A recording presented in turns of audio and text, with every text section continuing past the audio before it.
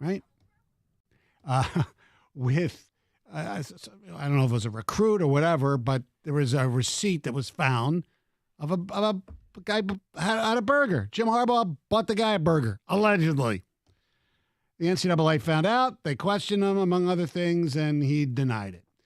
Obviously, the problem is not that he bought a burger for somebody. It's that for some reason in the NCAA, you seem, in not all cases, because we know what happened in Kansas, but in some cases, if you are not honest with the NCAA, which is an organization that is so behind the times it's absurd, you get worse suspensions and penalties than if you just, all right, you know what? Yeah, I bought so-and-so a burger. It was a mistake. And usually that happens. So, because originally they were what? Level 1 violations. Level 2, I believe. Level 2. Well, so I got my numbers mixed up. The point is, when you either lie or deceive the investigators, that's where the level changes, and that's where the penalty goes. So the bottom line is, if this is all true, and I believe it's true that he misled, lied, whatever, that's why he's getting a 4-game suspension, where if he just said, all right, yeah, I bought him a burger, chances are they would get something way less than that. As it turns out, though, because of the 4 teams that they're going to be playing, it should not be that big of a deal anyway. Is that accurate? Well, again, when we find out all the details, we'll find out the accuracy of everything. But you mentioned, being honest with the NCAA or not being honest. We've seen that in Kansas, trying to hide the ball, so to speak, help them win an NCAA championship. And yes, Bill Self did serve, what was a 6-game, 3-game suspension, somewhere in there. Right. But they didn't vacate, their title. Right. And they tried to be as misleading as possible, per reports. Right. I'll go back to before the pandemic, Missouri, the one that I spoke about earlier. There was an academic misconduct violation where a former athletics tutor helped student athletes cheat their way through classes. They self-reported. They imposed a few restrictions themselves, but they were given a 3 years probation, postseason bans for baseball, football, and softball programs in 19 and 20. Those teams, they had to vacate their wins. Fines were levied upon all 3 teams. 5% reduction in scholarships for all 3 teams, as well as recruiting restrictions. That's what happened when a school was self-reporting and completely honest for academic violations. Well, the NCAA has proven they are just so inconsistent. How about North Carolina basketball? That's my whole point. Had that whole, I won't say cheating, but the academic scandal. Nothing really happened in North Carolina, did they? No, I mean, not that it never anything really came out about it. Maybe they lost a scholarship or they were. Conversely, I know Michigan fans, we don't like to hear anything that kind of favors Ohio State in any way, but basically, Jim Tressel did the same thing as Harbaugh did, only it was, instead of burgers, it was tattoos. And he was forced to resign. Why? Because he was not honest with the NCAA. Right? That's why he got show cause penalty, and they had a team, with Terrell Pryor that was basically a national championship contending team, just like Michigan is. It's crazy, the inconsistencies. Well, and that's why when you ask, should you be honest with the NCAA? Should you not be honest with them? Should you self-report, not self-report? Should you impose your own penalties or not? You just don't know. And that's where I would always want somebody to be honest. If you did something wrong, own up to it, and then you would hope that the penalty would be just. But you don't know if that's going to be the case. We've seen teams and schools self-report, self-impose, and the NCAA comes down on them, appears to be harder than other teams that, hey, they try and hide the ball. They play misdirection. I'm not, hey, I'm going to throw this assistant coach under the bus, but the head coach serves a 3-game suspension, yet comes away with a national title. That's not vacated. Wins aren't lost. And it's just the inaccuracy and the inability of the NCAA to be consistent. Yeah. But the bottom line is we're going to find, when we find everything out, and hopefully we will, Michigan messed up. And that's why, and they realize they messed up, and that's why they're trying to get the suspensions now, get it out of the way. Well, yeah, I think the NCAA wants it out of the way. They don't want this to be a part of the conversation during the college football season, and Michigan wants it out of the way. The other thing is the hypocrisy from Harbaugh, because remember Urban Meyer and the Mike Weber, all that situation, and then he committed to with Brady Hoke, and then Hoke got fired, and then he went to Ohio State, and that running back coach left, and whatever, and Harbaugh tweeted out, and I have it right here because Old Takes Exposed had it yesterday. Thought of the day. This is from Harbaugh. What a tangled web we weave when first we practice to deceive Sir Walter Scott. And, Harbaugh deceived the NCAA by not being honest with them, too. It's crazy. Just allegedly do the right thing. Do the freaking right thing. 97 won the ticket.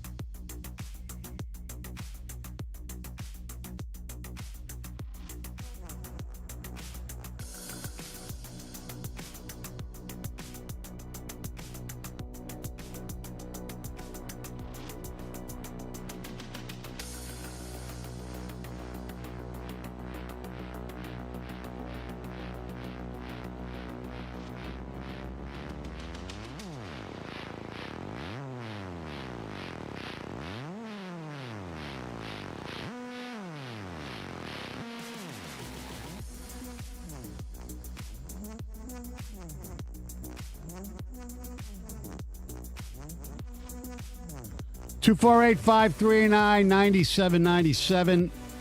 Big Ten Media Days start today, and I'm sure Harbaugh will be asked about it, and the response is, well, until anything is completely resolved, we're not going to have any comment. So that's what's going to happen. I don't think Michigan goes until tomorrow. Right, yeah, I know. It starts today. I think Michigan State goes today. Michigan goes tomorrow. Northwestern is not showing up, by the way. Right. They have declined to come, which you can understand why. Yes, indeed. All right, let's go to Ariel in Southfield. You're 97 on the ticket. Good morning, guys. Good morning. How you guys doing today? Good. I will say this. Let those who are without sin cast the first stone. And as far as this whole thing, Jim Harbaugh, just do your time, do the suspension, move on. This whole thing is a distraction, and the team needs to be focused on their goals, which is to win national championship. And as far as the one game, Sharon Moore will not be able to coach within his 4 games.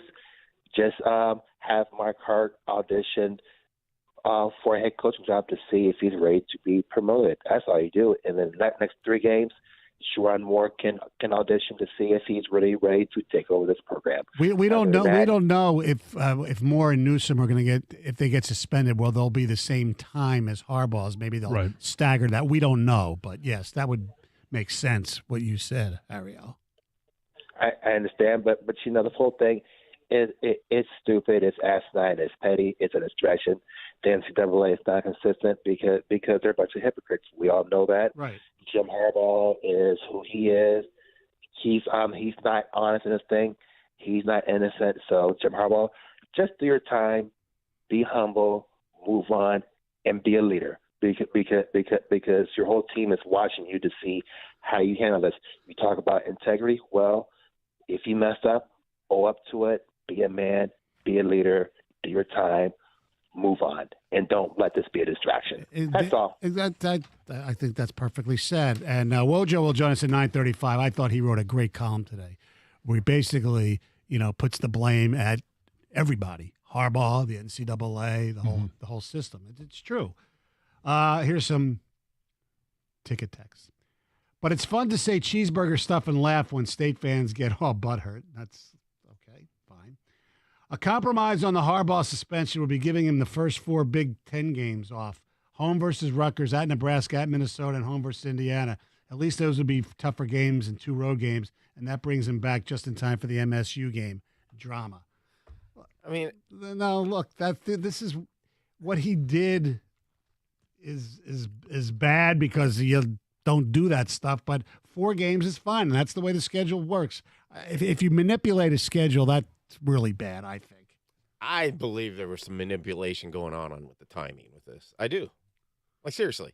Like, do you think he would have been suspended 4 games if this was next year, with Texas being the second game? I don't know. I absolutely don't believe that. Well, I don't. That's the NCAA's call, though. Michigan, now, would Michigan have tried to get it taken care of next year? Probably not, but that's the NCAA. I believe Michigan has pushed to try to get this taken care of and will continue to. I agree. Because of this 4-game schedule. But that's the NCAA's call. I think they because they're pushed so for weak. It. Yes, they are They're weak opponents. Yellowbacks. There's no question that they're weak opponents, but they've pushed for this probably for that reason, but also to get it over with early in the season. They don't want it to be a distraction. They're trying to make it look like they're doing something big when they're not. I don't necessarily think they're trying to do anything big. They've done that countless times, I think. They're trying to make it, we suspended them, if you want to phrase it the right way, a third of the season. You can sell it however you want to. The bottom line is, if this was next year, he wouldn't be suspended for the Texas game. That's the cynicism in me. Probably. I think it's just that's a whole lot of BS. John, can you ever admit Michigan isn't perfect? I've never said that they're perfect. There's a lot of examples of them not being perfect. I don't think anybody is trying to hold them to the fact that they should be perfect. We would like, in a perfect world, sure. You want your university to be perfect. You want them to always say the right thing, always do the right thing. But they're not perfect. John, Harbaugh cheated and got caught lying about it. It's a Michigan problem, not an NCAA problem. Oh, okay. Well, it's true. But the NCAA problems come inherently with the whole process. Oh, yeah, I understand that. But we're not. But the texters just wants to focus on Michigan, not on the everybody NCAA. wants to focus just on Michigan. Well, no, there's 2 parties involved here. Yes, but who allegedly, and I'll use the word allegedly just to be safe, but we know what happened, I believe. Who did it? Michigan did it. The NCAA didn't do anything wrong. Okay, but you have to talk about precedents. And when we're talking about whether it's how you handle things legally or, if somebody's guilty, they just don't go into a courtroom and say they're guilty. Not usually, they'll plead no contest or they'll plead not guilty and let it play out in court. Why is there self-reporting, legal technicalities? Because if you self-report, I brought up, and Missouri is the one that I brought up. There's many others where teams have self-reported, and it feels like there's no benefit given to self-reporting. If you're going to self-report and they're going to drop the hammer on you even harder than you think that they should, why would you self-report? Because you think you're going to get away, you're going to get less. You think you're going to get less, but the NCAA have proven that they're not going to give you less. They could even come down harder on you. When have they? Then let the system play itself out. Don't make it easier on them. And if they come down on you, they come down on you. If Michigan gets 4 games, if Harbaugh gets 4 games, then he gets 4 games. But the thing with the NCAA, they don't have a hammer. They threaten the hammer. Who's the last team that's even gotten a bowl ban? I can't think of it off the top of my head. I believe college basketball, there's been a few. Yeah, a postseason ban? Yeah. But, you look at what Bill Self and all the stuff surrounding him and what's actually – right. Come on. Right, but that doesn't absolve Michigan from doing the right thing. I'm not saying it does. Well, in some sense you are. No, you're I'm saying not to self-report. I'm just saying play the system out. Michigan's actually. I've said this countless times with Mozzie and other things. They slow play, they slow roll everything.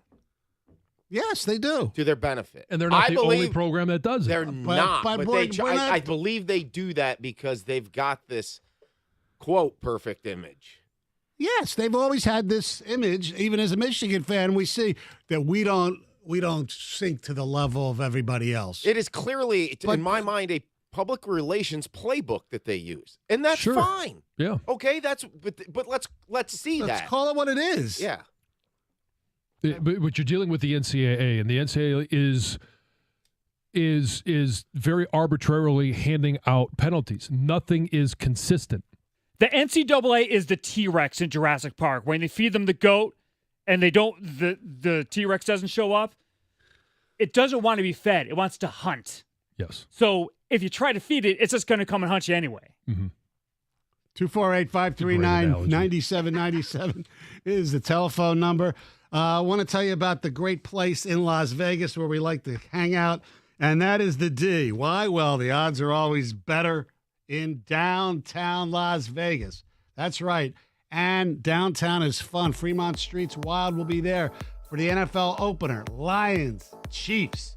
We'll be watching the game. And if you stay at the D, you get 2 free stadium swim passes located at the Circa Hotel and Casino.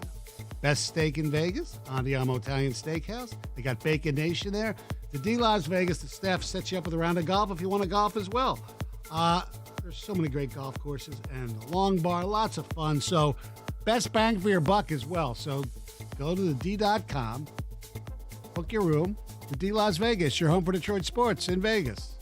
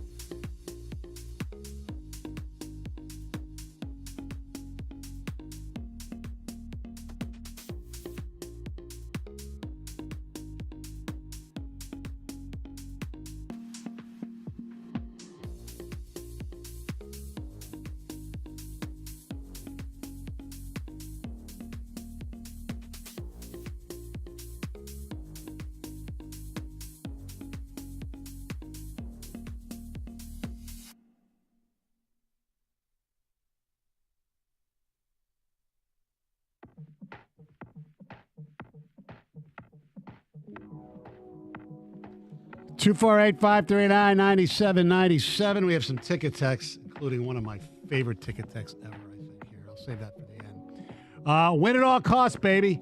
I don't care what the guy does. As long as he keeps winning games and Big Ten championships, who gives a crap? When the NCAA shows up at schools like Michigan State, Ohio State, they circle the wagons and give the NCAA nothing, whereas Michigan is too accommodating. Really? Let's go that route. Yes.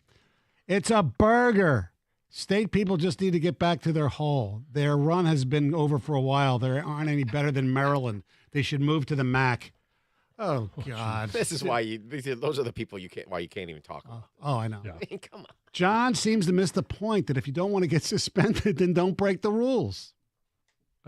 I've always said that before. I'm not saying he didn't break the rules. That's not what I'm saying. I'm not saying the suspension isn't warranted.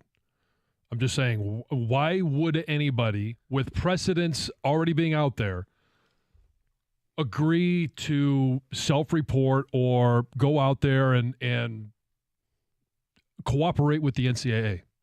In a number of cases, it is proven that if you don't cooperate and you string it out long enough, nothing's going to happen. Yeah, so a lot of times those coaches are gone anyway, like in Tennessee, right? Yeah. That what they have, like 118 violations? They did. I think there was 18 level 1 violations. Guys, when has anybody in Michigan ever been held accountable? Xavier Simpson, Mozzie Smith, Donovan Edwards, Brandon Gibbons. Such a joke. Wasn't Larry Harrison held accountable? I don't know if he was held accountable. He was holding accountable. All right, now this could be my favorite ticket text ever. I'm saying this procedure. This is unbelievable. I love that your snake oil salesman of a coach breaks the rules. You guys blame everybody else, and you manage to throw a few digs at Michigan State because you cannot survive without us. Your program's pathetic. You don't throw the forward pass, and you need to stop about talking about national championships because you are nowhere near winning one. The only thing a team has to do to stop Michigan is just stop the run, and you're done. TCU exposed how to beat Michigan. Michigan will lose 3+ games this year. Mark my words. Okay, yeah. My favorite part about this is you managed to throw a few digs at Michigan State because you cannot survive without us. Really? Really? I think Michigan could survive perfectly without Michigan State. And in fact, Sparty, football Sparty, of course, because of me, your whole bane of existence is hoping to beat Michigan. And under D'Antoni, you had a great run. Let's back up just 1 second, too. In this entire conversation, now it's been brought up in ticket text. Right, not by us. Yeah. We never said anything about Michigan State. No. I haven't. I thought I was pretty critical. In fact, I mean, basically what I was saying, they're just like everybody else. You can put on this image and persona and fake world that you're not in. We're Michigan. And, blah, blah, blah. I watch the football team. I like the football team. Right. All this other crap, put it aside. I don't care. Does that make me a Walmart Wolverine? Yeah, it does. Proudly. 248-539-9797. Yeah, I think Michigan State needs Michigan in football more than Michigan needs Michigan State. Not to mention that that ticket text, we're talking about the Harbaugh suspension, and it got to, oh, yeah, you're going to lose. Yeah, exactly. Not you know what? They said one of the first 4. The football side of it, that's what I focus on, what he said about TCU.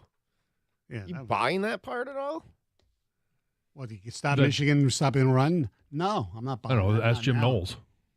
See, I thought the whole TCU debacle was Michigan not being who they are. Right. If they would have run the ball after Donovan's first, whatever. Which is why, all the people, well, let's open it up. Let's open it up. Well, why open it up if you don't have to open it up? That's you, though. You said that. But you have said that. I know. But no, I'm actually, I know. I am saying that that is the wrong side of it. That's the chance you take. Yeah. They play Ohio State completely differently. Mm-hmm. Mark in Port Huron, you're 97 on the ticket. Hey guys, I was just calling because I always hear from Michigan fans that U of M is supposed to be like a moral standard. Like they're supposed to be the most honest university, and all of the other universities should look up to how morally correct they are. But then you guys keep saying things like Michigan shouldn't be like voluntarily self-report or whatever because the consequences might be worse. That I always thought that I thought of Michigan as like a moral high ground. That the reason we're not going to self-report is because consequences might be worse. Doesn't really make much sense to me. Your phone's really screwed up. Now he's talking about where John, where you said it doesn't make any sense to self-report, but his point is Michigan's always had the reputation of being the high and moral, standard bearer that you would self-report because that's the right thing to do, ethically. It all goes down to, and here's where I'm hoping that we get access to what the violations are, what the notice of allegations that was sent to Ward Manuel, right? What those are, what is it that Jim Harbaugh is disagreeing to? Right. Is he arguing over semantics? We've had those arguments with him. We know yes, that can happen. And so is he arguing over semantics or is he arguing over undisputed facts? Or is he arguing over something that he just doesn't remember because he's starting to get to that age where you forget things? Well, I'm not gonna give him that one. I know. How many downs is it? Right. But that's where, if we're just sit here arguing over semantics, then own up. Right. If it's, hey, there's a discrepancy in the facts, I want to know what the discrepancy is. Right. Well, allegedly that there's been receipts found of the. Who has these receipts? I don't know. That's what I said. Allegedly. Okay. Allegedly. That's Robert Sell. And then that's why we use the term allegedly. 248-539-9797. That is the telephone number. Tonight, weather permitting, the Detroit Tigers will be taking on the Angels of Anaheim, the Los Angeles Angels of Anaheim. Michael Lorenzen scheduled to go for the Tigers. Probably will be his last start. He will be probably traded by Monday. Or by Tuesday officially. Yep. He is a rental because he only had a one-year contract anyway. So I don't know what type of return the Tigers are going to be able to get for guys like Lorenzen and even Erod, because Erod essentially is a rental as well. Yeah, because he can opt out now. He doesn't. He has the opportunity to opt out. He can opt out, exactly. So if they do trade him, let's say, hypothetically, he goes back to Boston, who needs pitching. And he says, I like it here. I'm not going to opt out. I'm going to stay. Or he can opt out and become a free agent and come back here or go anywhere else to make more money, maybe. Have we ever talked enough about just Al Avila and the fact that he gave Javi the opt-in and Erod the opt-out and how dumb it is? Seriously. Yes. We have talked enough about it. With not Javi. About that. With Javi. Maybe not the Erod side of things. Yes. Like, why'd he give him that? Did you have to?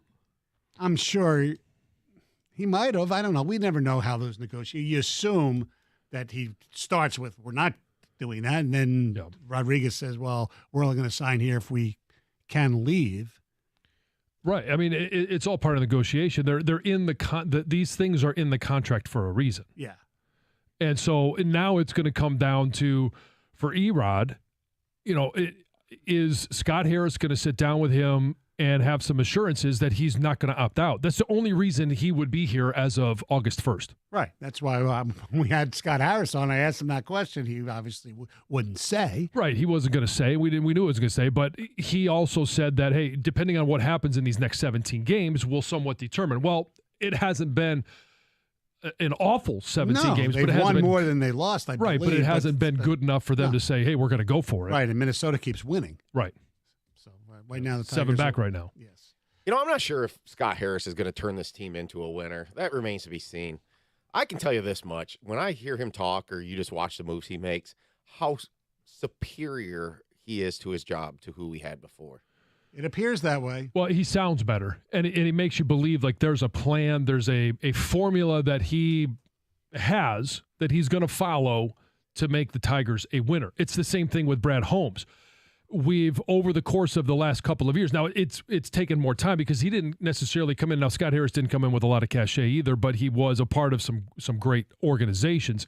And Brad Holmes, when he speaks and when he goes and drafts and when he goes to free agency, how he's built this team, you believe that there's a formula, and we're starting to see it with the Lions a little bit. Need to see more Right, this but year. I think the thing with Harris is like, okay, there is no way Scott Harris ever would have given Javi that contract at the time that he gave it.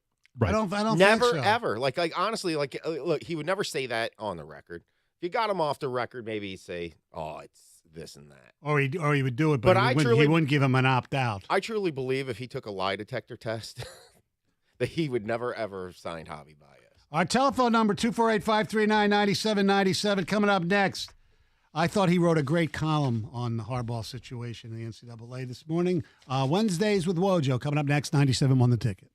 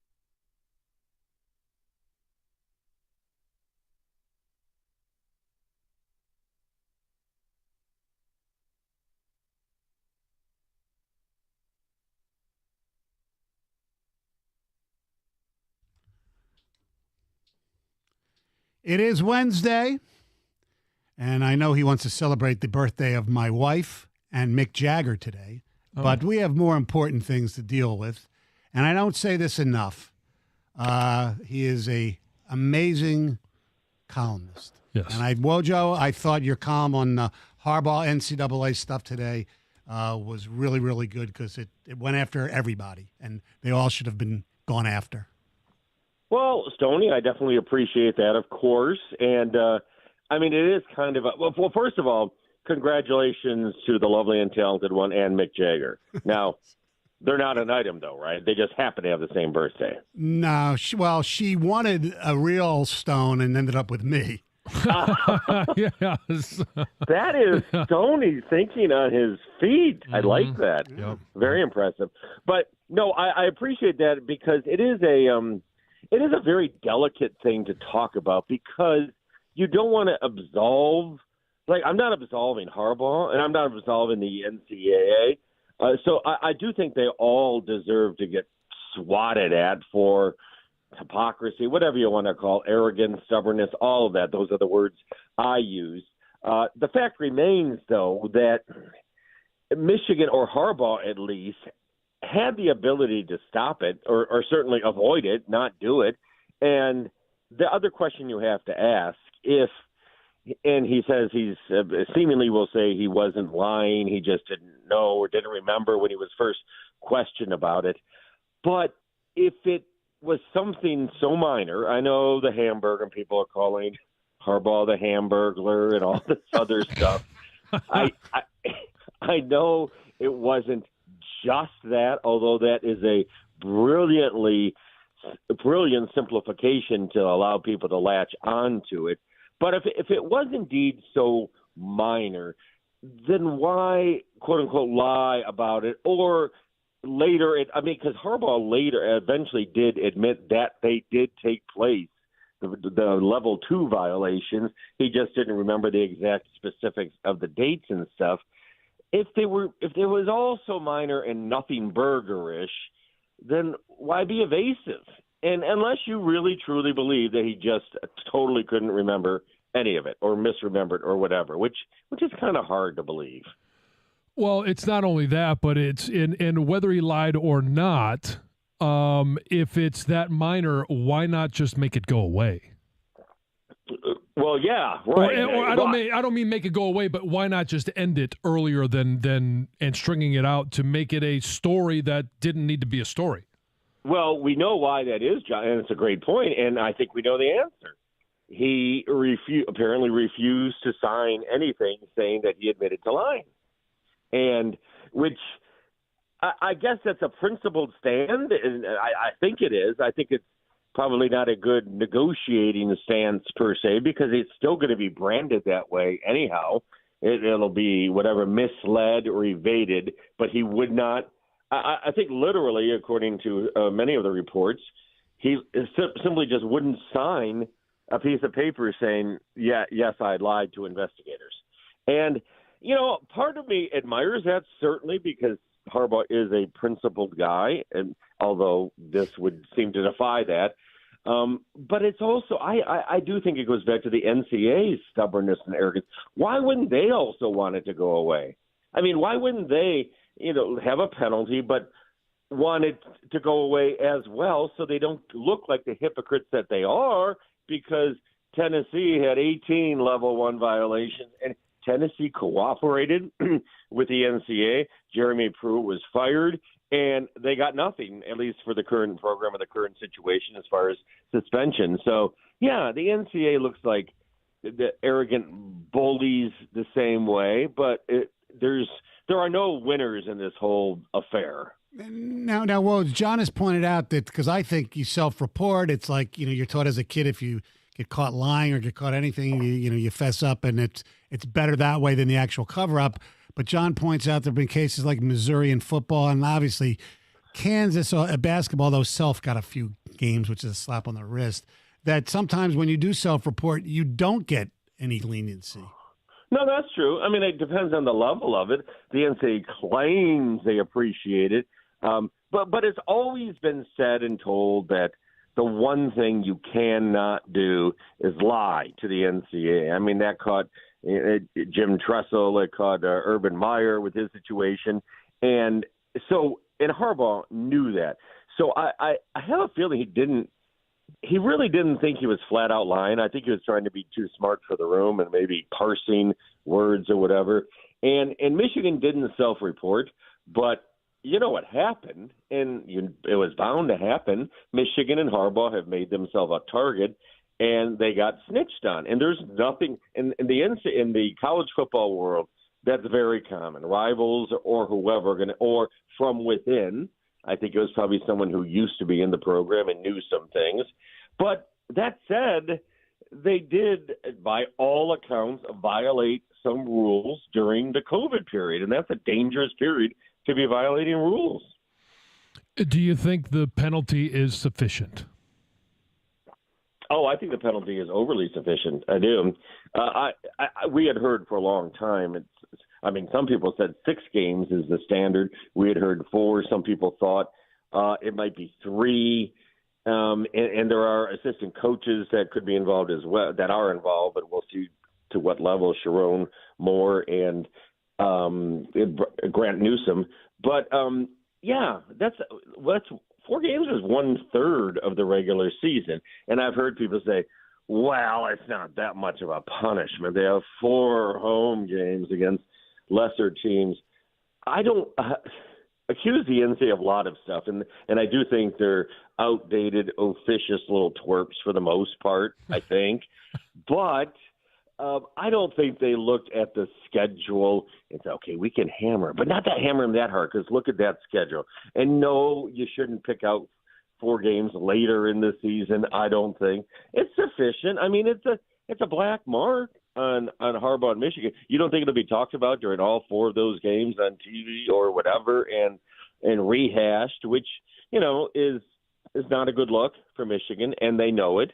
But some other people in the reaction I've gotten to my column that you mentioned, Stoney, a lot of it is, even retweeted one of them, like, you always hate Harbaugh. You've always been against him. Everybody knows the NCAA, is feckless and does stuff like this. Why don't you stand up for him? I'm not hammering him down, but I'm not going to 100% stand up for anybody when it was clear that some rules were violated. Whatever you think of those rules, I believe they were violated. Now, do you believe, like the Gov here, that if this took place next year, where Texas is game 2, that they wouldn't be suspending him the first 4 games? You're asking me to crawl into the mind of the NCAA infractions committee or whatever investigative team. I don't know. I'll tell you this. I think Michigan would have settled it quicker, like Jensen said, certainly. And I don't know. Maybe he thought, or they thought, Harbaugh thought they could delay it through the season and then deal with it going forward. But no, I agree. I think the NCAA would have tried, and that would have been a huge hammer to hang over Harbaugh, the Texas game. And I think Michigan just would have figured out how to. I mean, this has been dragged on partly because of Michigan and Harbaugh and how they dealt with it. I've got a question to ask you. Mm-hmm. I got an answer. Well, okay. All right. Maybe. We talked about the all-name team for the 2023 college football season. Oh. And I just want to ask you how you say this name, because Stoney and I have kind of bantered back and forth. Oh, no. And I'm just going to spell it for you. I'm terrible at this. Oh, that's okay. That's okay. You don't have to be good. There's no wrong answer. Oh, because ask Stoney, I could never say when the Tigers had Tusiasiopio, whatever his name was. Okay, this one is much easier than that. This is much easier. All right, I'm just going to spell it for you. Okay. SHI. TTAH. That's his first name. First name. SHIQT? No. They're double T. Oh, TT. Yeah. AH. Shaita. No. See, I said shitta. Well, so Stoney went to the Shita, right? You nailed it. Shita is actually how you say that name. Shita Silla is a defensive lineman at Boston College. Wow. I wonder what nationality or what background is that. That's interesting, because that has to be back in the olden days when people had to go outside and use the Shita. Right? Yeah. Oh, my God. Tell them about who's on the all-body parts team as well as the all-name team. Well, we have an offensive lineman. His first name is Parker. All right, that's kind of this is a common name anymore, but I'll spell this one for you as well. Now, I hope you get a pen and paper. Oh, no, what? Okay. TITS Oh, no. WORTH. That's even better when I WORCH. TH. TITSWORTH. Yes. Tightsworth? Oh, it's Titsworth. It is, isn't it? Yeah. Yes, it is. Yes. Okay, here's what. That's at least a last name, right? Yes, it is. So you know it's. The sheepdog guy, they gave him that as a first name. Is that what you Yes. said? Oh, yeah. It gets better. How about we've got a defensive back. His name is Mo. First name. Last name. First name. Ability. Say those together. Mobility. Mobility. Mm-hmm. Yes. Oh, mobility. Yeah. Oh, now that was intentional by the parents, Yeah, right? his sister's name is Dissa. We also have Find this list? Cousin Leo. we have a memorable first name, last name factor. So we have a memorable factor, mobility, and now here's one of Stoney's favorites. And I believe Stoney found that his middle name is IT, but first name Major, last name Burns. Major It Burns. Now, No, Joe, you made up the it part, right? Yes. Where do you stand on? There's a former Illinois State football player who is interning with my daughter with the Kansas City Chiefs. He played at Illinois State. His name is Kobe Buffalo Meat. Oh, well, I've had buffalo meat. They're good for Kobe. Wait, Kobe like Kobe? Like, Yes, like Kobe like a Bryant. meat. The type. Wow. Yeah. That's fascinating. I mean, back in the day, we just had like guys like Booger Barnes or whatever. Now, we didn't have this exoticness. No. I vote for Titsworth, I'll be honest. I mean, Or we have his quarterback, General Booty. yeah, that's what I was thinking of, General Booty. He's been Are around you a for a while. Booty guy or a Titsworth guy? Oh, no, LSU had that guy. Was it Jake Booty or whatever? Or? John David Booty, right? Yeah. All the booties. They get together once a year on the Zoom and they have a booty call. All right, real quick, Woj. Oh, God. Tony on fire. Tony found his calling. Make fun Yes, of Dave. exactly. All right. Erod pitched yesterday. Lorenzen's supposed to go tonight. Are these the last time we will see them as Tigers? I think probably. I mean, obviously, we're not playing the buy-sell game anymore. It's just sell how much for how much. I think so. I do. And although Erod didn't help his value, I don't think. And we'll see about Lorenzen if it doesn't pour all day today. But yes, and I would trade them. I mean, should you have given Erod the 1 year out that Avila gave him? I mean, they had to do something like that to get him, I guess. But if you can get something for him, it's hard to get much for rentals, so to speak. But teams are desperate for pitching, so they got a shot to get something for him. Right, and I would do it. The goal should be get us more than Lugo. More than Lugo. Yes. More than Lugo. All right, Yeah. Woj. Thank you. Like I said before, great column this morning. You should all check it out, debtnews.com. He is Wojo, Wednesdays with Wojo here on 97.1 The Ticket. Hey, our friends over at Fox Chrysler Dodge Jeep Ram of Southfield know that summer is flying by, but there's still plenty of time to make this summer the best one yet. Visit Fox CDJR of Southfield for the Make This the Summer sales event to shop exciting specials during the month of July.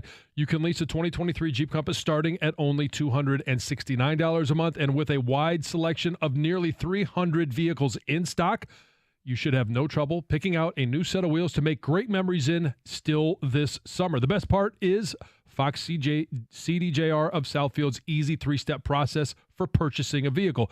First, work with the product expert specialists to pick out the perfect vehicle for your family. Next, the team will help you find the best price or payment for your budget. And third, and not the least, After you say yes to your ride, take delivery in less than an hour with an expert delivery team. Stop by the dealership today at 11 and a half at Telegraph for the best guest experience you've ever had, or visit them online at Fox Chrysler Dodge Jeep Ram of Southfield.com. That's Fox Chrysler Dodge Jeep Ram of Southfield.com. See dealer for complete details based on bank approval, proper and required documentation, including but not limited to employee number, registration, and funds.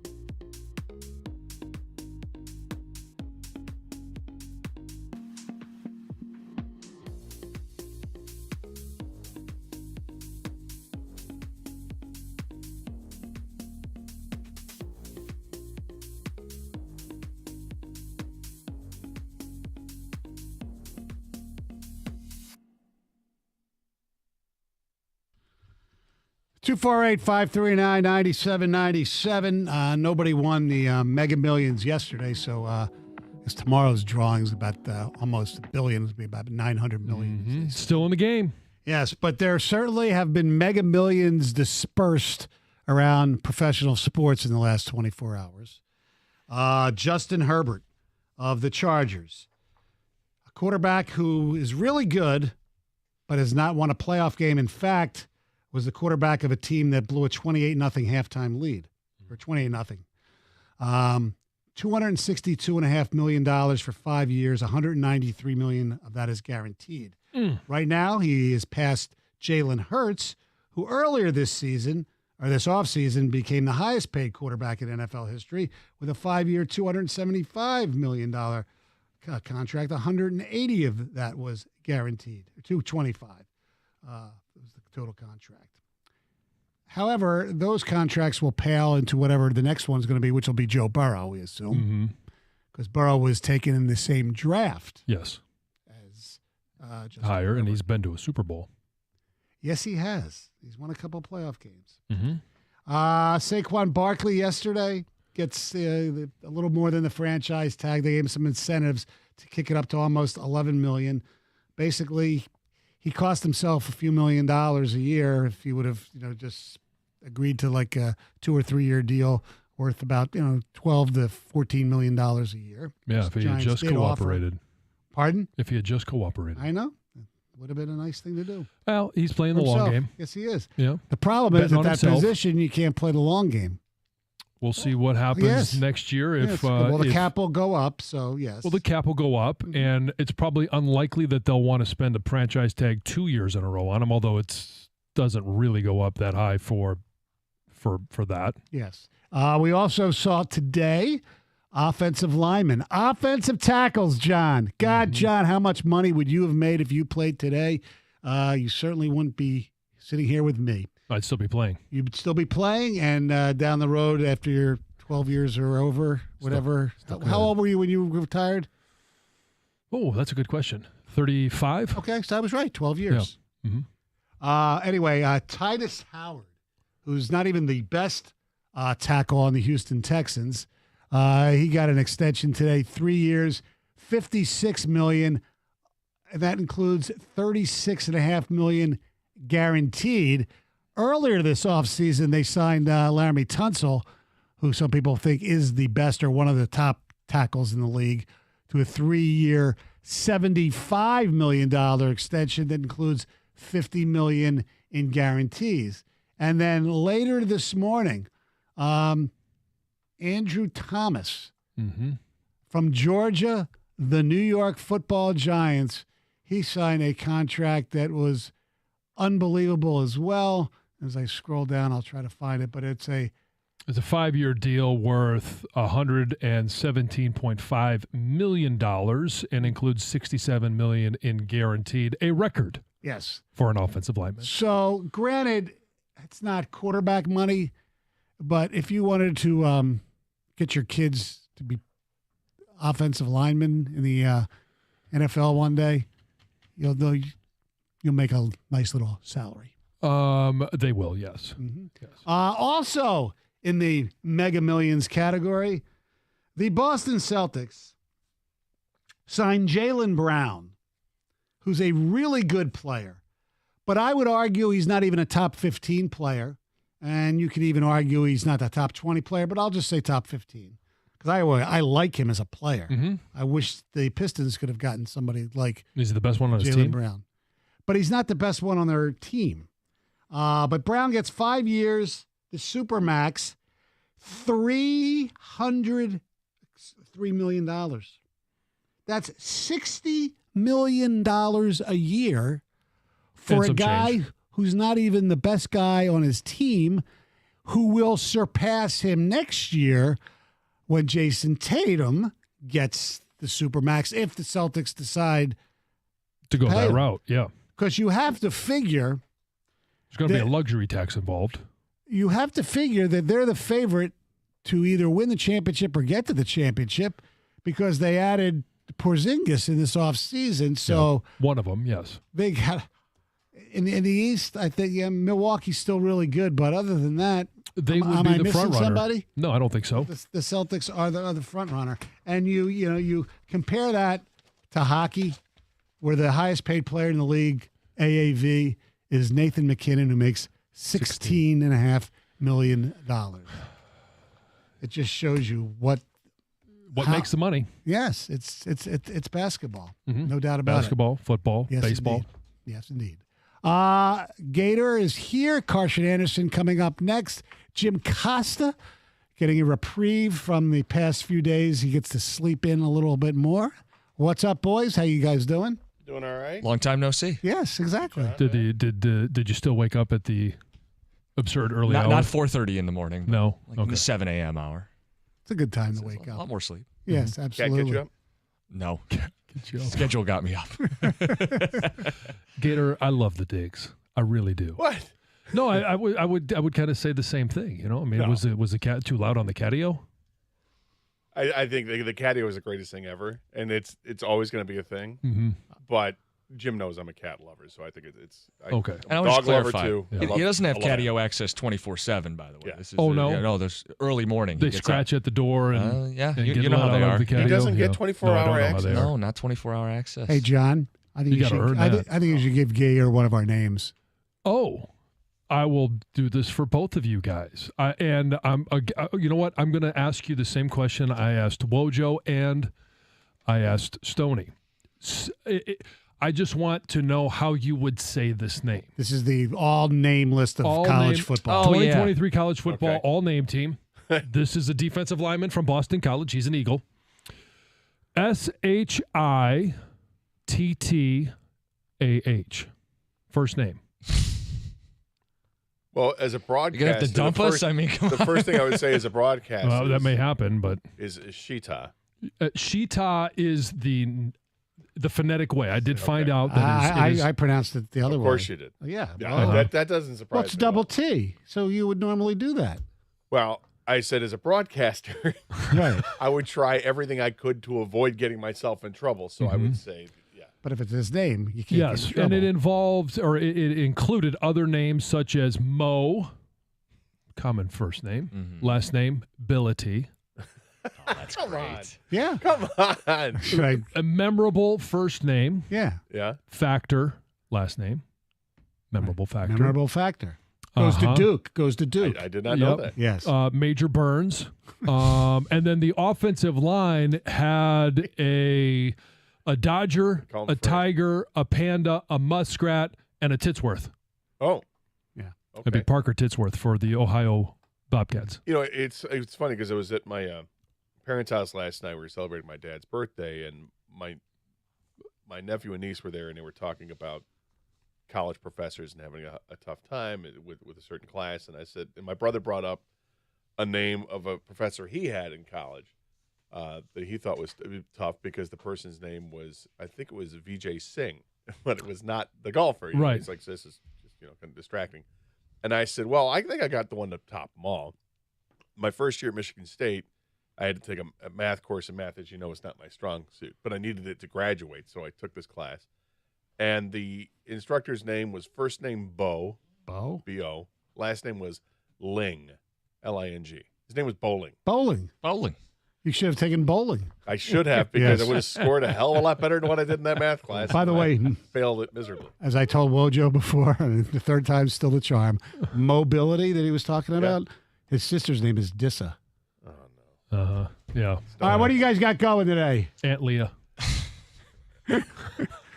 Oh, come on. Be a bad defensive back. We're going to talk a little bit about the Tigers. As many as 10 players listed that could be traded in the next week. But we are going to start with Jim Harbaugh. I know Gator mentioned it yesterday, 4-game suspension. We'll lead with that. All right. Carson Anderson, Jim Constant for Doug. Coming up next. Have a great day, everyone. 97 The Ticket.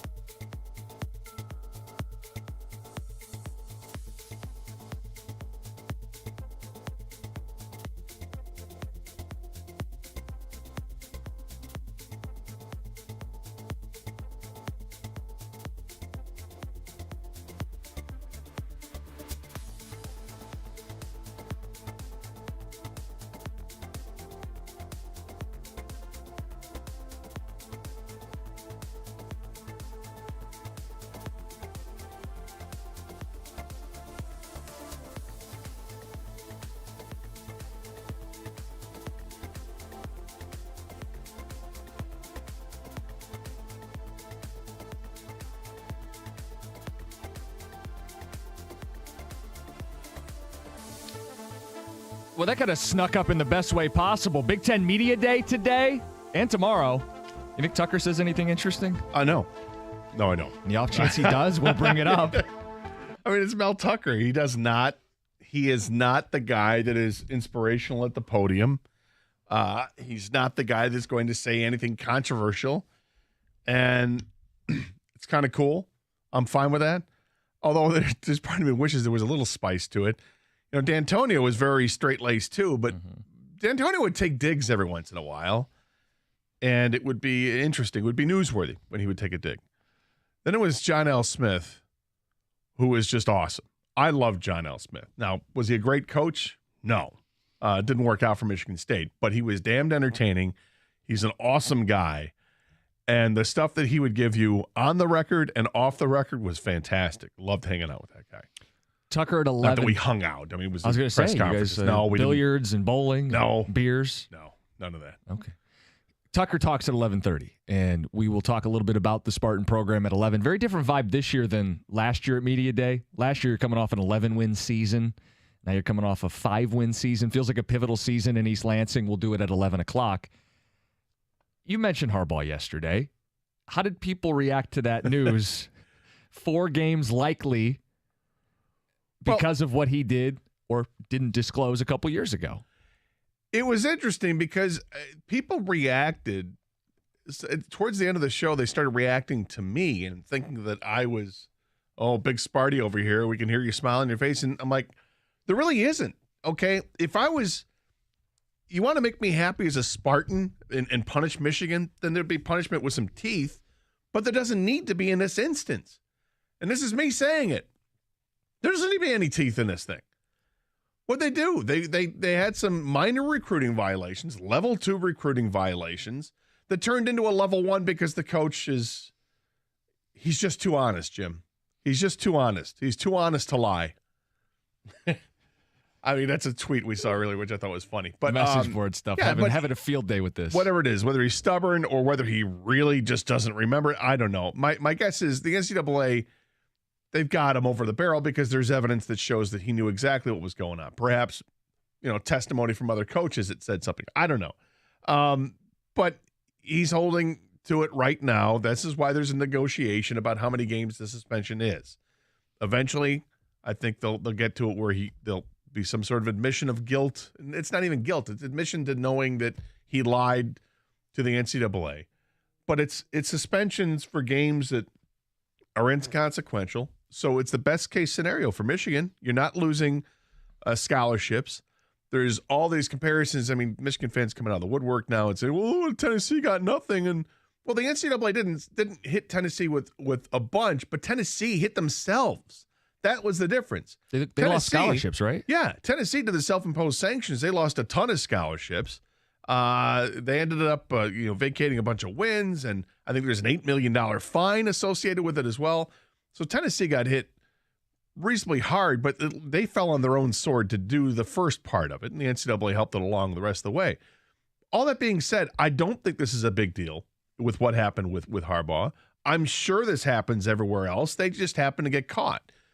But the problem was the cover-up. It's always the cover-up. If the coach had simply admitted to doing what he was accused of doing, then this would all been gone away back in January. Yeah, it would have been level 2, slap on the wrist, move on. And some people might argue that this is a slap on the wrist. I wouldn't argue that. I don't think. I don't know. Everybody's got a different opinion. 4 games. It's still 4 games. That's a third of the regular season. Yeah. So some people are going, it's too much. But Gator, when you consider the nothing burger is who they play in those 4 games, come on. They can run their You can make it a team. 7-game suspension. It's still a nothing burger, right? Sure. It just, the schedule is what it is this year. And I want to be fair because there are years when Michigan has a couple of really tough non-conference games.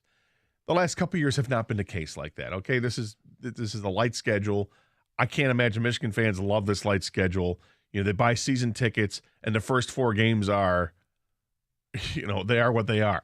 UNLV and whatever, East Carolina and Rutgers and whoever else they play. It's a terrible schedule, and I don't think the fans are thrilled that they've got to shell out as much money as they do for the season tickets to see that. But in the end, it's it ends up being, well, at least we get Ohio State at the end of the season, and it's all worth it for how much we pay for the tickets, and it should be a great year for Michigan football. The question I have is, does the punishment fit the crime? 4 games for level 2 infractions doesn't fit the crime. But, Gator, your point, if you're stubborn, and as a fellow stubborn person, I think that's what doomed Harbaugh here, he wouldn't admit things. He made false statements, and that's why now the NCAA says, well, if you're making false statements, we can't treat you as an honest person. We can't take you at your word. We don't want that to be the standard. We have to make an example out of you. You have to receive some kind of punishment. And for the program, this is much better than losing scholarships. This is much better than what Tennessee was bopped with in the SEC. Like, the punishment fit the crime. The punishment, you could argue, is minimal, if any, to the football team. There's a punishment to Harbaugh, which feels proportionate because Harbaugh is the one who put his foot in this in the first place. And the real punishment in this is that Jim Harbaugh likely not to be able to be on campus while you've got the first 4 home games there and you're bringing in recruits. Now, I doubt that the UNLV game is the one, and that visit is going to be the one that convinces that 4-star recruit from, North Carolina to commit to Michigan. I doubt that, right? But it is damaging because, these kids come in for recruiting visits. They're excited to meet the coach, and Harbaugh's not likely to be there. And by the way, some of their assistants may not be there either because they're in trouble as well. So we'll see how it plays out. I don't think it's a harsh penalty, but I also don't think it's just a simple slap on the wrist, and it's Harbaugh's own doing. I mean, he's got nobody to blame but himself for not telling the truth in the first place. Well, that's my point. Then it's proportional. It's Harbaugh-focused punishment, not Michigan program-focused punishment. To me, punishment does fit the crime, but you guys can weigh in 248-539-9797. The other thing I would add is, can we stop the squeaky clean routine? Like, for years, Michigan used to do we do it the right way. We never break any rules. Well, this last year. And I'm not saying you should be ashamed of it. It's major college football, but just stop acting squeaky clean. I think that's the other takeaway I would have from the last 24 hours here. Yes, I think that the holier than now attitude that can persist there, I think that should probably come to a stop a little bit. The self-righteousness that can persist. Well, I don't want to completely. Here's my epiphany. The fan base. So, there. Gator, everybody knows you're a Michigan State guy, right? I'm a Central Michigan guy. Wojo wrote an article in the Detroit News, kind of calling out Harbaugh for the stubbornness in this. So it's not like, it's a rivalry deal. This is matter of fact. 4 games because of level 2, and it rose to level 1 because of Jim Harbaugh's refusal to cooperate, his stubbornness, false statements. This is matter of fact. This isn't rivalry, barbs and jabs. This is the reality of the situation. There is one thing about this whole story that is bothering me, and I want to get to that coming up in 5 minutes. Perfect. We'll do it. 97.1.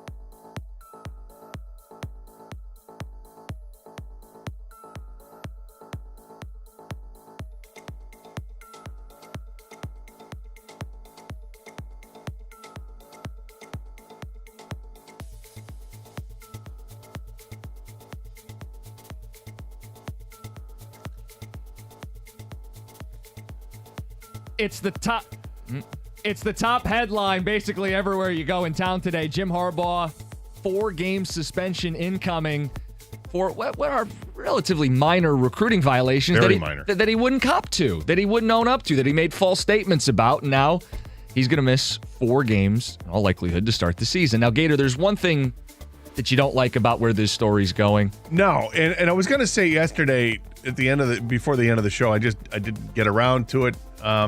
But my concern yesterday was that this is going to be labeled as Cheeseburger Gate.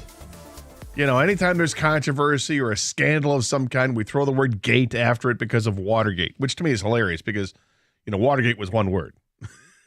It wasn't Watergate Gate, you know, it was Watergate was the scandal.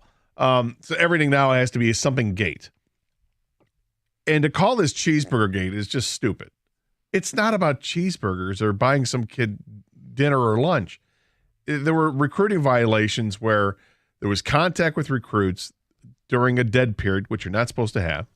There were coaches were at workouts when they weren't supposed to be. Yep. And then they were observing workouts via Zoom when they weren't supposed to be. And you had a coach that lied about it. So you had one coach that got a show cause because of the behavior. Mike McDonald, who was the DC at the time. I mean, they had analysts performing on-field coaching duties, which is a big no-no. You're not supposed to do that. Like, at the end of the day, this would have been a slap on the wrist if Harbaugh had said, "Oh, yeah, you caught us. We're like everybody else in major college football. You caught us. Slap us on the wrist, and we'll move on." So I was worried that this is are people actually going to call this Cheeseburger Gate because it's got nothing to do with anything with a cheeseburger? No. And then I'm driving in this morning and I'm hearing Stoney and John talking about it, and I heard Stoney bring up the Cheeseburger Gate. I think half in jest, sure, but the fact that people are, or that they just say this is about cheeseburgers is it's ridiculous. This whole thing is ridiculous. I don't think this is a big deal at all. All right, I think that it should have been a slap on the wrist. The coach is being stubborn. It turns into a 4-game suspension, which again, it's not going to affect the football team. No, they're going to start 4-0. I mean, this really is for people who think 4 games is like a big deal. That's the nothing burger is the 4 games. It's going to be non-factor for their program. They're going to win all 4. They'll be 4-0. Harbaugh will come back. He'll use this as a stupid chip on his shoulder. NCAA out to get me, and they'll go on their merry way. This isn't that... For anybody who acts like Michigan is some victim in all of this and the program is being unfairly targeted, come on, guys. You're back-to-back Big Ten champs. You're the favorites again this year. This isn't going to derail anything. No, if the NCAA wanted to throw some meat on it, they would say we're going to suspend it for, say, the first 4 games of the Big Ten season. Or they would have come for scholarships like Tennessee was hit with. Or, I think Rico was suggesting, how about the last 4 Big Ten games? Well, that's in all that. Okay, okay, let me just raise my hand. That might have been rivalry banter. I said earlier I don't want this to turn into it. I want to be matter of fact. Rico was probably getting into the rivalry banter there. Exactly. But all of those suggestions are way too harsh. And I'm the one who's saying it. It's all too harsh. But Gator, the 4-game suspension for the beginning of the season, it's because of what the coach didn't say. And it's a punishment only to him. Right, exactly. And move on from it, live with it. I don't care. It doesn't affect Michigan's success or failure this year at all. So any Michigan fans that think that I'm taking glee in this, I'm not, because there's no real ramifications or repercussions against Michigan. But the first ticket tax comes in. Gator, you Sparties are really enjoying this. Your football team sucks, so you got to get your wins where you can. That's from Mike. That's it. We'll talk about your team at 11. Tucker going to be at the podium in the 11 o'clock hour. Big Ten Media Days underway. Texter says, Gator, big reason Tennessee fell on their sword is so they could fire Pruitt for cause with no buyout while still negotiating a lighter penalty than deserved. Well, they lost a ton of scholarships. They end up getting fined $8 million and a bunch of other sanctions against the team. You have to vacate wins.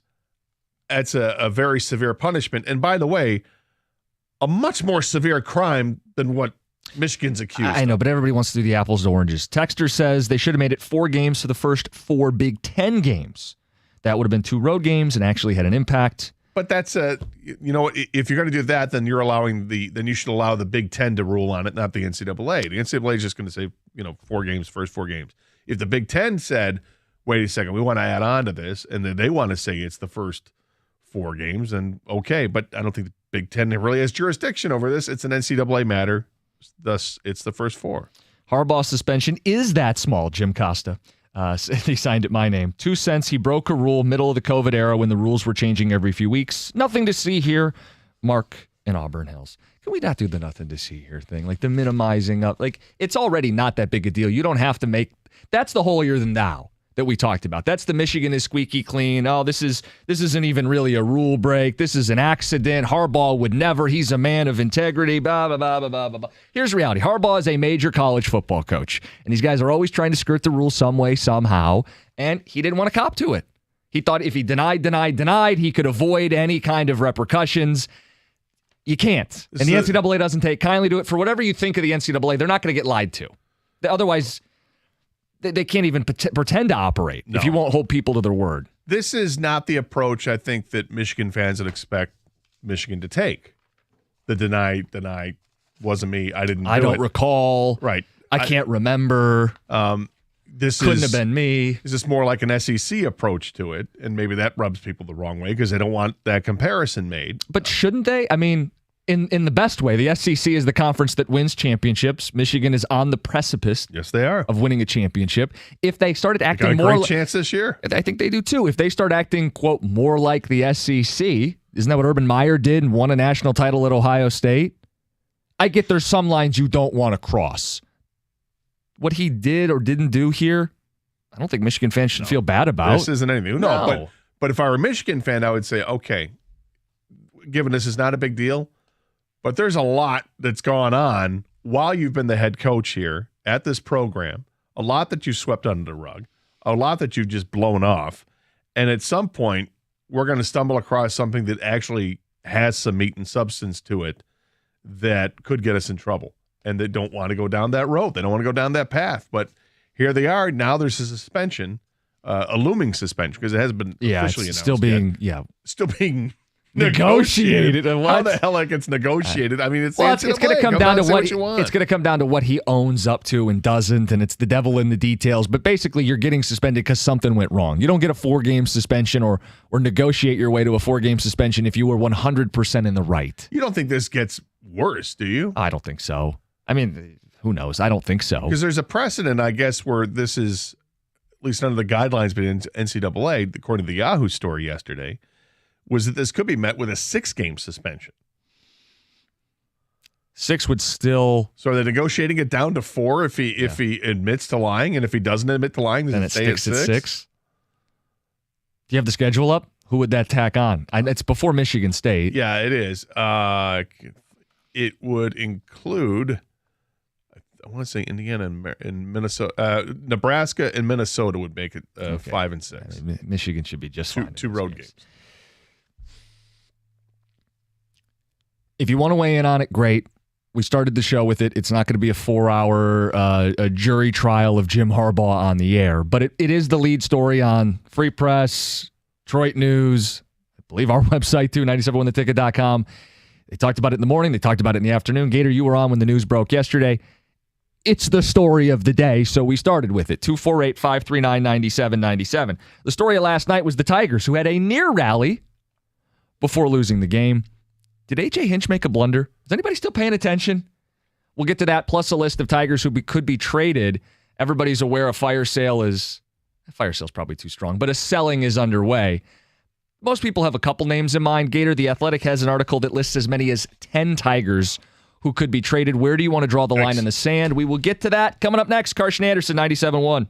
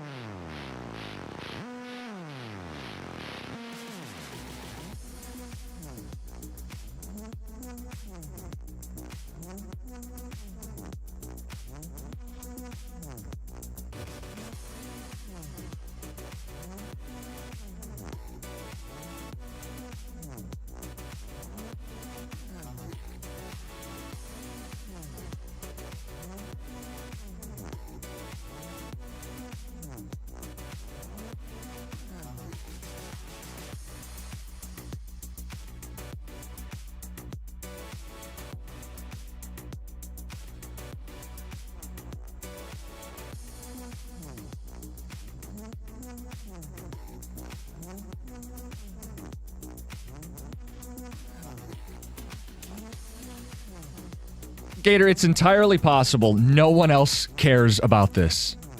But I think Hinch made a mistake at the end of last night's Tigers game. Are people still paying attention? I know football season's upon us. Big Ten Media Day today. Lions out at training camp. If you stayed up and you watched and you dealt through some technical difficulties on the TV side. There were some technical difficulties. Right. Broadcasting through a tin can. You found yourself in the midst of a tie ball game in extra innings. Gator, did Hinch make a mistake with how he pinch hit in the bottom of the 10th? So the scenario. Eric Haas against the lefty with Miguel Cabrera sitting in the dugout. Am I missing something here? Because I went and looked at the numbers, And I don't really see a justification for why A.J. Hinch pinch hit Eric Haas 2 outs, game on the line against the lefty with Cabrera sitting in the dugout. Haas hitting 167 since June 1st. Against lefties, he's hitting 143 on the season. Why am I putting him up with the game on the line? Cabrera, 320 against lefties. Since June 1st, 303 with a nearly 800 OPS. Gator, what am I missing here? Why wasn't Cabrera used to pinch hit with the game on the line? Why go to Haas? Well, what was the explanation afterwards was that, had they gotten the one run across, then who are you going to put in the field? I mean, you've got it was a second base with Zach Short in there. You're already taking him out with Nick Maton, so now Eric Haas is in there. You really got to juggle around. Mm-hmm. And where's Miggy go? The point was we're not going to put Miggy in the field. We don't want him running the bases. But here's my problem. AJ's assuming they're going to score the run. They didn't. Like, hey, great, you didn't put Miguel Cabrera in the field because he was in the dugout changing his clothes, taking a shower because the game's over. Like, you have to play to keep the game going because if you don't get the hit, the game's over and it doesn't matter. I mean, the argument could also be made that you could have pinch hit instead of Ibanez, you pinch hit Cabrera. Mm-hmm. So instead of Badu coming up, okay, take a heel out like they did, but you put Miguel in there to hit with the runner on second and one out at that point. The other thing that the fans would say is that you've got the opportunity in extra innings. You're down by a run. You need the run. Bunt the runner over to third base and get him over. But A.J. Hinch doesn't like to do that, and I can understand it to a point, but sometimes I think it's stubborn. Last night it wasn't the case because you had Javi Baez coming up, and Baez isn't going to bunt. Baez is actually a guy who can end the game with one swing of the bat, so you're going to want that option. But yeah, I'm not going to lie, I was first guessing it last night, going, is Cabrera coming up, or no, it's not Cabrera. I understand his reasoning for not doing it. It's a little issue that I would have. It's not a major issue. But when you bring up the numbers and you see the massive disparity between what Cabrera is hitting against lefties and what Eric Haas is hitting against lefties, then maybe you can make a little bit more out of it than what it is. I mean, this is a game that you could have gotten back into with a run. Now, there's no guarantees Miggy's going to get the base hit and bring in the run, but it's a better opportunity, better probability that it happens than with Eric Haas. What I don't get, so he doesn't like doing the bunting in the bottom of the 10th as the home team because you're playing for one run, 2 wins the game, you're playing to win. That's the logic, right? Some people agree with it, some people disagree with it, but that's the logic. You're playing to win. I don't know why he's playing for the 11th inning last night in the bottom of the 10th. Because he's considering, well, what about Cabrera in the field? Cabrera's not going to the field. You're losing. The game's over. You lost. It's irrelevant. You can't play for the 11th inning in the bottom of the 10th. Cabrera gives you the best chance to tie, extend, or even win the game. You could pinch run for Cabrera. I mean, why are you not trying? Well, at that point, I'm not sure how many guys are left in the lineup. Yeah, you're at the end of the lineup. But you pinch hit 2 guys in the 10th, and one of them wasn't Miguel Cabrera against the lefty? Instead, you took the coldest, worst hitter on the team with the game on the line. That was your intentional decision as the manager. You could have Cabrera hit and then pinch hit or pinch run Haas if he gets a single or a double. 100%. Come on. You could have done a lot. And I've defended AJ a lot, but that felt like a blunder, and maybe I'm talking about something no one even cares about at this point. I'm entirely open to that possibility. Well, I was bothered that they, blew the opportunity late in the game for sure, because they came back furiously in the 9th inning, and I really thought the second that Torkelson hit that ball, I thought it was gone. The way that the fans reacted behind home plate, the way that he swung, I'm like, I think that's a home run. Unfortunately, it's straight away center field. He was shy by about 10 feet, and fortunately it was misplayed out there, and it ends up being a ground rule double, but the 2 runs came in and tie up the game. But they couldn't get they couldn't get that next hit that they needed to. Kerry Carpenter couldn't get it done. Well, I guess he was walked, right? And then Vierling couldn't get it done. But there are mistakes throughout the game. It's baseball. Yeah. You look earlier in the game, they had runners at first and third and 1 out, and they don't get a run in. And that's been the problem with the Tigers, is that they haven't. The number one issue I've had with the Tigers this year is that when they have runners in scoring position, that they just can't come up with the big hit. Now, of course, the overlying problem is that they're not getting enough runners in scoring position. But when they do, they're not doing well enough. But look, it's a long season. This is not a playoff team. They are now back to being, stop me if you heard this before, 9 games below 500. It feels like they get to 8, and that's as close as it's going to get. Get back to 10, but they're not going to fall further back than that. Can I admit something? I've stopped looking at the standings. There was a period where we were standings watching. I've stopped looking at the standings. I think last night may have been the first time that I didn't care if Minnesota won or lost. And the Twins are amidst this great stretch where I think they're 10-2 in their last 12 games. And so what is it now? Is it 8 games back of first place? That doesn't matter to me anymore. You're right.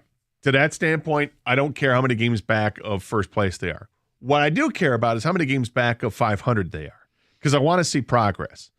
And I want this team to finish better than 10 games below. And right now they're dropping back again. Now they're 9 games below. I'm not sure what's going to happen after the trade deadline, because you could lose a couple of frontline pitchers. You might get one back with Turnbull, but who knows what Turnbull's going to be when he comes back, because it wasn't like he was great this year to begin with. And you may trade away some other important pieces that are from the bullpen that are going to mitigate your opportunities to win games down the stretch. It's funny you bring up a few names there. They're going to sell. It just becomes a question of how big a sale is this? And I think everybody has a couple names in mind. Like Erod pitched last night. Was that his last start in the old English D? How many of these relievers are going to get flipped? Not exactly the effort that you wanted. I know. 3 walks and 7 hits and 4 2/3 innings. Lorenzen on the final year of his deal. But it's interesting how many names could still be in play within the next week. The Athletic lists as many as 10 Tigers. So get out both hands. We're going to get to it at 10:45. Where do you draw the line in the sand? Like, how many of these guys realistically do you want moved? We'll give you that list coming up shortly. Clean up some ticket text. Go to the phones. Aaron, you're on Carson Anderson. You're on 97.1. Hey, good morning, guys. I was just telling the screener, I'm like one of 20 million people that actually watch the Tigers. Yes, I sat through the technical difficulties. I turned on Dickerson and all that kind of stuff. And when they went to the lefty in the 10th, that was an automatic that with the guy on second, Cabrera's at least going to move him over. And I know he hit a couple of games ago and he struck out. I get it, but I think it was a mistake not to let him hit there. You got to get to the 11th first, and then you can worry about that later. But but that's it. Thanks, guys. Okay, so I wasn't the only person. You, me, and Aaron. Yeah. Well, I think if you because the people watching the Tigers are Tiger fans. They're diehard Tiger fans. Well, I just didn't know if it slipped through the cracks because it felt so obvious. Like, one guy hits lefties, one guy doesn't hit anybody. Which one are you going to put in the game against Loop? Well, and you start getting towards the trade deadline, and you're asking yourself, okay, who's going to go? For me, it's who's coming here. What are you getting in return? I don't want just massive quantity of players, which I think some people just want to be punitive. They'll trade this guy away for anything. I want to get something in return, and it becomes apparent in a situation like last night, and this has been a season-long thing, the Tigers need a catcher. They need somebody they can put back there 2 out of 3 games that's not going to be a hindrance in the lineup, and someone who can handle a pitching staff. There are aspects of Jake Rogers' game that everybody should love. Okay? Big arm. Got a great arm. He's got some pop. He definitely has pop in the bat. I mean, he hit his 12th home run last night, so on pace for close to 20 home runs. But Eric Haas did that, last year as well. So I'm not sold that Jake Rogers is the guy. I like Jake Rogers, and I think he's a guy that you keep as one of your 2 catchers. But they need to find somebody that's at least as good as Jake Rogers is, and hopefully you find an upgrade, because the system just doesn't have that guy that's ready to come up yet. I mean, Dylan Dingler's been languishing in the minors. He's had some injuries, and I don't know if he's the guy or not. And then they got some kid who's 19 years old who's playing at Lakeland right now, and they like him a lot, but he's 19. He's not likely to be up in Detroit for like 3 years. In the meantime, when you start thinking about these major chips that they have to trade, that I think is one of those positions that you have to look at significantly and say, okay, is there some team out there in their organization that has a catcher, maybe it's a backup catcher right now, that we think is an upgrade over what we have, start targeting that position. It's not the only position, but I think that's one of those that has to be a priority. Don't forget about it. Yeah, so some ticket text wrapping up the Harbaugh stuff. Texter says, cheeseburger, cheeseburger, cheeseburger, cheeseburger, cheeseburger, go blue. And another one says, or call it the liar, liar, khakis on Firegate. Oh, that's from Tom in Flat Rock. Another one says, how can they say Harbaugh wasn't truthful? He said, I don't recall. They don't know that he couldn't recall. Another person pointing out, if Notre Dame was in the first 3 or 4 games, would Harbaugh possibly get a 4-game suspension? Is this all just a dog and pony show? ESPN this morning says that Harbaugh can coach all week. He just can't be there on Saturday. He says this is a nothing punishment. That's what. Wow. It's literally a 4-game suspension. It's not a 4-week suspension. Or it's day suspension. Yeah, it's a 4-game suspension. So I suppose if they wanted to bring recruits in, if they could. Jim can't meet with you during the hours of the game. Well, not that he would, because he'd be coaching on the sideline anyway. Here's my biggest thing. This isn't going to impact Michigan's football program all that much at all. Not one bit. Just stop acting like you're better than everybody else, and you guys don't ever skirt the rules or try to bend the rules or cut corners. You're like every other major college football program. Texter says if Mel Tucker did this, Michigan fans would have a field day. Yeah, probably. To an extent, there's always the rivalry bickering. And you know what Spartan fans are doing? We're not having a field day because we know it doesn't affect Michigan. Oh, it's Sparty radio all day, every day on this place. Okay, slow down, people. Let's get Greg's thoughts. Greg, you're on 97.1. Hey, man, I mean, could you imagine if Harbs hadn't beat Ohio State yet, what our tenor would be like?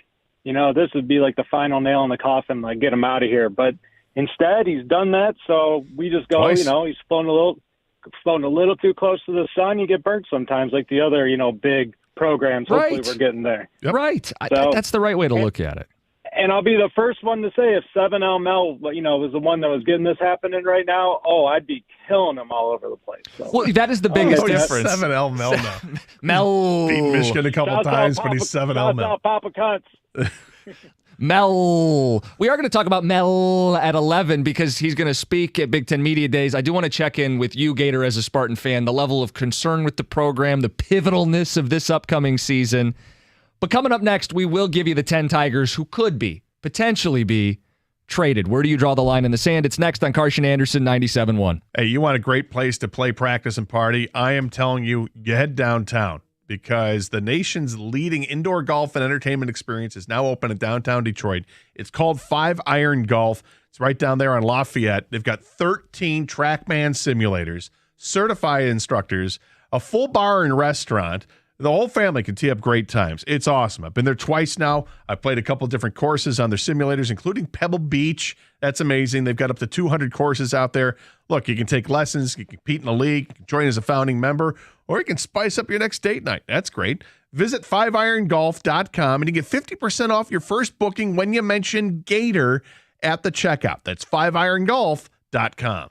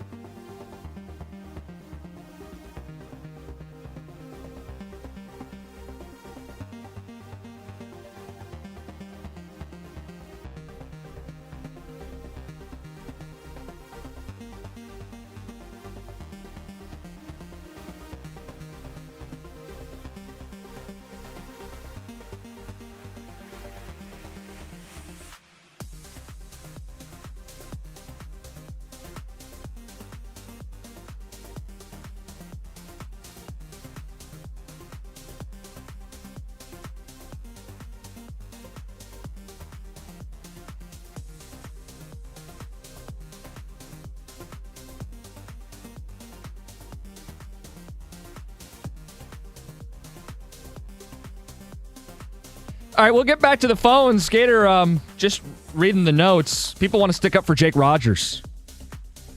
We'll get to them in a second. Okay. He was listed in the Free Press article about 10 Tigers who could be traded. He was not listed in the Athletics 10 players. Now, this is from Cody Stavenhagen, and he breaks them down into tiers, which I think is pretty helpful. He says the in-demand Tigers are Eduardo Rodriguez and Michael Lorenzen. Both expiring, both starting pitching. Teams can never have enough pitching. You're of the belief both those guys should be dealt, right? Yes. Okay. So you're not drawing the line in the sand there. No. I have no problem if both players are dealt. Next tier is makes sense to move. Jose Cisnero and Chasen Streve. If you can get a bucket of balls or better. Well, I mean, yes. I mean, it's. I hate using that phrase. I think you need to find. I'm not just giving those guys away for a bucket of balls. All right, that's not happening. 2 buckets of balls. What I would do. And a glove. I would sweeten the deal. A little bat weight. Well, Cisnero has some value. I don't know if Streve has any value. He's a lefty. That's the whole deal. Which, you know how I feel about lefties. I know. It just doesn't matter. Just get guys, out. But I think Cisnero has value.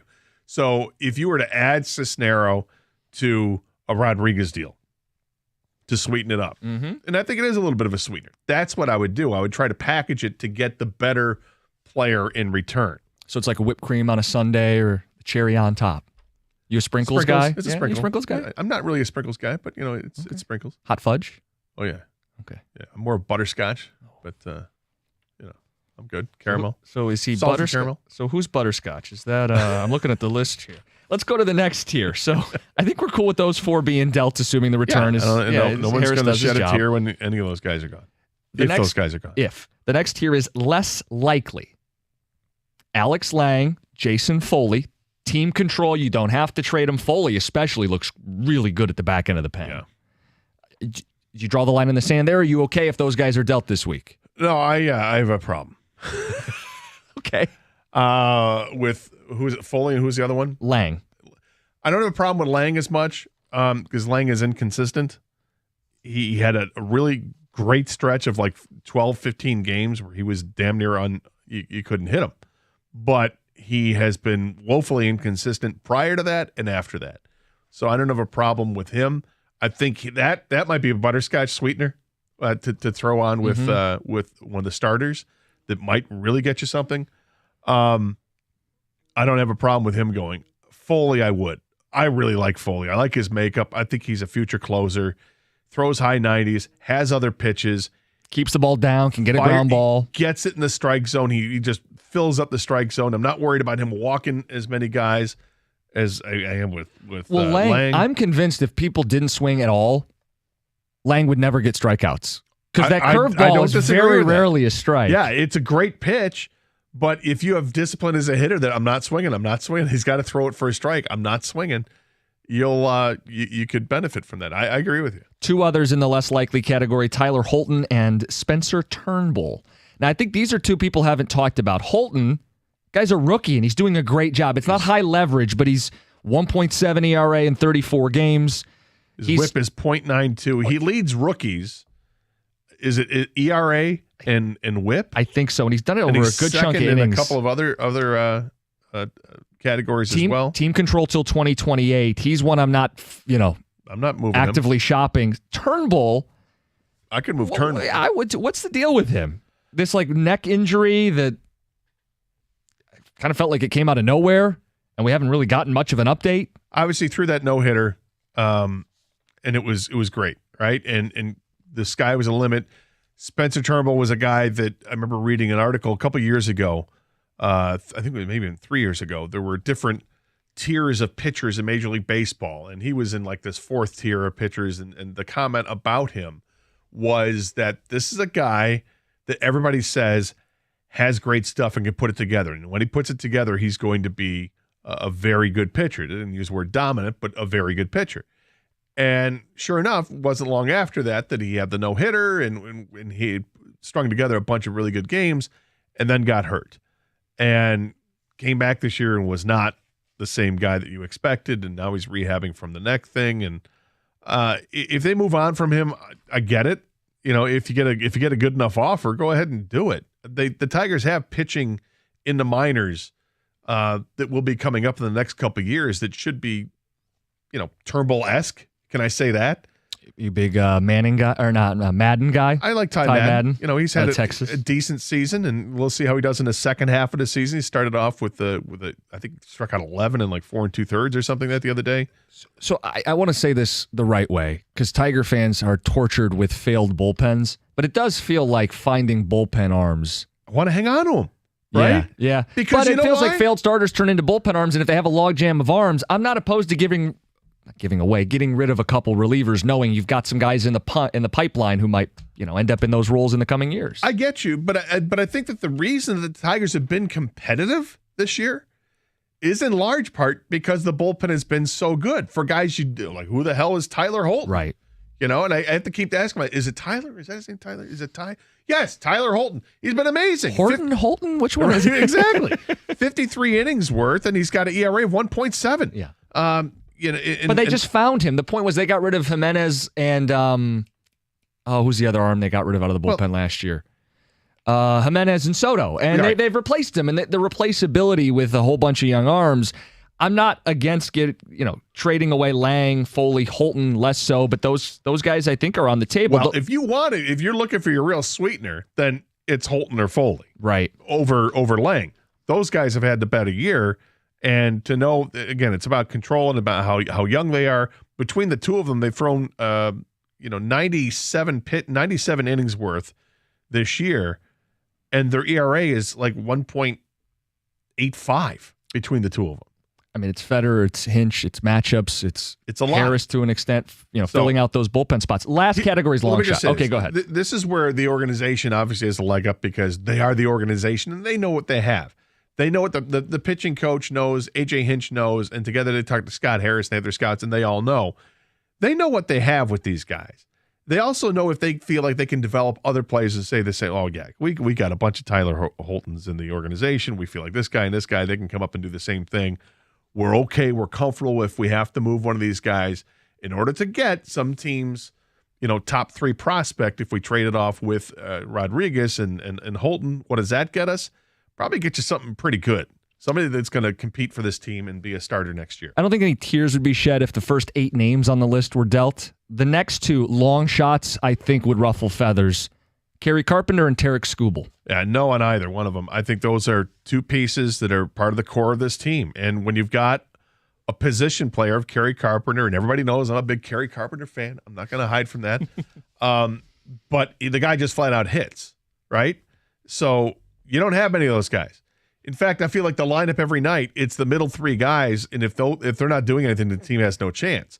When it's Riley Green, Spencer Torkelson, and Kerry Carpenter, those guys are the ones that are going to carry this team until they add more talent around them.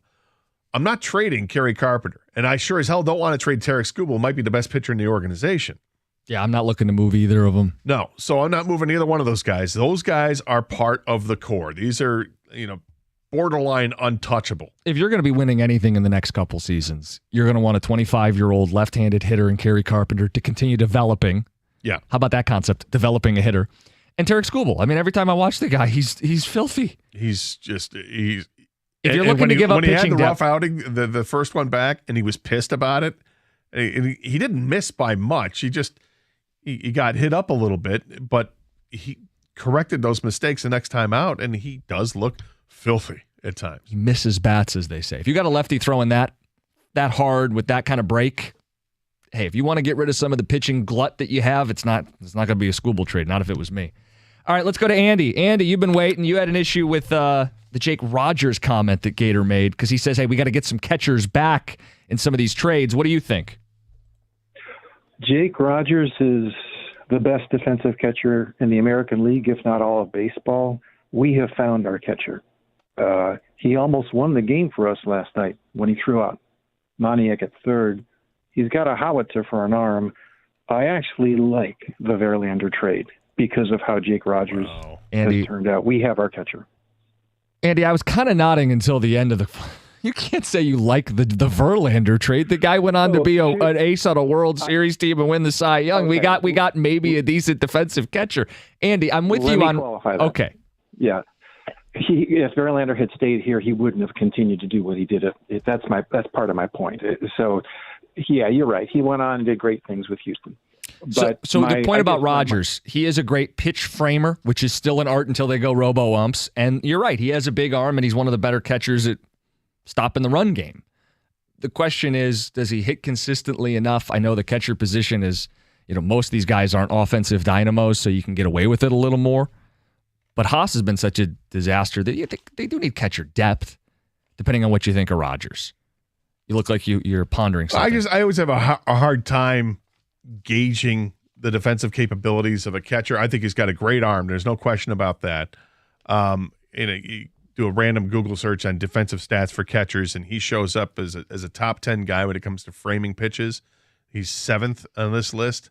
And I think I'm not advocating the Tigers get rid of Jake Rodgers. I'm advocating the Tigers try to find something better than Jake Rodgers, or something at least to go along with him that's better than Haas. What I'm worried about is that Jake Rodgers might be going down the path of what Eric Haas was. That's what I'm concerned about here. Because, a couple years ago, Haas had the 22 home runs, took the Tigers by storm, a 745 OPS. Then last year, that number dropped to 14 home runs. OPS was still up there at 748. But now this year, it's 3 home runs and a 529 OPS. And I get concerned about that. I wonder, is Jake Rodgers, is he just a guy, or is he sustainable? Is he peaking here offensively? He's not a guy that's ever going to hit anywhere near 250, but then again, so many Tigers aren't. Maybe it's not that big a deal. I'm not saying get rid of Jake Rodgers. I'm saying find something better than Jake Rodgers. 250, the new 300. Okay, next hour, a lot of football. Big Ten media days are here, kind of snuck up in a good way. Mel Tucker going to speak at 11:30. I want to know from Gator coming up next, what level of concern do you have with the program right now? It's 97.1.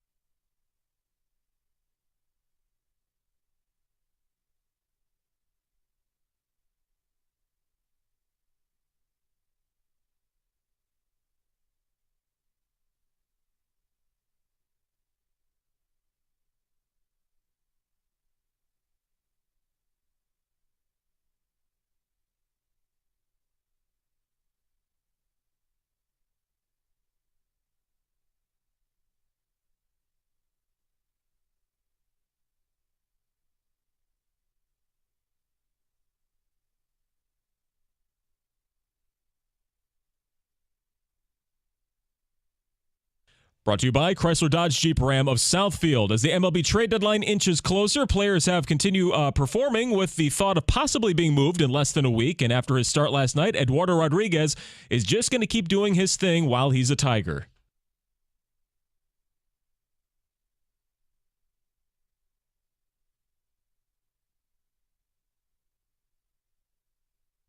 Now, Michael Lorenzen is also likely on the block. He said he's blocking all of the noise out, too. He'll be on the bump tonight against the Angels and has yet to give up a run during the second half. 22 straight scoreless innings. He'll face his former teammate Shohei Ohtani for Game 2 of the series. 6:40 p.m. will be the first pitch with Dan Dickerson's call right here on 97.1. Half of the Big Ten coaches will take the mic today for the start of the conference media days. Michigan State's Mel Tucker is one of them. Also, new Northwestern interim coach David Braun is likely to have some interest. Jim Harbaugh's time is set for tomorrow afternoon following the reports of his possible suspension. Day 4 of camp for the Lions and Allen Park fans set to join them in the bleachers in just a few days. Also, a feel-good report in Buffalo. Damar Hamlin deemed a full go at Bills training camp. And the U.S. women's national team will play their second group play match tonight when they take on the Netherlands, a team they've faced often in big games over the years, including 4 years ago during the 2019 World Cup final, which the Americans won 2-0 for their second straight title. Tonight's game is at 9 p.m. from Down Under. At the Ticket Update Desk, I'm Chris Villar. For more, go to 97.1 The Ticket and Odyssey.com.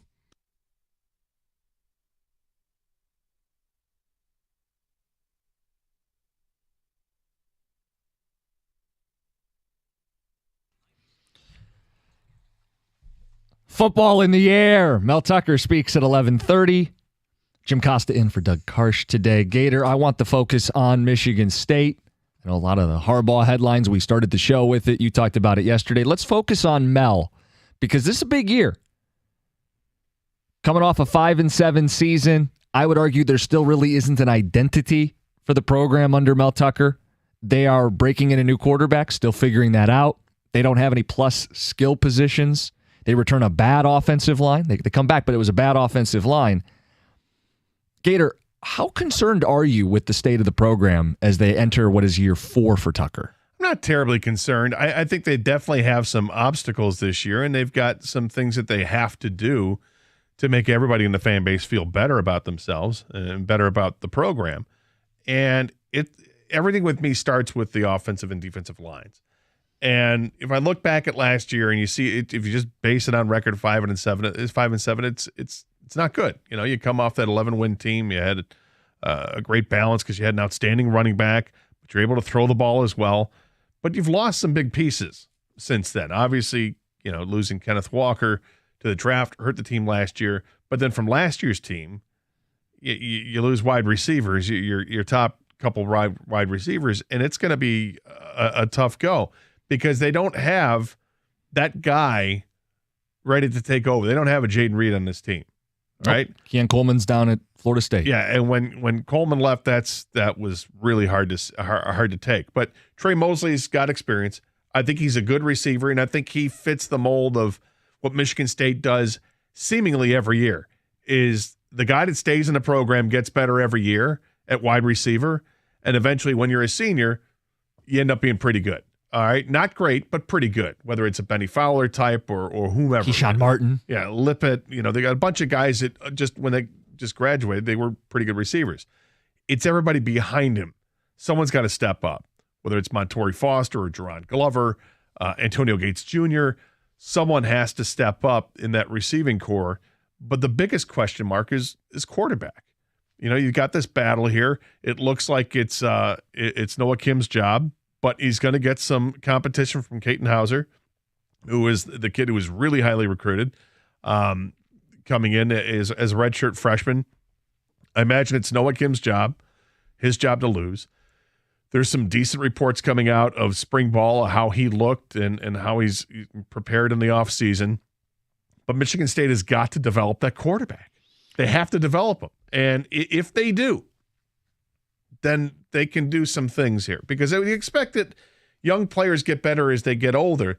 That offensive line has to do it. You know, the offensive line coach gets a ton of credit from a national media perspective and locally as well. You look at different recruiting services and everybody talks about Coach Cap and how great he is at recruiting.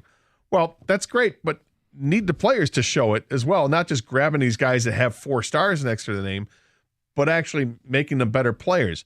This is a big year for that offensive line, but if they can take that step forward, things can happen for them offensively. But defensively, that's why they were 5-7 last year. They suffered horrific injuries to start the season, and it was hard to come back from that. You had players playing out of position. I mean, Jacoby Windman, we saw him to start the season as a defensive end, and okay, he was wreaking havoc. He looked really good.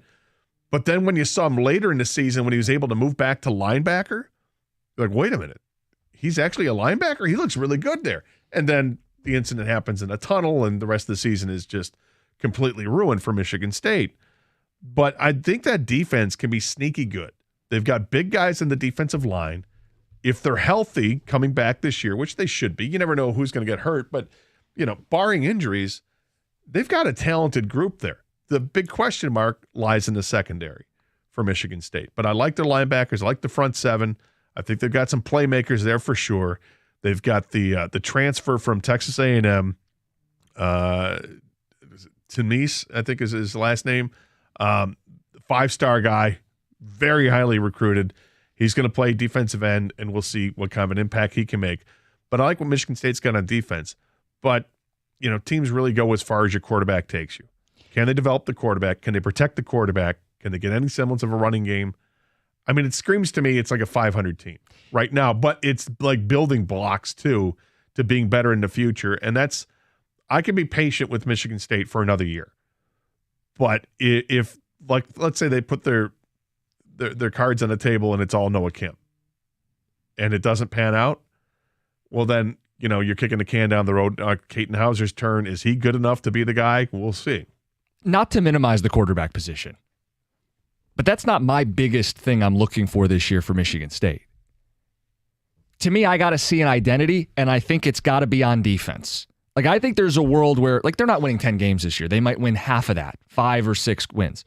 But if they win enough to get a bowl game and the defense takes a big step forward, Tucker's a defensive coach. There's more than enough pieces on defense. They took, you're right, a defensive end from Texas A&M. They took one from Florida State.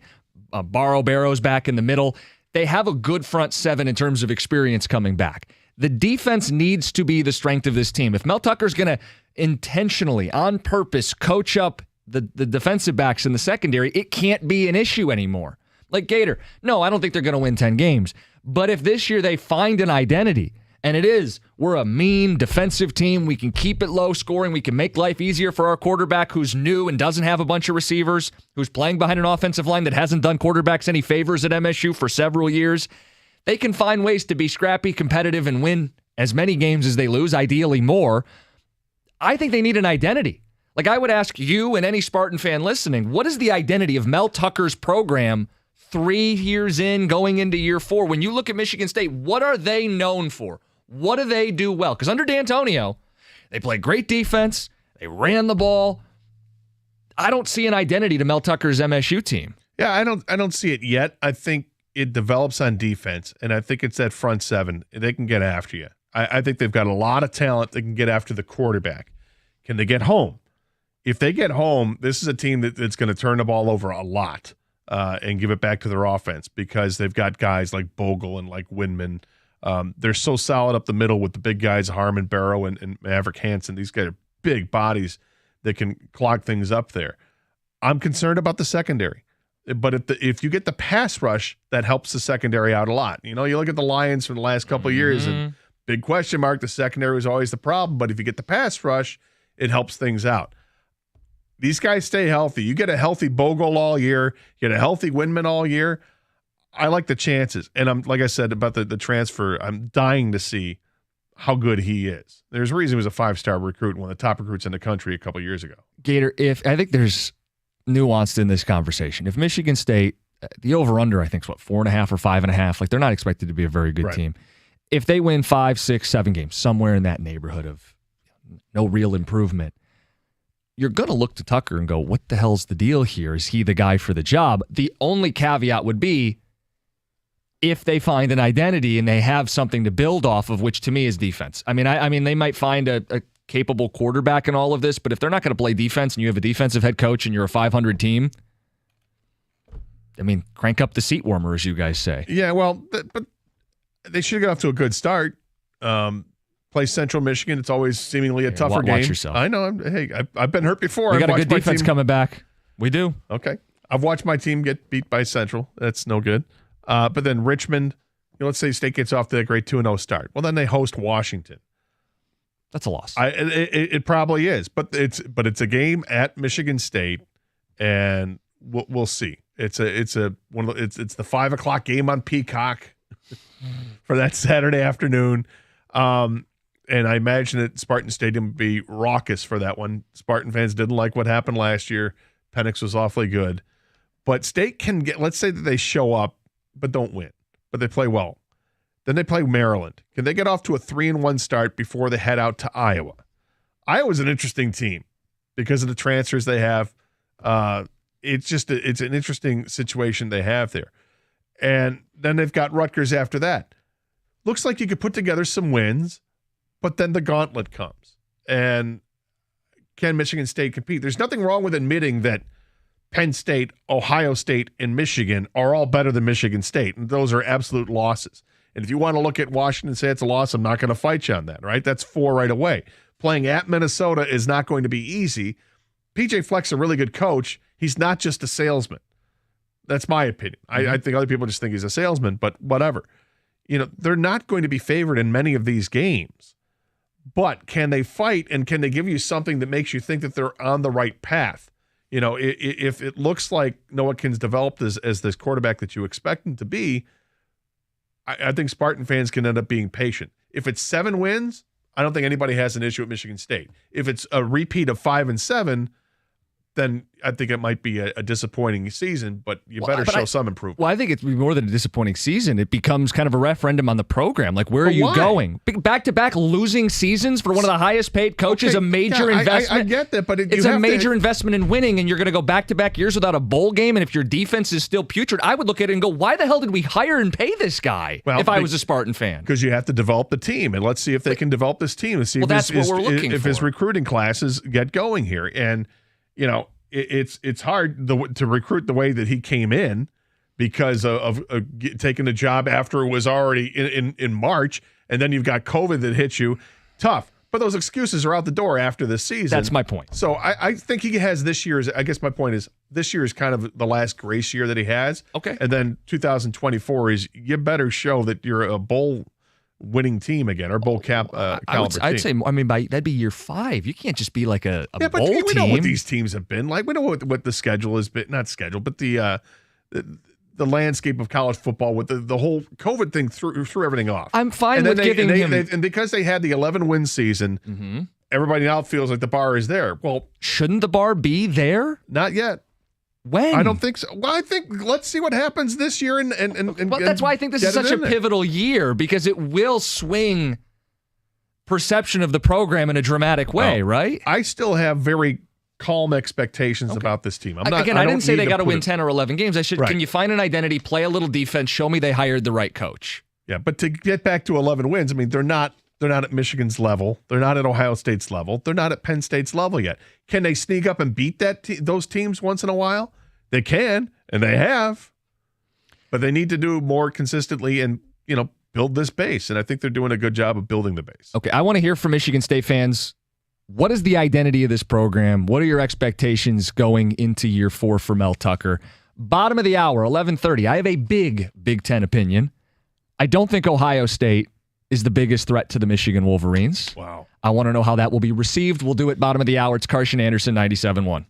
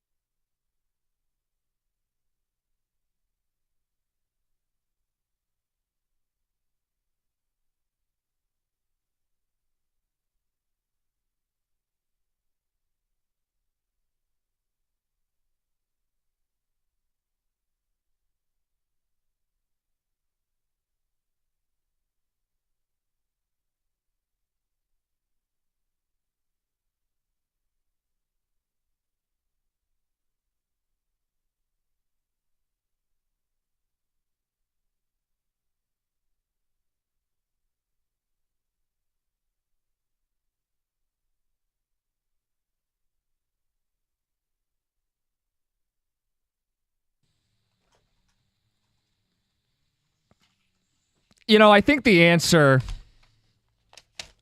is what Evan Jenkins just said. He was just talking to us in the break. I asked him the question. He's a big Spartan fan like you are, Gator. And I said, what's the identity of Mel Tucker's football program? And he kind of hemmed and hawed and said there isn't one. And I said, well, by the end of this year, year 4, take the win total out of it. By the end of year 4, you better know what the identity of your program is, right? We can't be doing hemming and hawing 4 years in going, I guess our identity is we don't play defense and we don't run block and we don't have a quarterback. You have to have an identity at the end of this season, right?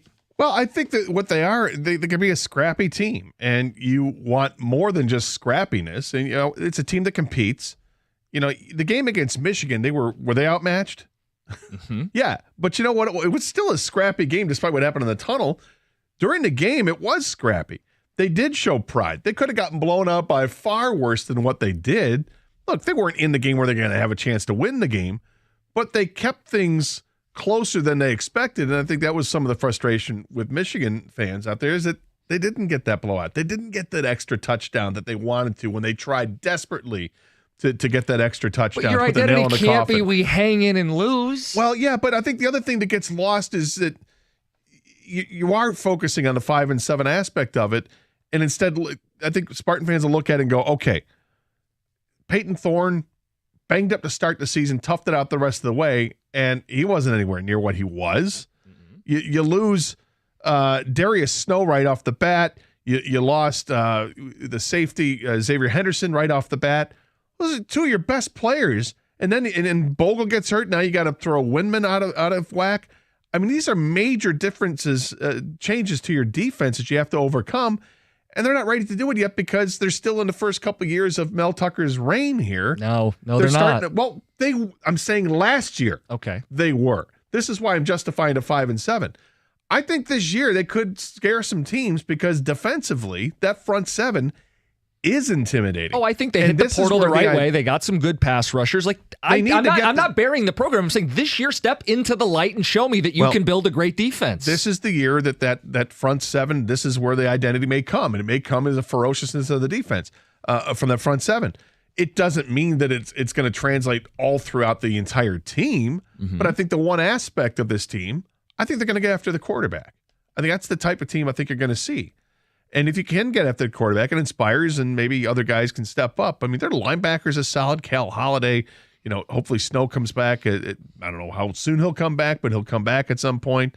They've got some transfers in the secondary. We'll see how they do.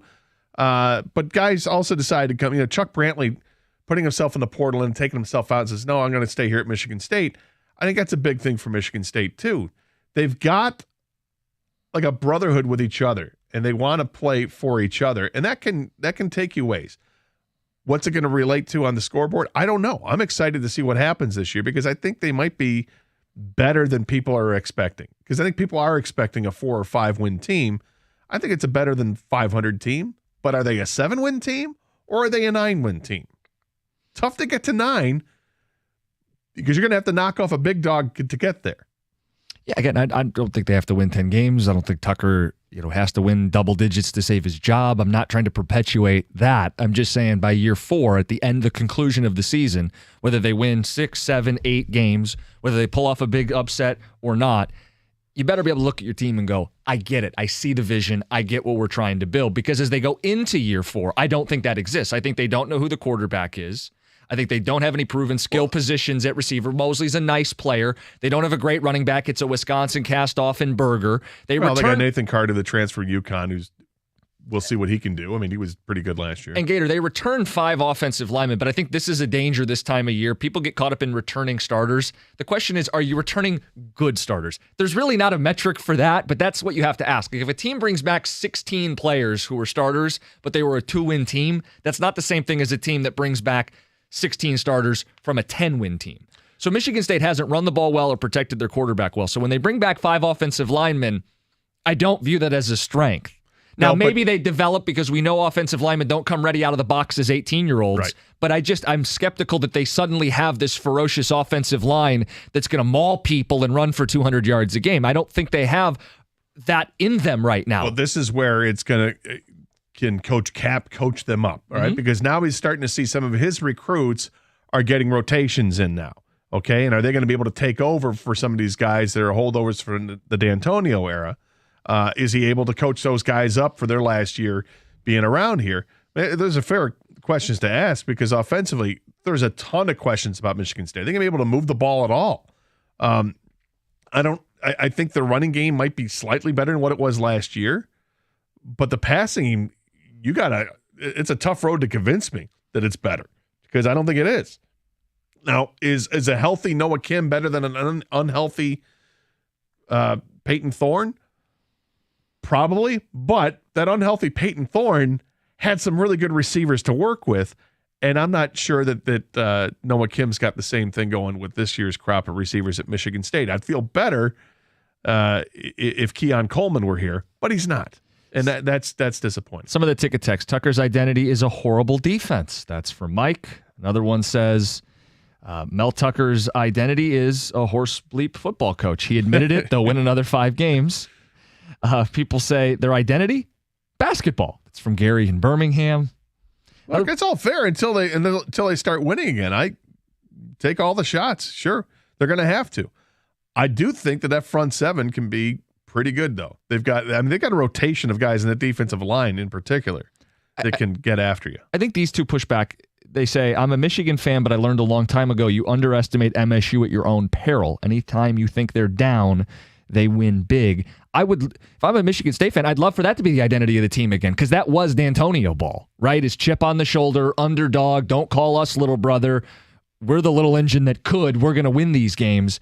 You'd like to see more of that out of Mel Tucker's program. This ticket texter says, they have beaten Michigan 2 out of the 3 years that he's been there, okay? They got a losing record in the Big Ten. Yeah, but I'm just saying, to back up we got to watch out because you never know what you're getting. Yeah, they have beaten Michigan twice. Now, do I expect them to beat Michigan this year? Nope, because I think Michigan's got a way superior team. Michigan's got a national championship caliber team right now, despite the fact their coach is gone for probably the first 4 games. Did you hear that, ticket texters? Everybody calling you a Spartan apologist. There's you giving some love to Michigan. I mean, it's undeniable. The program is in great hands right now. They're coming off 2 Big Ten titles. They're the favorites to win their 3rd Big Ten title. I have an opinion on who their biggest threat is, and I don't think it's Ohio State. We'll get to that coming up next, and you guys can keep weighing in on Michigan State. You have people saying, show me something, show me something. What do you want to see? It's 97.1.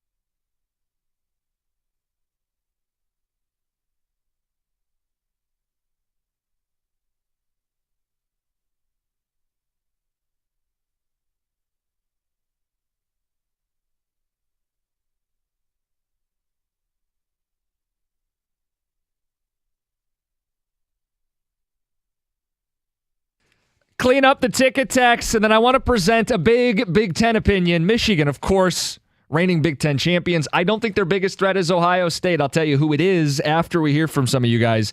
Ticket texter says, Old Green Sparty here. My expectations for our team, top 5 in the Big Ten. It's unacceptable to be the runt of the litter. Another one says, love you, Gator, but there's no way you should be fine with 5 to 7 wins. Why is that? Says every team went through COVID. That excuse is gone. That's from Dennis. Yeah, it's part of it. I think that they have to develop players. There's no question about it. I like Mel Tucker. I think Mel Tucker is going to be fine. I'm going to be patient with it. The COVID point, though, like MSU actually handled COVID better than most teams. They came out of COVID and won 11 games. They accessed the portal. They did all the right things out of COVID to build a winner, and it didn't sustain. But they had to do it through the portal. There's nothing wrong with that. Keep doing that. But I wouldn't keep doing that because it's not sustainable. They got lucky in the portal. They need to. See, I don't want to call them lucky. I think that's a legitimate 11-win season. I thought that was I'm not legit. saying it wasn't legit. I'm saying they got lucky with one player in particular they got in the portal, which was a transitional player. It was an outstanding player. It's not the sole reason they were 11-2, okay, but he's probably the leading reason that they were 11-2. My point is that they didn't have this great recruiting class going into that. I don't think Mark D'Antonio left them with a ton to work with. So he's basically starting over. Mm-hmm. And when you're starting over and you go to the portal and you've got guys that are going to be graduating because you just got them out of the portal, that's tough to do. So it takes a little bit longer. This year you've got seniors that are still Mark D'Antonio's guys. Well, so I'm looking at this. It's year 4. So you have upperclassmen that you recruited, right? And in year 4, I want to see the identity. That's all I've said. I didn't even put a win total on it. I wasn't like, hey, win this or fire Tucker. I just said, this time next year, can we go, hey, I know what my football team does well. I know who we are, what we're about. Because after 4 seasons, if you don't, that to me is as concerning as anything else. Like, people, you can tell me what you want that image to be, what you want to be known for, what you want your identity to be. But I don't think it's debatable. There isn't an identity for Mel Tucker's Michigan State team. I don't think it's a sin at this point either, though. It will be at the end of the year, though. Well, I think when all is said and done, if we look back on this 4 years from now, I think Mel Tucker is still going to be the coach at Michigan State, and I think you will be easily identifiable as to what their identity is. Does he win a Big Ten title in the next 4 seasons? That'd be 8 years, full recruiting class, and change. I sure would hope so, but I can't guarantee anything. If he doesn't, then I don't know that he should be the coach in 8 years. Is that out of line? No, but is that out of line? You brought up 8 years. Is it out of line? I think people run coaches out of town with their own narratives because, you're not winning this championship. Are you winning or not? I mean, because the playoff is going to expand. Can they be a playoff team in the next 4 years? That matters more. One of the 12 best teams in the sport. That matters more than winning the Big Ten. That'll be an interesting debate when we expand, because I don't know if that's a consensus opinion or not. Just get into the play. You want to compete for a national championship. It means more than winning the Big Ten, right? I don't know. It's great to win the Big Ten because it guarantees you a spot. And you'll probably be a higher seed, and depending on the perks of being higher seed, we don't have all those details. If I'm setting the bar too low, I really don't care. Okay. It's like I said, I think he'll be the coach in 4 years from now, and I think Spartan fans will be just fine with where they're at. Who do you think the biggest threat to Michigan is? Like, what do you think? I think it's Ohio State. Okay. But who do I think you're going to say? This is really intriguing to me, because the easy button to hit would be if you're not going to say Ohio State, then it's Penn State. But I'm not sold on Penn State. They've got some changeover. So in the West, who's in the West? I mean, everybody's favorite game. Who's in the West? Yeah, you got coaching changes. What Luke Fickell's at Wisconsin. Mm-hmm. That's interesting. I think Illinois just made a brilliant hire by bringing in Jim Leonard to be a defensive analyst. How on earth does Jim Leonard end up in Illinois? Well, because the head coach, Brett Bielema, used to be a head coach over at Wisconsin. They know each other. It would make sense. So, but Illinois lost a lot too. My gut is telling me that Illinois has a chance to win the West, but that's not going to be the team. So I really like Illinois. It's not the answer. I think they could have a big year in the West. You're going to say Penn State. Yeah, I'm going to say Penn State. 11-2. Game is in Happy Valley. Harbaugh 2-2 in games at Happy Valley. The last time they played there, it was a 7-6 Penn State team that had a lead in the final 5 or 6 minutes before Eric All did his thing. The point is, it's not easy to play in Happy Valley. And if they are a good team, they return 4 or 5 good offensive linemen, NFL guys. They bring back a couple stud tailbacks, a freshman who ran for 1,000 yards last year in Singleton. Their defense led the Big Ten in sacks. They bring back 10 of 12 defensive linemen and the full linebacking core at linebacker U. Ohio State has to go to the Big House, replace 2 tackles and their quarterback, who is the number 2 overall pick in the draft. Michigan has the number of everybody in the Big Ten. But who's the tougher matchup? What's the tougher obstacle? I think it's going on the road, playing a Penn State team who, to me, will give them a tougher matchup, a bigger challenge. Well, I agree. I think it is Penn State, and I didn't realize until you said it how many players are returning. I knew they were returning a lot, but 10 of 12 on defense. 10 of 12 defensive linemen, so the rotation. Okay. They're going to rotate guys. They got guys, and I knew about the running backs they have, which were really good last year. Drew Aller, the quarterback. 5-star, hyped, ready. He showed, I mean, there were flashes last year. He didn't play a ton, but I think he had 60 passes or something last year. This is officially time, and he's stepping into a good situation. Yeah, and he showed flashes of being, oh my God, that's the guy. Why are you wasting your time with Clifford? This guy's better. And then he showed his inexperience. But he's a giant quarterback, too. He's 6'5", 243. Did you know that? 6'5", 243, and he's a quarterback. But can he be developed one year to the next? Absolutely, he can. But that's where things are going to hinge on how good Penn State could be. They're going to be a very good football team, but they could be a great football team if Drew Aller is ready to go. Yeah, I mean, I think it's all set up for them to take the next level. I realize James Franklin is still their coach. I don't think very highly of him in game, especially late game. But some of this is, I think Ohio State's a soft program under Ryan Day, and Michigan has punched them to a pulp, and they get them in their own building in Ann Arbor. So I look around and go, who could actually challenge the Wolverines?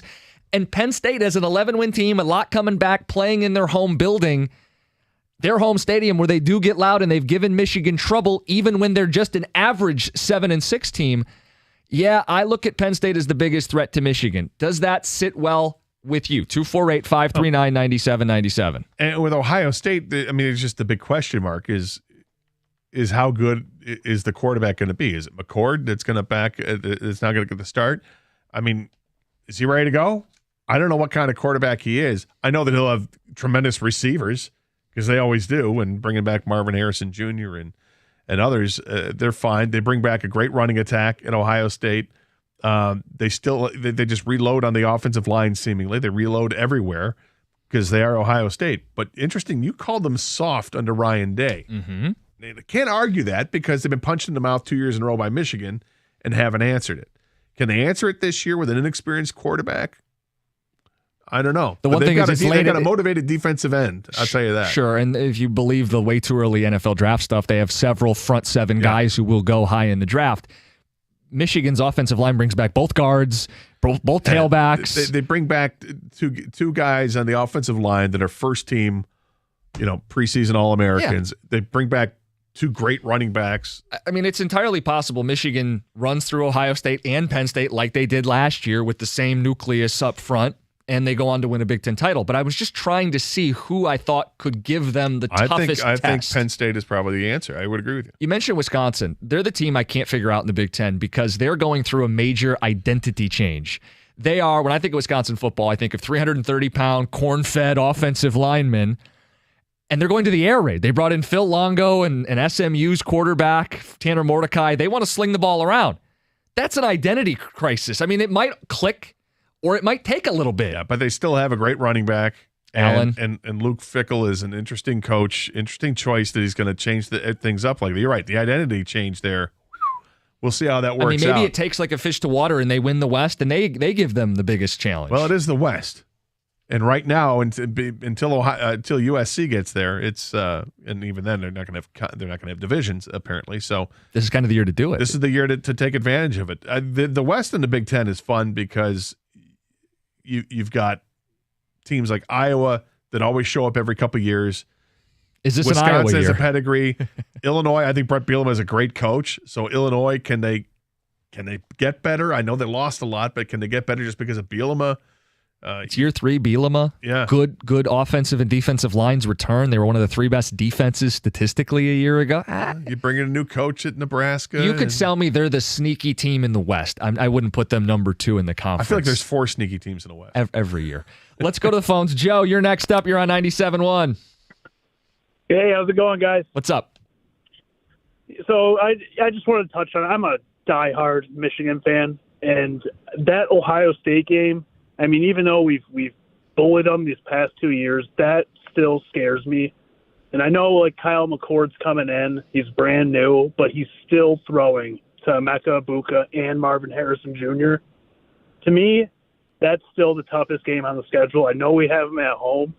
And Penn State's, that's going to be tough, too. I can never – it doesn't matter how much we beat Ohio State. I'm always going to be nervous for that game. It hasn't changed over the last 2 years? I mean, obviously I'm more confident going in now, but it's really not really because, I mean, old habits die hard. 5 years. Yeah. Yeah, I mean, those 5 years, I mean, they dominated us in those 5 years, like obliterated. I know new coach and everything. Well, I think that's the key. Is it's a changing of the guard. If Urban Meyer was there and you had just gotten their number a couple, but you knew he was going to reload and swing back, I get being a little nervous. I don't think Michigan fans, you guys can correct me if I'm wrong, are all that afraid of Ryan Day taking a team into Ann Arbor this fall. Well, they're not afraid anymore, and nor should they. No. All right, we got more coming in on the phones, 248-539-9797. You want to drop a ticket text in. We've been talking a little bit of MSU. What do you want the identity of that football team to be this season? And with Michigan, who is their biggest threat in the Big Ten? Big Ten Media Days underway. It's 97.1.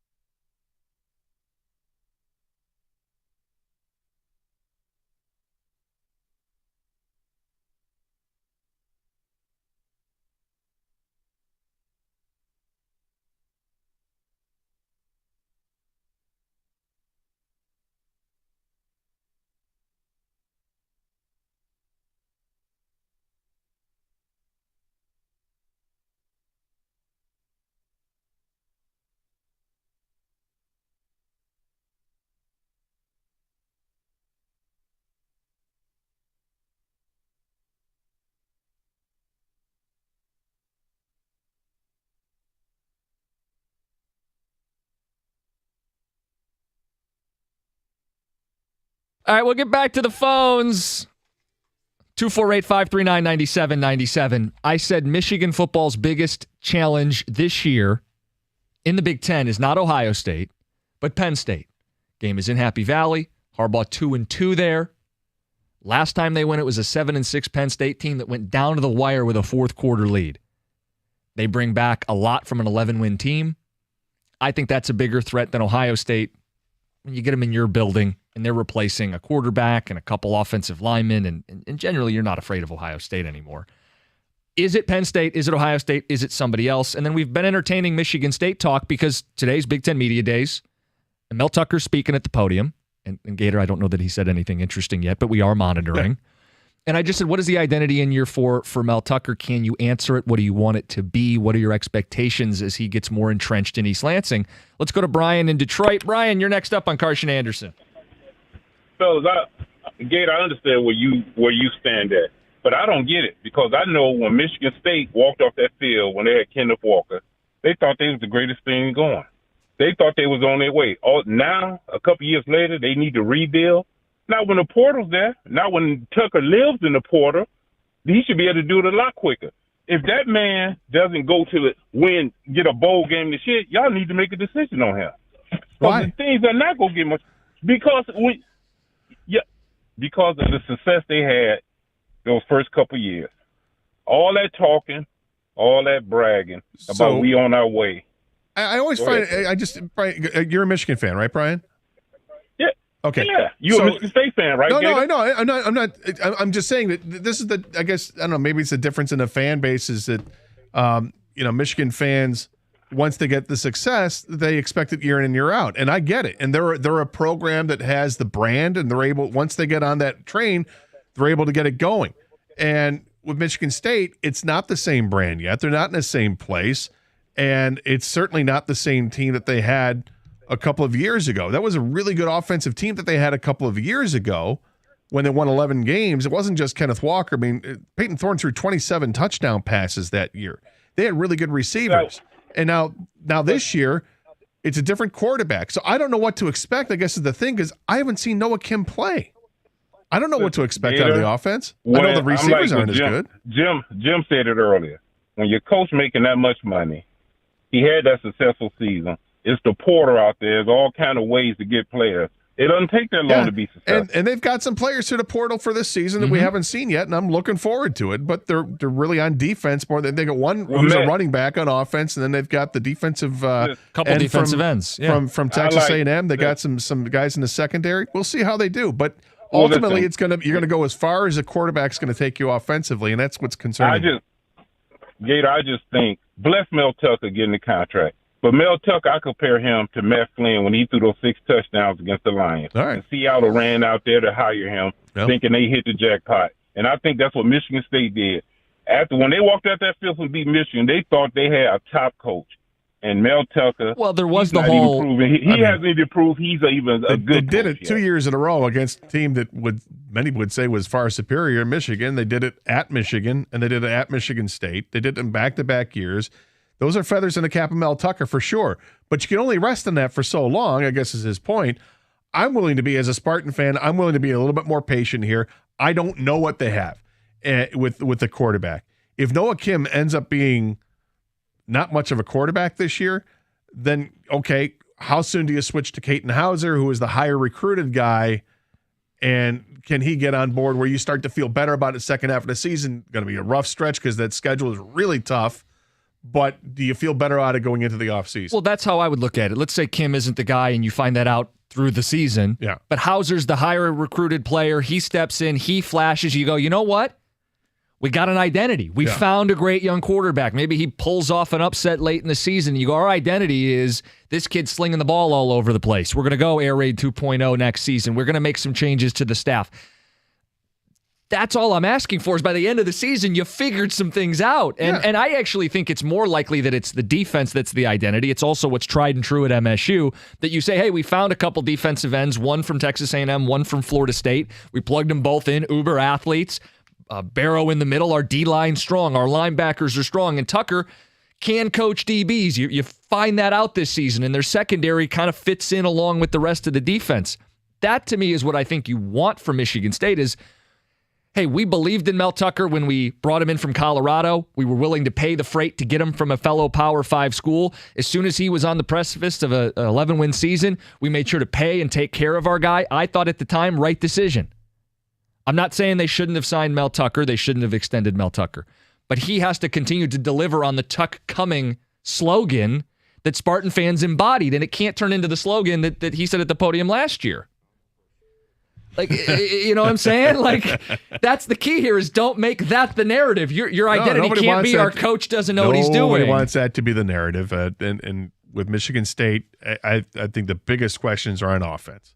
Yeah. And it's strange that people want to say it's on the defensive side. It's not. It's on the offensive side. It's the quarterback who's completely untested. It's wide receivers where you've got, a veteran Trey Mosley, and then after that you got a bunch of guys that I don't know how many catches they have between them, but it feels like it's less than 20. Yeah, I don't know what the actual number is, but maybe it's close to 20. The offensive line, it should be better. They, if they weren't good to begin with, but they have experience working together, they just should be better by that alone. But they are starting to integrate some of these younger players that were Tucker recruits that are getting into, because you said they're starting to get to the upper class area, or at least their third year in a program. Yeah, they've gone through an offseason or two. Yeah. That they should be guys that step up, and can that make that difference? And we'll see. Again, I'm more patient, and that's me. You be you, I'll be me. Sean, you be you. You're next up. You're on Carson Anderson.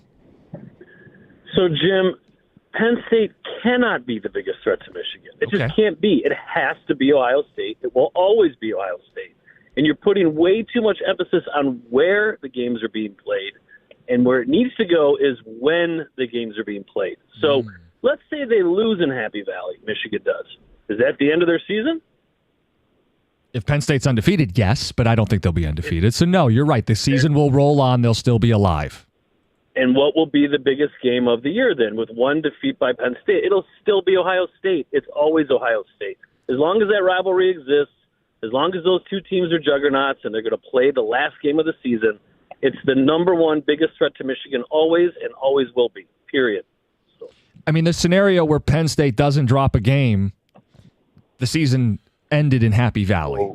And Penn State's coming off an 11-win season. What I'm saying is I'm not sure what's going to be at stake the final week of the season if you lose that game. You don't know. You lose control of your destiny if you lose the game in Happy Valley. And I think that's the tougher game. I mean, maybe I'm putting too much of an emphasis, Gator, on where the game's played. But doesn't that tend to make a big difference in college football, whether you get the game in your place or you got to go to a zoo and play in front of 80,000 people or 100,000 people somewhere else? That tends to matter. Well, that October 21st weekend is great for the Big Ten because you got, just looking at just two games, you got Michigan at Michigan State, and then you've got Penn State at Ohio State. Wow. Right? That's great. It's a rivalry game for Michigan. I expect Michigan to beat Michigan State, but I'm still very intrigued by how Michigan State shows up for that game. But Penn State at Ohio State, as we're talking it over, you got three teams that are contenders for the Big Ten championship, and they're all in the East. Yep. And these are those three teams: Michigan, Ohio State, and Penn State. Well, and who knows? Maybe you get that round robin scenario at the end of the year where they're all sitting there with one loss pointing at each other. It could be. It could very well be. And I'm not going to be surprised if that is the case, which would be so much intrigue getting towards the end of the season. And you get to the whole college football playoff berth and who gets it and who doesn't, who's left out. It's a setup for some fantastic complaining if that's the case. We'll hear from some more MSU fans. 12:15. You see Justin Herbert got paid? A lot of money. I feel like this always happens when I'm in. Let's lay out the parameters for a Goff extension given the new market for the position. 12:15 will do it. It's 97.1.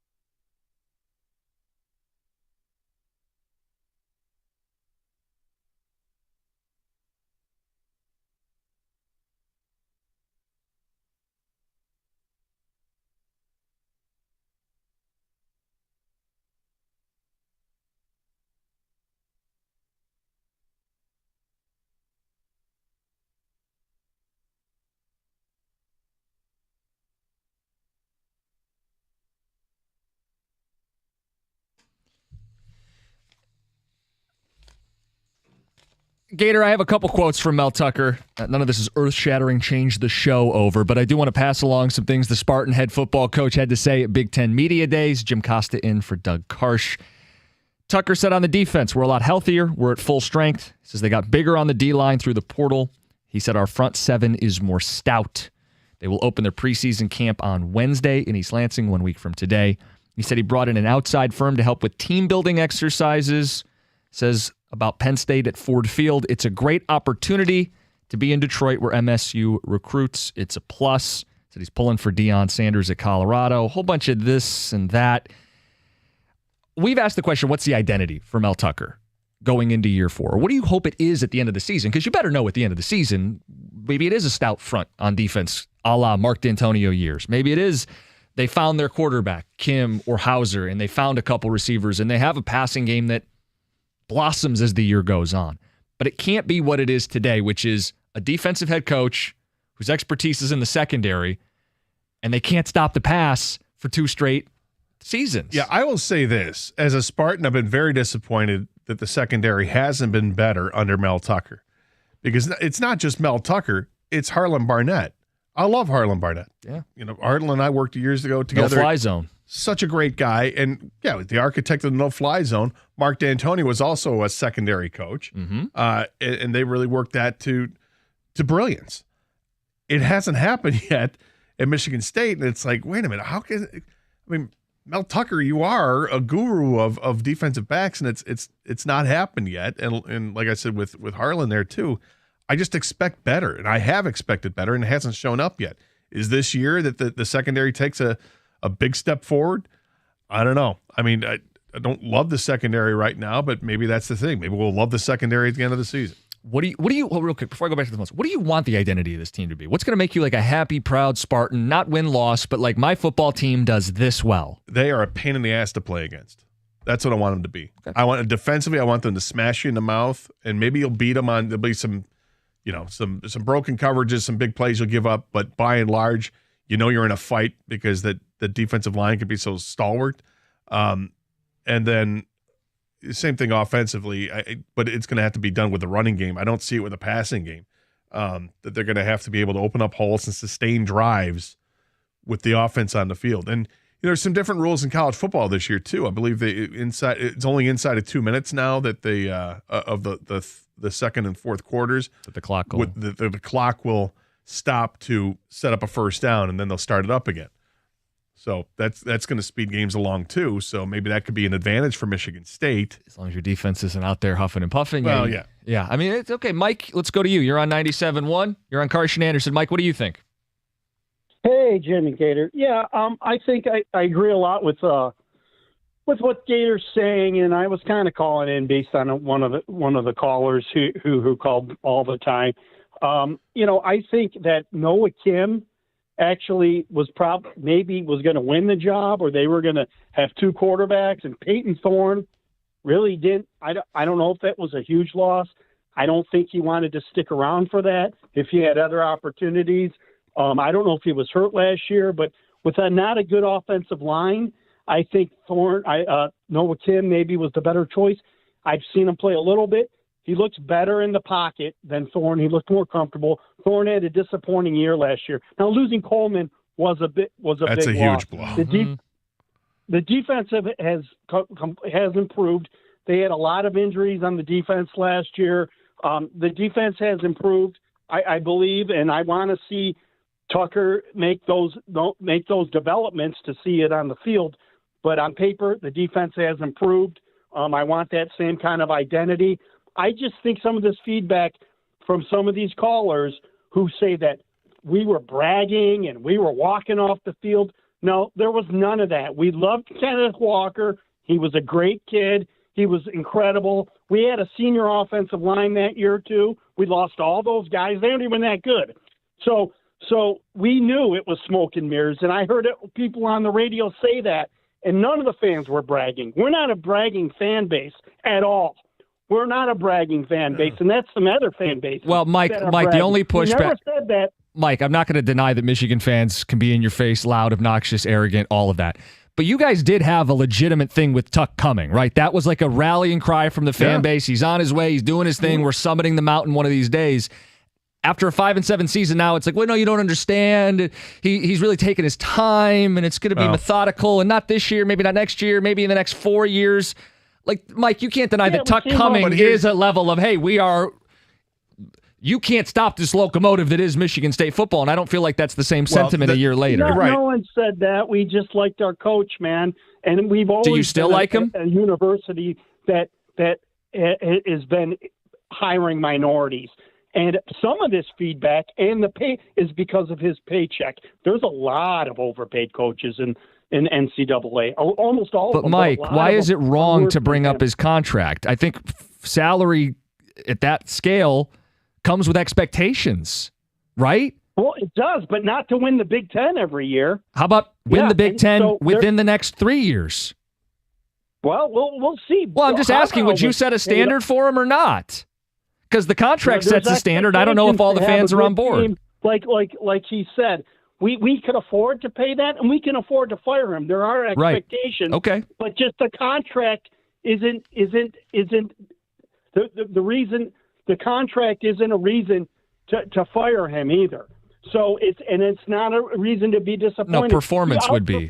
Yeah, Mike, it would come down to performance. Yeah, right? that's And a he lot of money. underperformed It's a the lot of next money to eat if you're going to fire him. Which, I mean, does he get more rope because of the contract? Perhaps. To an extent, I would say if you got a couple billionaires willing to pay him the salary, they should also be willing to do what it takes to get out from under it. One of those billionaires is now distancing I himself know, because I he's got a whole other know. franchise to worry about. But the thing with the Tuck Cummings stuff, I think we still would have been singing those praises last year had guys not gotten hurt. And I know it sounds like an excuse, and it probably is an excuse to a point. But in order to get that locomotive going, you've got to be able to replace players. Like, you have to have the depth. And because he was the new coach on the job, and because he did all this stuff with transfer portal stuff, you're not adding depth to the team. It takes a while to build up that depth. That was a major hit for Michigan State last year. When you lose Snow, when you lose Bogle, when you lose Henderson, Snow and Henderson being all three of those guys missed significant time during the season, and then you have the shenanigans in the tunnel, and you're without. You limp to the finish. Now you're without your best player on defense in Widman for the rest of the season. I mean, that's the 5-7 finish, or that's a 5-7 season. If they're healthy, how good is that team? They're not an 11-win team, but they're certainly bowl team. Probably an 8 or 9-win team. He brought up Noah Kim. Mel Tucker said this about Noah Kim today. He's tremendously talented. He's a winner. He says he's one of the 20 fastest players on the team, and he's got the demeanor we're looking for. Well, they're going to have to use him as a runner, and I know that they've used quarterbacks as runners before, and maybe he's the most gifted one. We've seen it, where guys have been able to get big yardage. And Thorne wasn't that kind of guy. Would try to do it and get some. The previous quarterback, name is escaping me right now. The guy broke his leg against Lewerke. Lewerke got some big yards for them on the ground. I think Kim is more capable of it, so I'm intrigued by that. But if you can't throw the ball, then you're no threat. It's like my school. We're going through it. We got Bert Emanuel Jr. He's a son of an NFL player. There you go. But he can't throw a lick. He's super athletic, but they were running like wing T offense with him. Like, you can't, come on. I know it's MAC football, but you can't get away with that. Unless you have somebody that's truly dynamic, like an Antoine Randall L. or Denard Robinson, Gator, they were running like student body left, student body right. I'm like, oh, boy. You got to be able to throw it a little bit. You got to be able to throw the ball. Let's get back to the phones. 248-539-9797. Pat, you're on 97.1. Hey, afternoon, guys. Getting back to the last caller kind of made mention too, the identity of Tucker. I don't think that Tucker's done anything wrong to the point where he's damaged him. Like last year with the Michigan thing, I think he handled that about as well as you could handle it after that took place.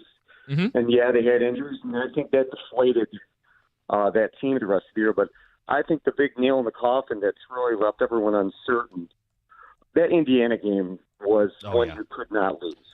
Yeah, if they go to a bowl game, and get their practices and they have all that, to not make a bowl game last year, That wasn't acceptable. No, they botched that. They have to make a bowl game. Well, that hurt. I mean, he had a 17-point lead late in the game. I think we're 6 minutes left in the third quarter, and he couldn't hang on to it. You end up losing in overtime.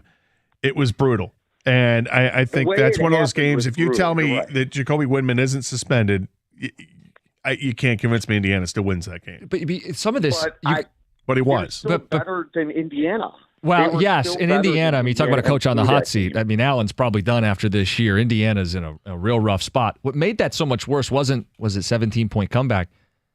Didn't they complete 2 passes in the entire game? It's like, how do you come back down multiple scores without passing? Yeah, well, they come back because they had giant plays. I know. Because when MSU you have a 79-yard run. I know. You have an 88-yard kickoff return. Yep.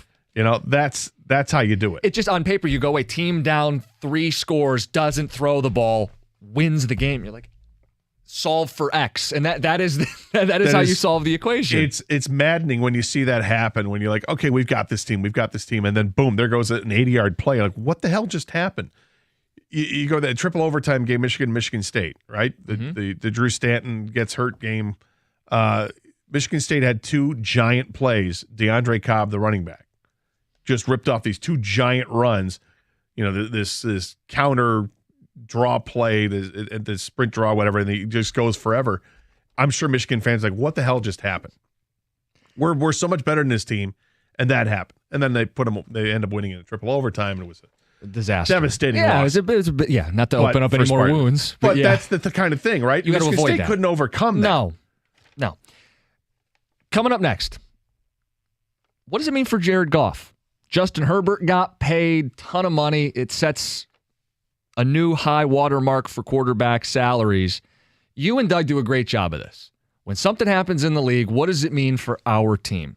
So coming up next, I want to talk about the parameters for a Jared Goff extension. Is it now? Is it later? Is it never? What's it going to cost? What do you need to see? We'll do it coming up next. It's 97.1. Summers will never be the same when you transform your outdoor space with Trex composite decking from Builder's First Source. Fade, stain, scratch, and mold-resistant Trex composite decking from Builder's First Source gives you a maintenance-free, ageless look. So whether you're looking to build it yourself or maybe you need a referral for a Trex certified installer, Builder's First Source has got you covered. With decking for every budget, make the most of outdoor living with Builder's First Source. 2 locations in Clinton and Shelby Townships.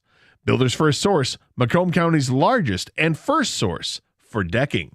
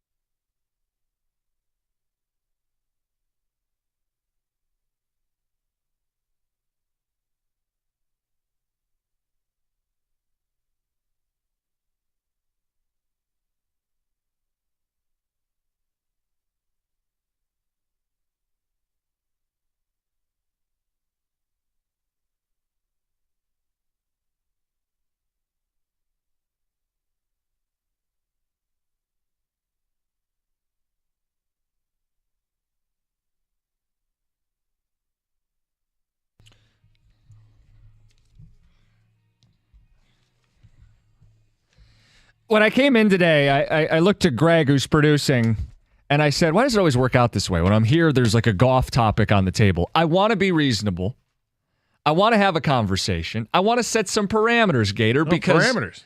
Hey, I mean, what's it going to take for you to feel comfortable extending Jared Goff, and at what price do we anticipate him getting paid at? We bring this up because Justin Herbert got his big deal yesterday, 5 years, $262 million. He is now the highest paid quarterback on an average annual value standpoint, $52 million a season. There are now 12 quarterbacks who make more than 40, including Daniel freaking Jones, and 4 who are now making over $50 million. You could extend Goff today. You could wait the season and do it in the offseason. You could wait 2 years. You could do it never. Gator, what do you think it's going to cost? When do you want to do it? What does he have to do to prove it? Well, what I think is interesting is looking at the contracts like the Justin Herbert just got. It's what, a 5-year extension? Mm-hmm. So you don't have to go something crazy with an 8-year extension. Goff is 28 years old. He's going to be 29 in October. My thought has always been with Jared Goff, and I like Jared Goff. I think he's good, maybe not necessarily great, but I think he's top 10 in the league.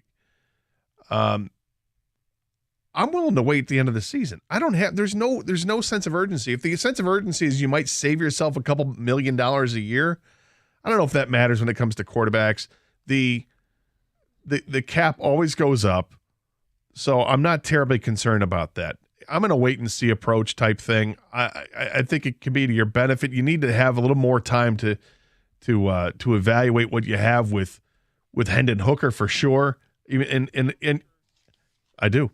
But you're not. It's going to take a while before you even see what that is because he's not likely to even practice. I know. I don't think he's going to redshirt, right? That was the word from Dan Campbell. So you're not going to evaluate Hendon Hooker much of it all this season. I'm not working on an extension right now. I'm not. I'll let the season play out, and it may all dictate what happens when all is said and done. That the Lions do what they're supposed to do, what we want them to do. I shouldn't say what they're supposed to, but we expect them to do: win the division, host a playoff game, win a playoff game. And if Goff is playing really well, it'd be hard not to give him an extension in the offseason. But I'm not doing it during the season.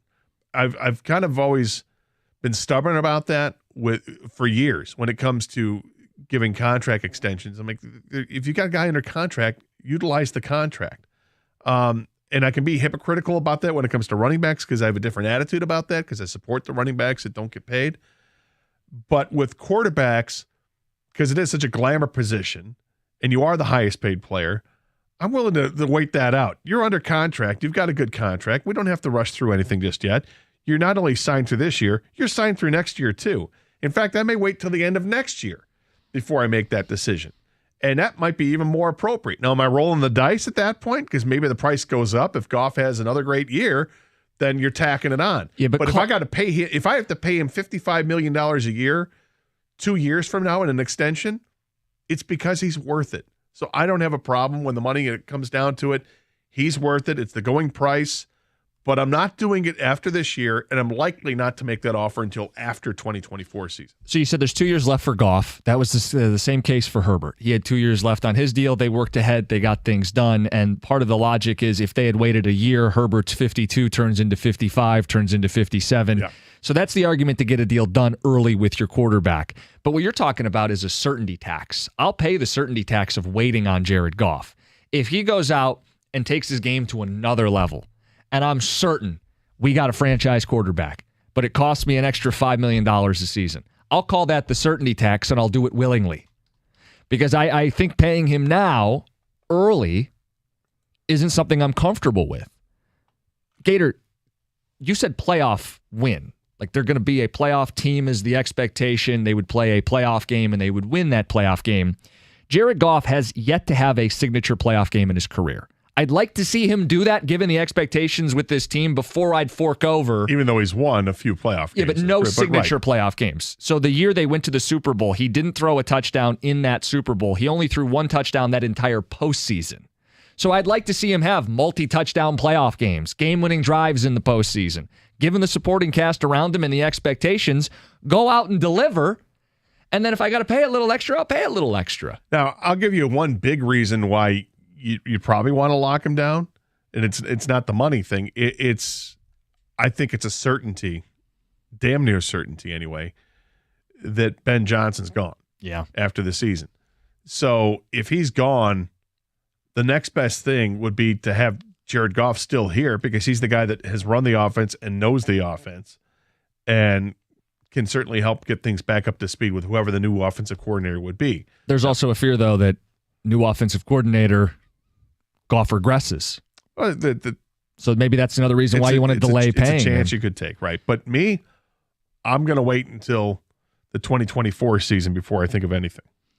Where are you guys at? 248-539-9797. What do you need to see from Jared Goff this season to feel comfortable giving him an extension at the end of the year? Some people might want to do it today, given the price. You can make that case. Because you're looking at what would basically double his salary. He's getting paid $26 million, almost $27 this upcoming season, and it's almost $27 for next year as well. Yeah. So you're talking about if you're going to wait until after the 2024 season to extend him or during the 2024 season to extend him, you're likely looking at a number that starts with a 5. Yeah, I think if you wait 2 years and he delivers, and that second part is the whole argument. The whole thing, yeah. But if you wait 2 years, you still have the franchise tag in your back pocket, and you'll have allowed Hendon Hooker to go through a full preseason training camp. And if Goff falters, you may get a look at Hendon Hooker before you make a $250 million commitment to Jared Goff. So, I'm a big fan of, hey, you guys know where I'm at with Jared Goff.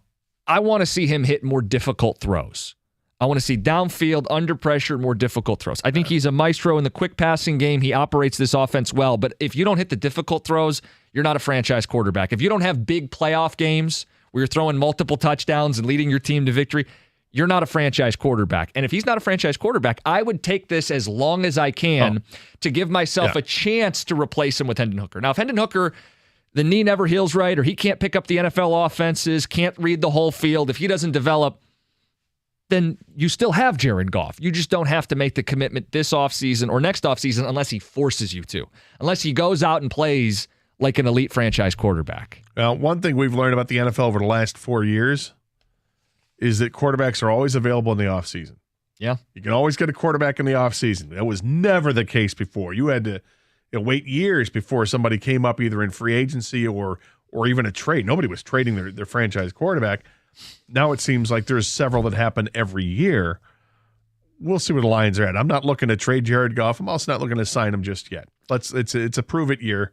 Win a playoff game, and we'll start talking. If they wanted to sign him now, 40 to 45 million a year? I mean, if you're his agent, how many players are at 50 right now? So 4 are over 50. I have it in front of me. Herbert's number 1, Lamar's number 2, Hurts number 3, and Aaron Rodgers at 50 is number 4. Yeah, so he's not deserving of that. You want me to go down the rest of the list here? You got Russell Wilson at 49, Kyler Murray at 46, Patrick Mahomes at 45. This is average year salary. Right. Josh Allen, 43, Daniel Jones at 40, Dak at 40, Stafford at 40.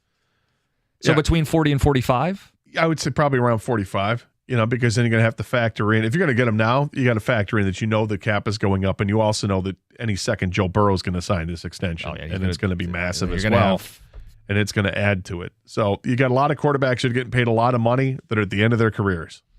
And Jared Goff is in his prime years right now. Yeah, 12 guys at over 40 a year. You feel like if and when Goff gets it done, it's going to be north of 40, and depending on how long you wait, it could start with a 5. That's the game you're playing if you wait. Because you look at Daniel Jones' deal, and he's getting 40. Yep. And it's Daniel Jones. I know, Daniel freaking Jones. But they didn't want to give Saquon Barkley his money. Glad that's not my football team. Let's go to Ed. Ed, you're on 97.1. Hey, guys, I'm kind of with you, Gator, in one aspect that, we have Goff for 2 more years. But if Hooker sets out and pulls, redshirt freshman this year, and then the following year, you have got to get him developed if you're going to find out. Because he's not a first-round pick, so you only get 4 years. At 4 years, he's a free agent. You do something then, and you cannot tag an unproven quarterback. You have to know. I agree 100%. And that's the thing is that this year's a wash. It's not happening, but he should maybe by the end of the season be able to return to the team in a practice capacity, that'd be great. And then you got the spring, you've got next year in training camp that he's going to get a look, and you'll get the whole second year where he's getting some reps in practice, and you'll have an idea of where he is at. And it's actually, it might be there is a benefit to that for Hendon Hooker, that it would be another year where he's not facing contact, but he's getting reps in practice, and it's another year where he's got the playbook under his belt, and he'll know that. So I'll feel pretty confident the team knows what they have with Hendon Hooker going into the 25 offseason. Yeah, once he gets a full year. Because this isn't a full year. Wrong. I was ecstatic. I was super excited that we got Hooker in the second round. I love the fact. But I've also got the caveat thinking, once he does finally step on the field, the dude's going to be almost 27 years old. Don't care. If he doesn't have it, you got to cut quick and you got to get on, because you're going to have to sign. And it doesn't cost you anything. It was a to third-round pick. Yeah. I mean, I know when it was discussed way early in the offseason, it was like, well, boy, I don't want to use a first-round pick on a guy with a knee who's a few years old. In the third round, a flyer on a guy became obvious. I think the scenario that you're hoping for is what the Eagles did with Jalen Hurts. They had paid Carson Wentz. They took Hurts in the second, incubated him, let him develop and learn, and then he takes over and the wind's at his back. And I think the offense is set up for a quarterback to step in and be very successful. I think Goff has benefited from this offensive line and from the run game, and he'll benefit from lower scores because of the defense. And I think the same thing would benefit Hendon Hooker if he ascends to that level. I think the Lions have benefited from Jared Goff making good decisions and finding the open guys and be able to develop a rapport with those players. And, you know, you look at the pass catchers the Lions have, it's nothing that's very impressive. Amon-Ra St. Brown is great. Outside of that, who's impressive? And yet the offensive numbers were a top 5 team. Ticket Texter says, so Cookies just needs to see more difficult throws, multiple touchdown playoff games, game-winning drives in multiple playoff games, signature playoff games. That's all?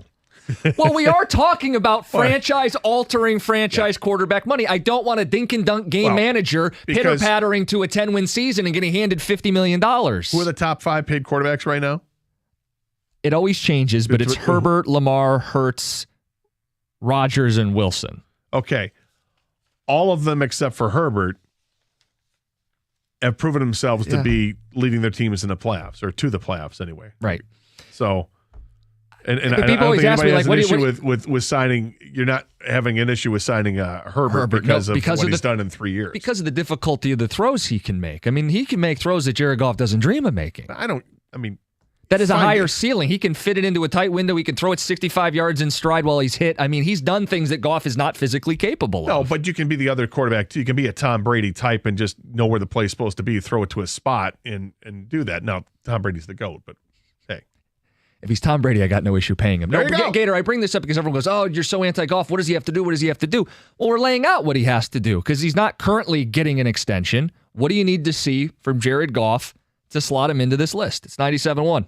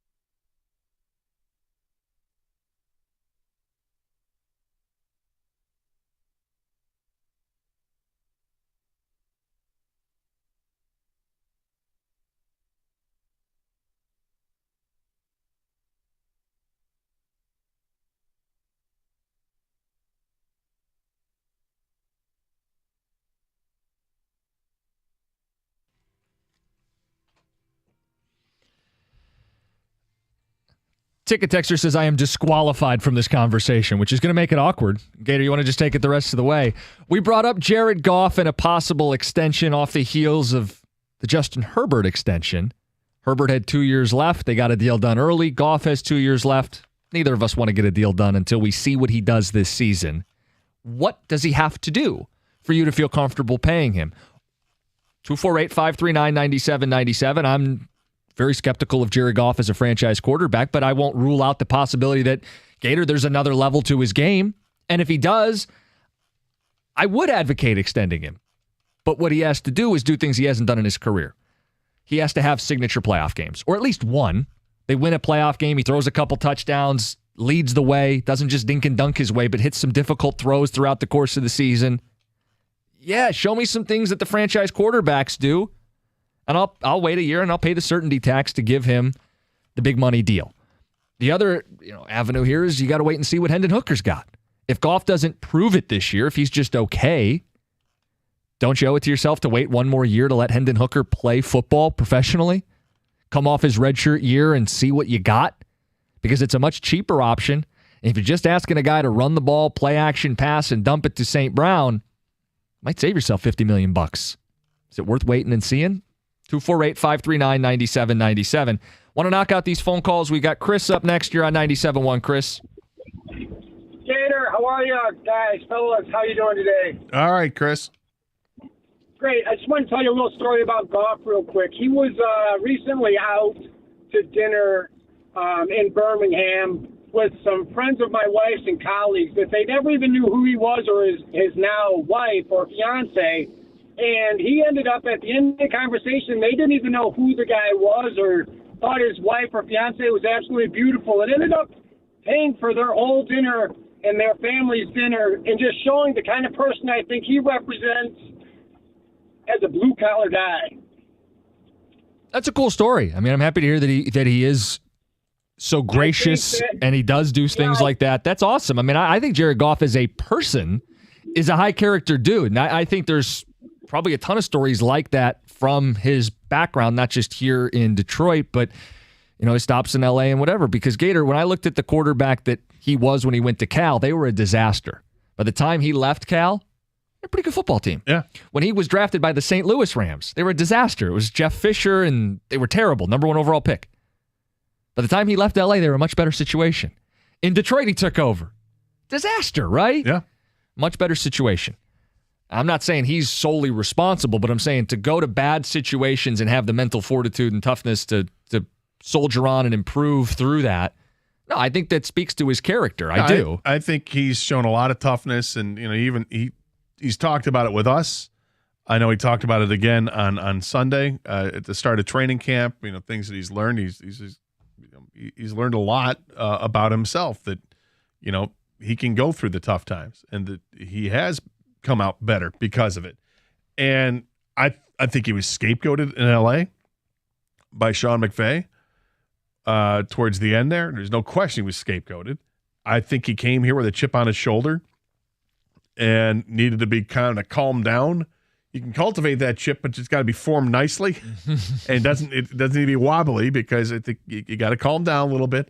They were able to get him calmed down, and the last 7 games of that first season here, he was fantastic. Quarterback rating over 100 in those games. Mm-hmm. And then people said, yeah, whatever, prove it next year.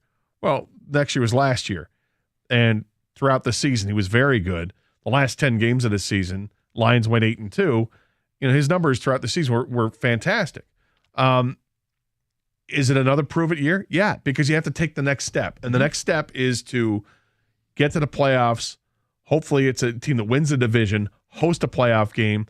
And if you're hosting a playoff game, then the expectation is you win that playoff game. And we talked about the hype train on Monday, because that's what Dan Campbell was calling it, the hype train. And it comes from the national media, I think, more so than anything else. But I suspect that the hype train's really going to get rolling from the fan base once we get to see a glimpse of what this team looks like, which will happen in a couple weeks. Preseason, before you know that is when you're going to see hype train, because you'll get to see a glimpse of Jahmyr Gibbs and his speed. You'll get to see a glimpse of Jack Campbell, going sideline to sideline and finding his spot there. You'll get to see a glimpse of what Brian Branch can do in the secondary or whatever. You'll get to see these glimpses, and that's when things are going to go, oh, okay. Well, looky here. Hello, team. Gator, we just had this passed along. We opened the show talking a little Harbaugh and rivalry, banter, and back and forth. People can't help themselves. We brought up Mel Tucker. Clearly a rivalry slant to that conversation. Little barbs going back and forth. Coming up next, if this is true, this is a big deal for the game on October 21st. Yeah. We'll get to it coming up next. Some breaking news, 97.1.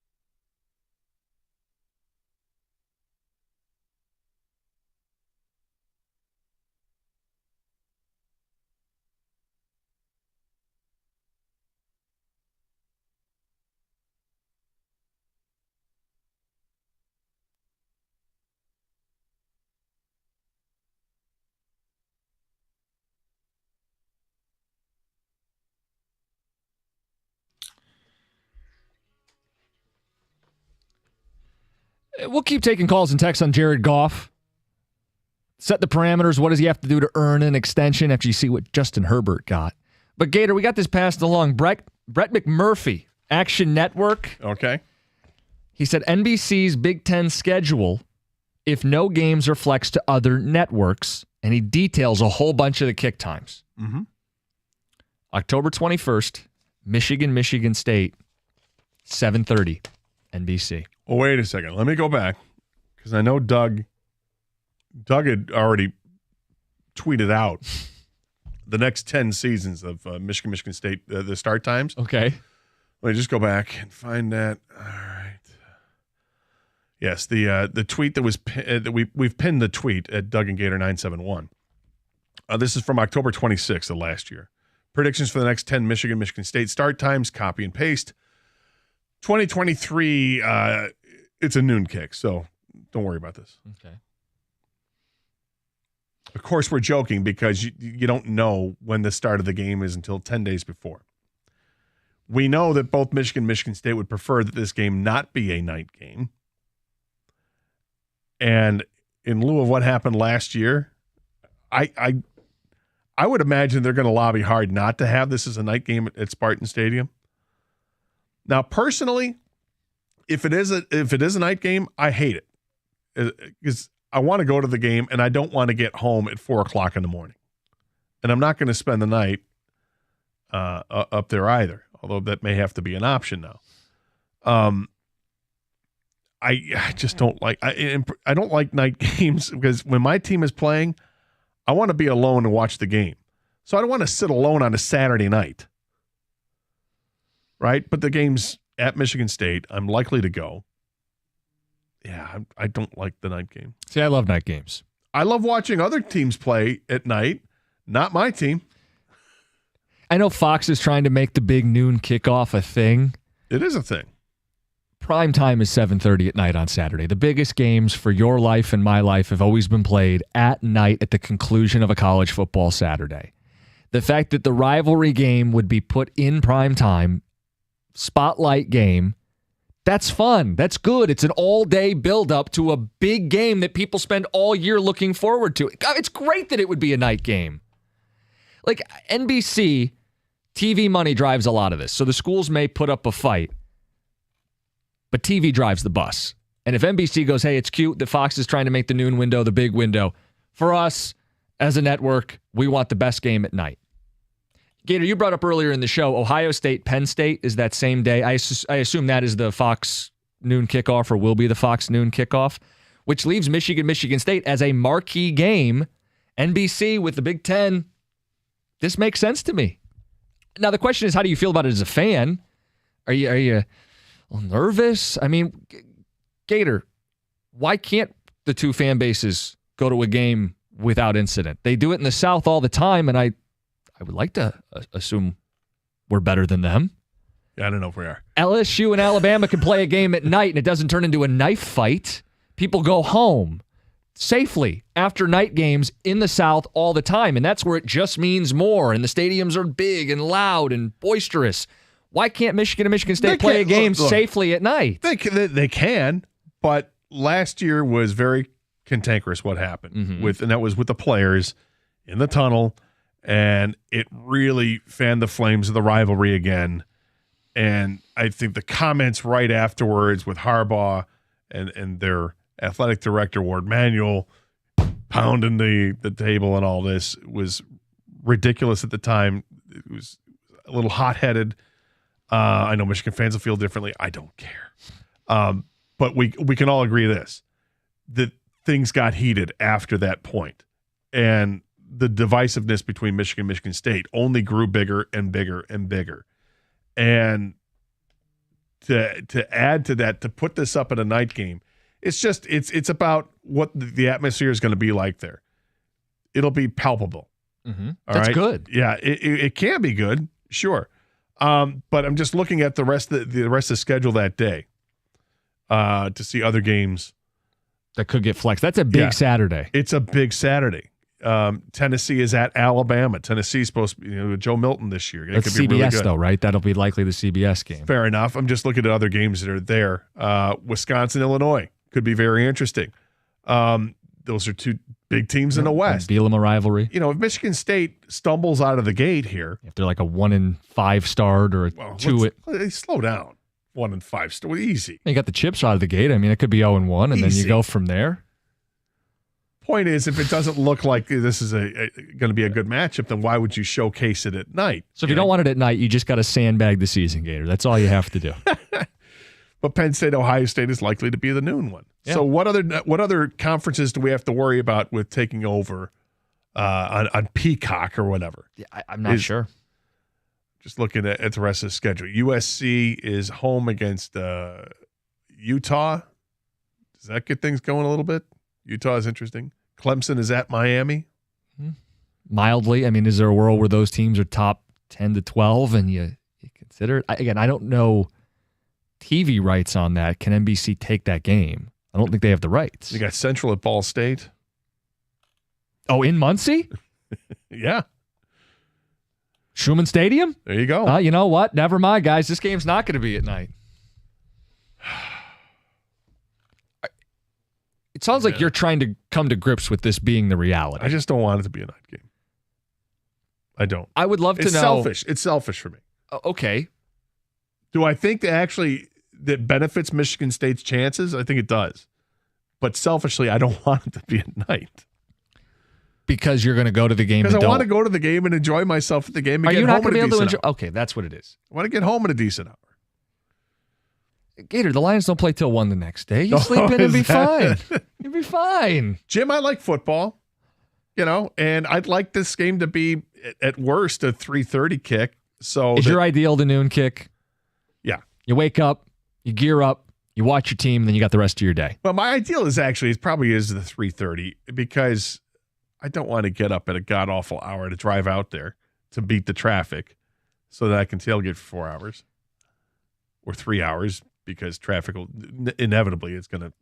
See, with 3:30, to me, it kind of monopolizes your day. And that's good for some people who just want to watch their team. But I love watching the whole sport. Yeah, and no, 3:30 kind of monopolizes my day. My early games are maybe not quite done. I got to make plans. I got to get out to the stadium.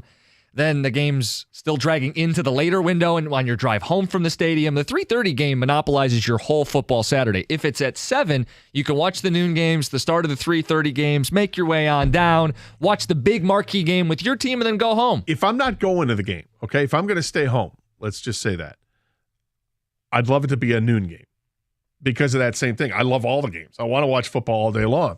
I don't want the night game because I want to be able to go out at night.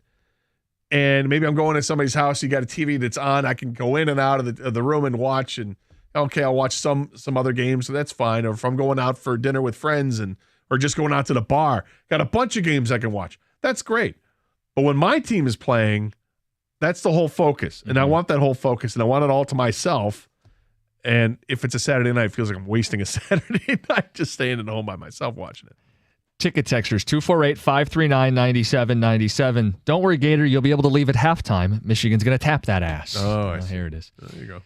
You think it helps your team playing at night? A little extra atmosphere, a little extra chippiness. Michigan State's going to have to win kind of a game of broken glass against Michigan, right? It's not going to be a 45-40 game. It's going to have to be ugly. Yeah. You muck it up.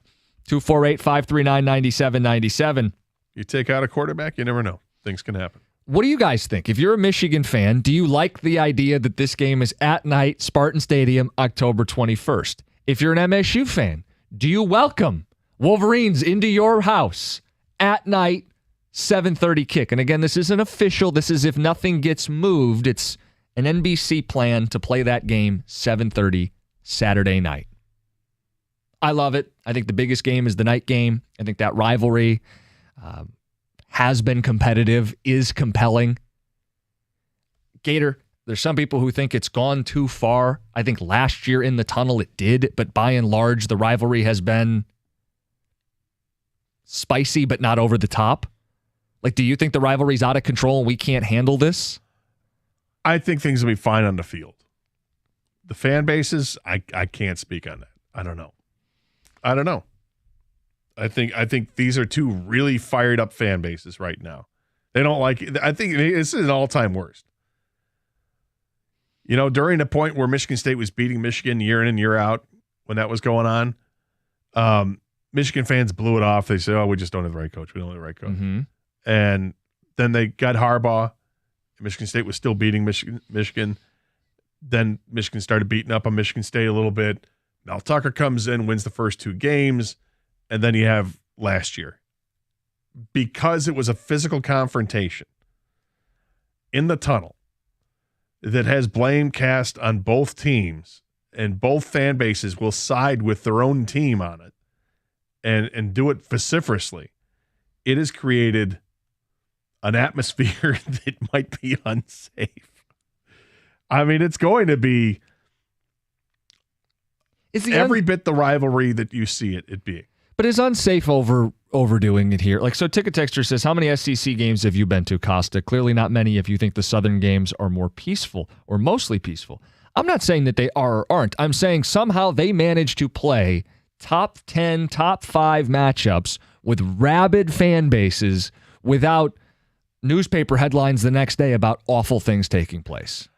I wonder this. Do you have a calmer crowd or a crowd that's more respectful if the two teams are really good, as opposed to one team being good and one team being, mediocre? So when you say that, are you implying that if one team wants to rub it in, salt in the wound may bring out the worst of a bunch of people who are liquored up on a Saturday night? Or if you come up with, let's say, an upset, then that team's fan base braggadocious, you're flapping your gums, you're sticking it to them. Listen, I don't know what changed, but you should be able to be an adult when your team wins or loses a football game. And clearly last year in the tunnel, one team wasn't able to, but both teams. You're allowed to talk after you win. You're not allowed to swing a helmet and hit somebody. It's why one team got suspended and one didn't. I mean, one team should have been celebrating on the field. Instead, they had one player run up the tunnel. Celebrate in the tunnel, celebrate in your front yard, your backyard, your patio, your neighbor's front yard. Be a celebratory winner. To the victor go the spoils. Yeah. If you win, be loud. Be loud. If you lose, don't use your helmet like a weapon. Now, don't both sides the tunnel. Oh, I'm both sides of the tunnel. Don't both sides the tunnel. I'm doing it. Oh, boy. Would all have been avoided if the one guy didn't go up the tunnel in the first place. He had every right to go up the tunnel and jaw and be. He won. His team won. Go sulk and tuck your tail between your legs and be better next year. Go pat Paul Bunyan on the head. Go do that. Go pat Paul Bunyan on the head like you should. Go celebrate with the fan base. Go with the student section over there.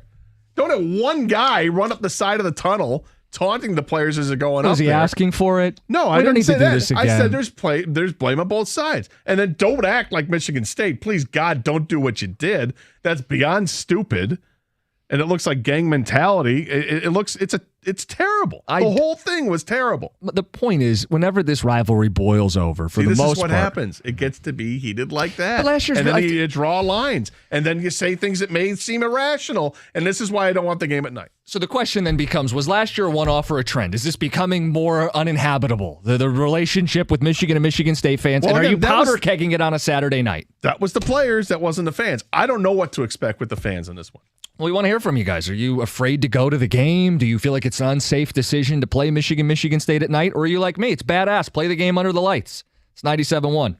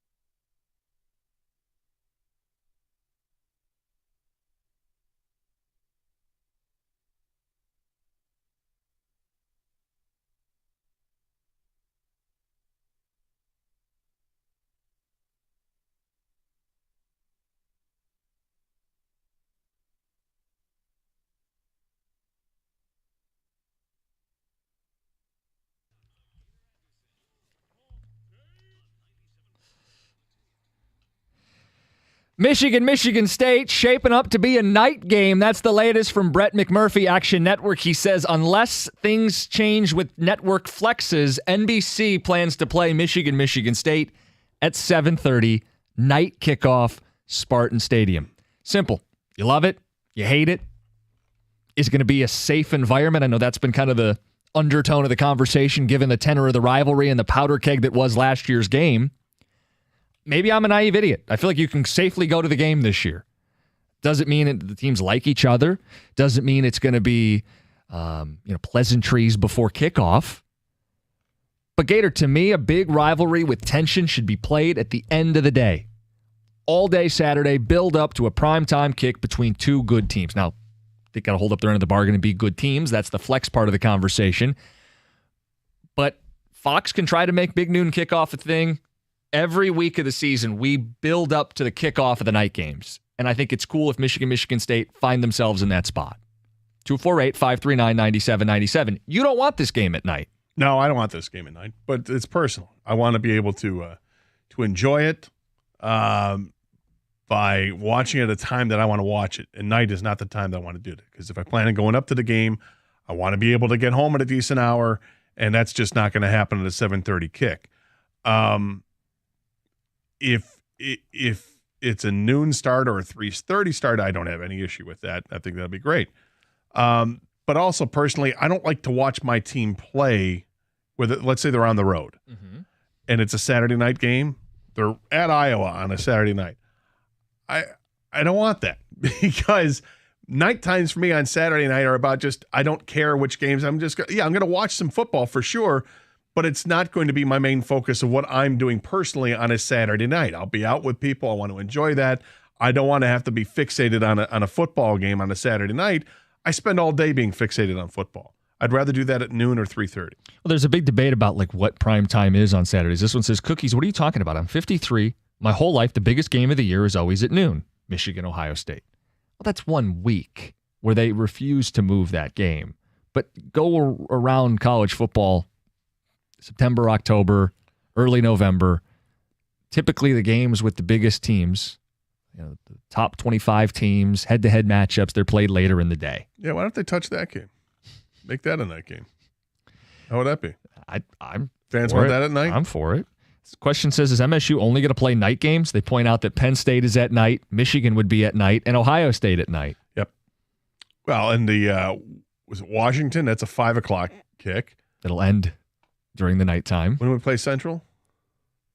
Is that the Friday night? Is it a Friday night game? Oh, look at you. Maybe that's your identity. We play Michigan State football. We play night games. Well, I think night games are cool. cool. Coming. Yeah, this one says MSU should not want to be exposed on prime time.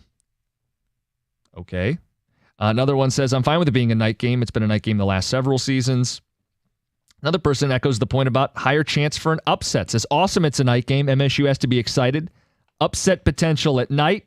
Jim Harbaugh, through his words and actions, is an embarrassment to the Big Ten and Michigan. I don't know why they threw that in there, but... Because they're a Michigan State fan, that's why.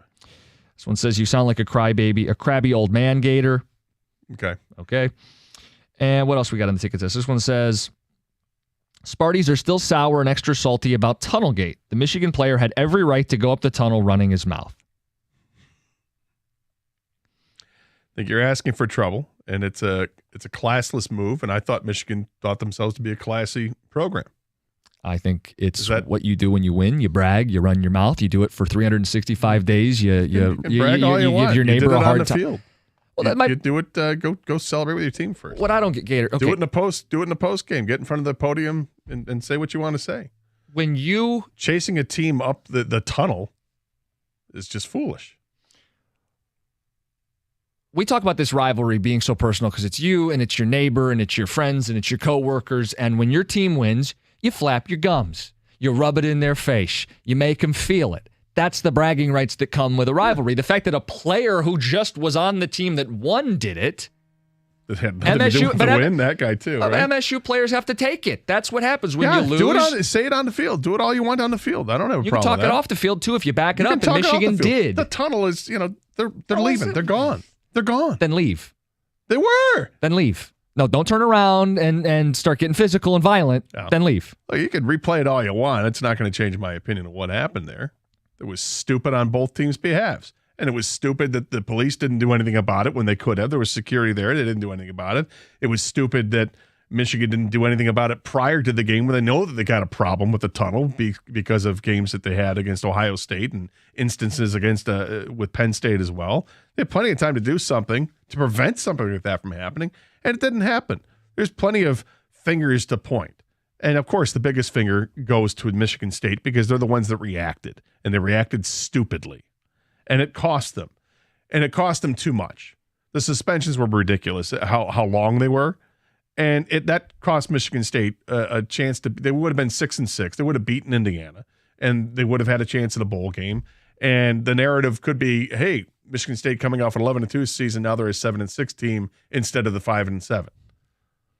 But it didn't. It happened differently. And it is what it is. It's over with. I'm unapologetic about it now because it's been hashed and rehashed. I don't care. No Michigan fan's going to make me feel differently about it. I just don't care. And I'm not going to change any Michigan fan's mind either. So it is what it is. I brought up safety. Like, is that a real concern that you have? I know you brought it up from a selfish standpoint of your day and your life and what you'd prefer the kick time to be. Do you feel like it is at all a concern? I think anytime you have a rivalry game and you're going to put it at night, I think there's always a concern about safety. And do I think that that's a reason, one of the reasons why Michigan-Ohio State is always noon? Yep, I do. I think it's a big reason why Michigan-Ohio State is always at noon. Why? Well, it's the big game. It's the rivalry, right? Well, why wouldn't you showcase that at night? Well, no, we're not going to do that. I think they should. That's they different. I know they won't. And they won't. And one of the big reasons they won't is because it is such a big rivalry and things can happen. Is that overblown, though? Like the texter who pointed out, Michigan and Michigan State have played night games before. Yes. And I mean, unless I missed it. Games that went into the night. Well, they've also played night games. Yeah, we have. Remember the one that it rained for only one side where Michigan fans complained about? Yeah. Why are we throwing the football? I don't know why you're throwing the football. Coach. Keep throwing it, though. 75 degrees and it's a rainstorm, but keep throwing it. God bless. They've played night games, and unless I've missed the headlines, it's not like there's been some major uptick in crime and violent crime and people getting hurt or maimed or injured. No, people jog back and forth. It's a rivalry. Then they get in their cars and they drive home. I mean, that's happened in this state with these two teams before. But that game didn't follow a tunnel incident the next year. Well, that's the question. Has the rivalry fundamentally changed in such a way where a night game is no longer tenable? Because I look at, and I've cited the SEC, somehow LSU and Alabama can play at night without it being an unsafe condition for fans. Look, I certainly hope that the fans conduct themselves with some decorum and some respect. Really, it's about restraint. It's about whichever fan base is getting lippy, because it'll happen all over the place. Just take it. Take it, move on, or blow it off. Say, okay, whatever. You guys won. Great. No matter which side it is. Mm-hmm. And I hope that that's what happens, that calmer heads prevail, and that we're not talking about this in October leading up to the game to build it up to this nonsense, and then the nonsense happens. Let's just hope none of that happens. All right, 248-539-9797. Phones are open. Ticket text as well. Your thoughts on the Michigan State game? Looks like a night game, not official, but unless it's flexed, NBC going to kick it off 7:30, October 21st, between the Spartans and the Wolverines. It's 97.1.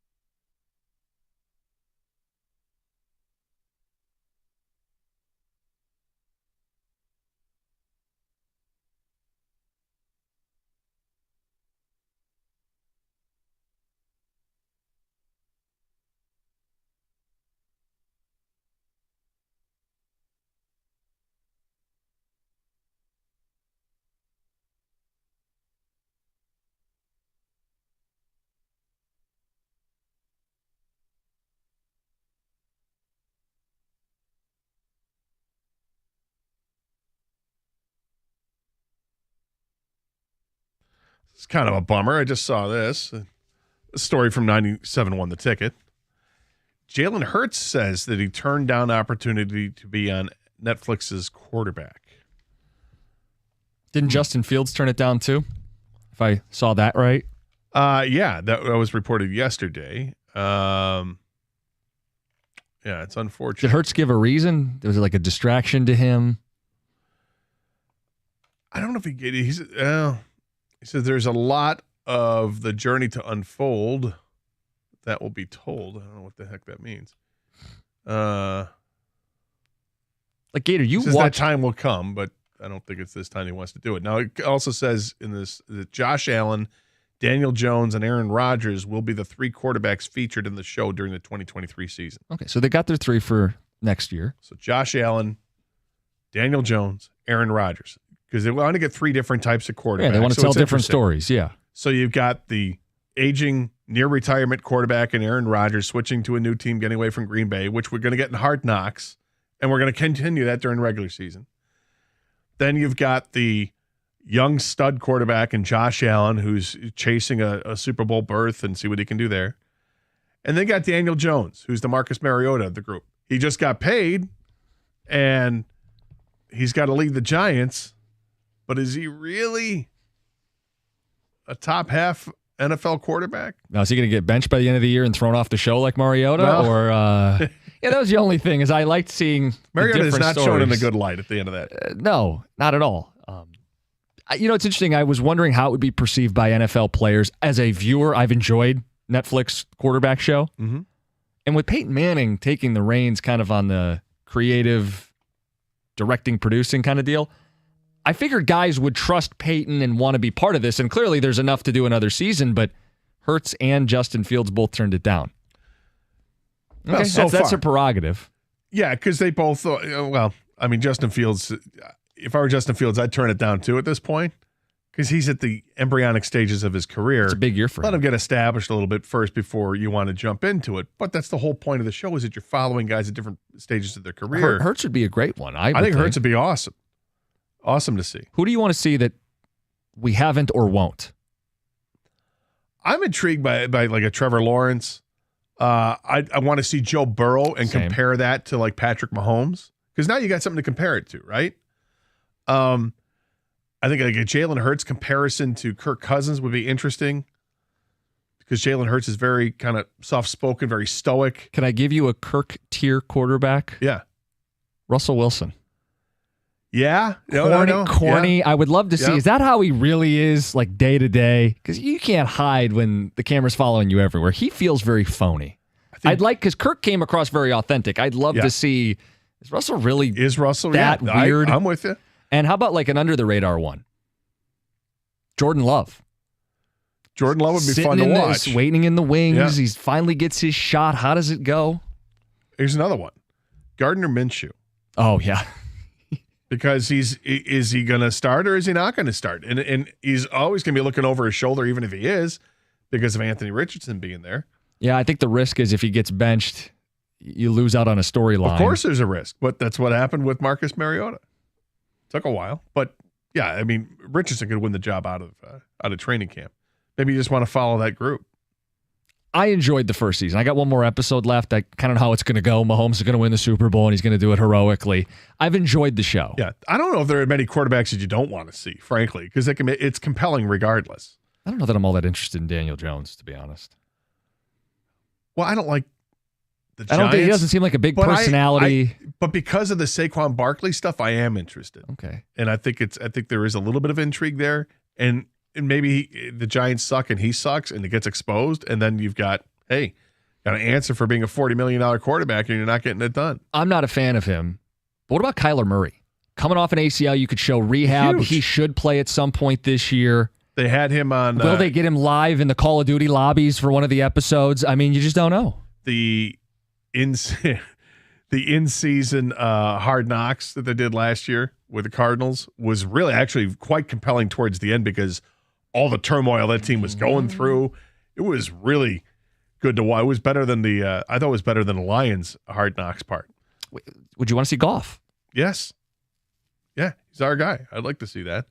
And I think fans might have a totally different attitude about Jared Goff if you see him. Did you feel different in a way like we do with Kirk Cousins? Because do you feel differently about him than you did going in? I do. In fact, to the point where, this is probably a topic that I'll get to more on probably on Friday's show.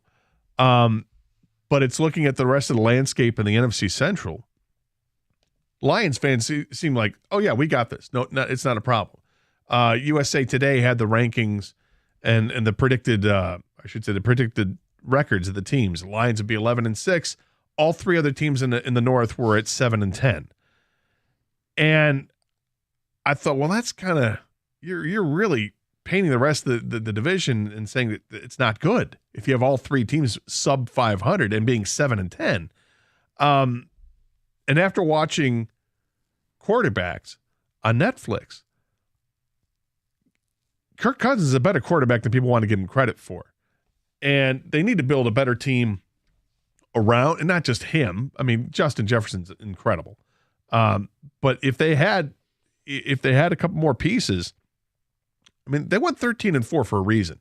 Yeah, they won a lot of close games, but they won those close games. And quarterback is a big reason why. He can have a terrible first half, and he can light you up in the second half. It was an interesting follow with him. And then just extrapolating that to the next season, I'm not sleeping on the Bears. Don't sleep on the Vikings.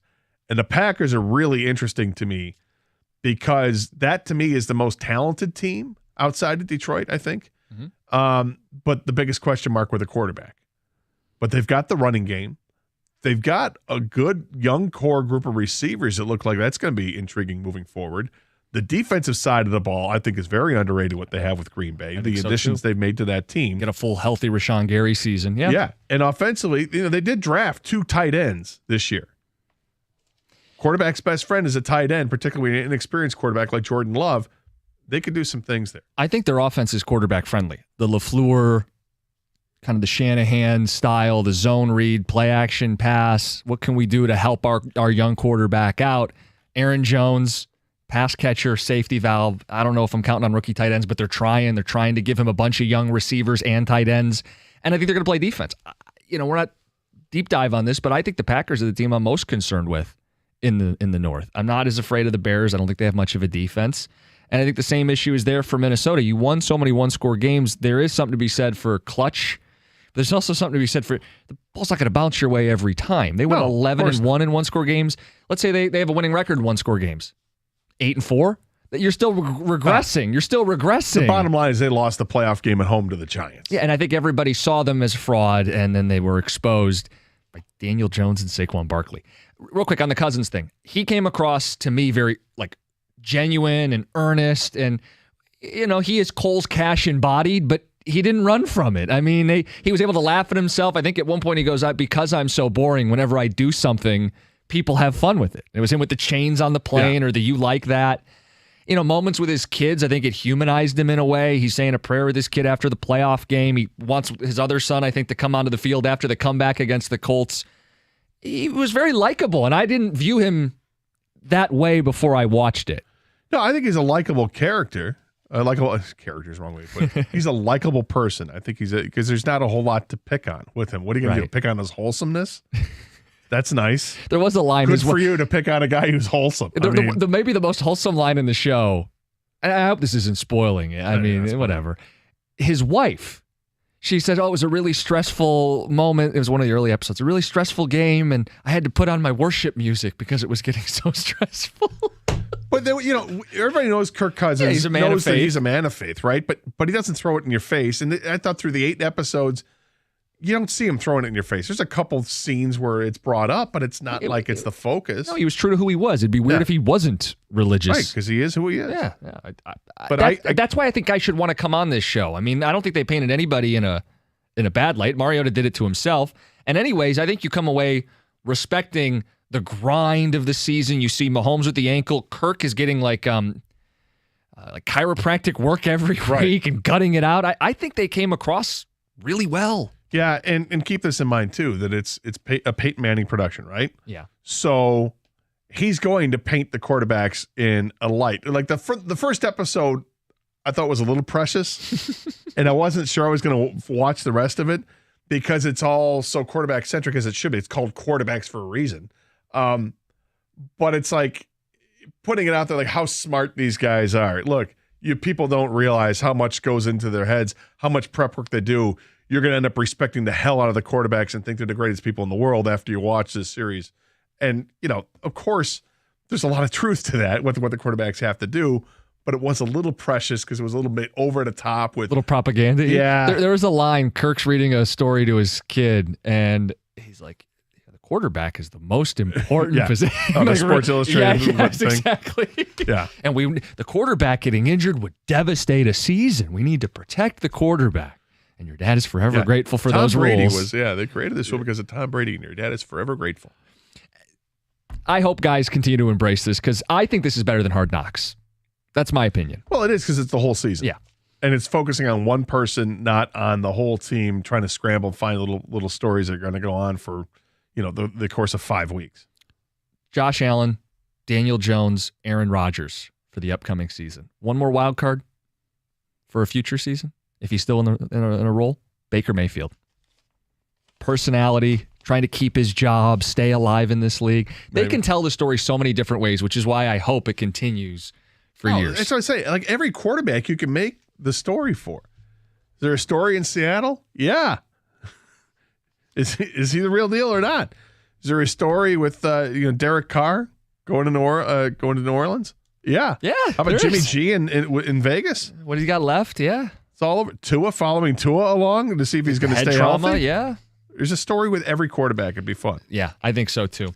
Ticket Texter says, I'm spoiling the entire show. Guys, it's been out for more than a couple weeks. The plot isn't the story. That does not spoil the show. Yeah, and there's so and many by the way, things. if you watched football last year, you know what happened with all three teams. Did the Chiefs win the Super Bowl? Did we spoil that? All right, coming up next, a little Tiger note. How about this? We know they're headed to be sellers. And you've heard a couple names, but The Athletic put a list out with 10 different Tigers who could be traded in the next week. Where do you draw the line in the sand? We'll do it coming up next. Karsch and Anderson, 97.1.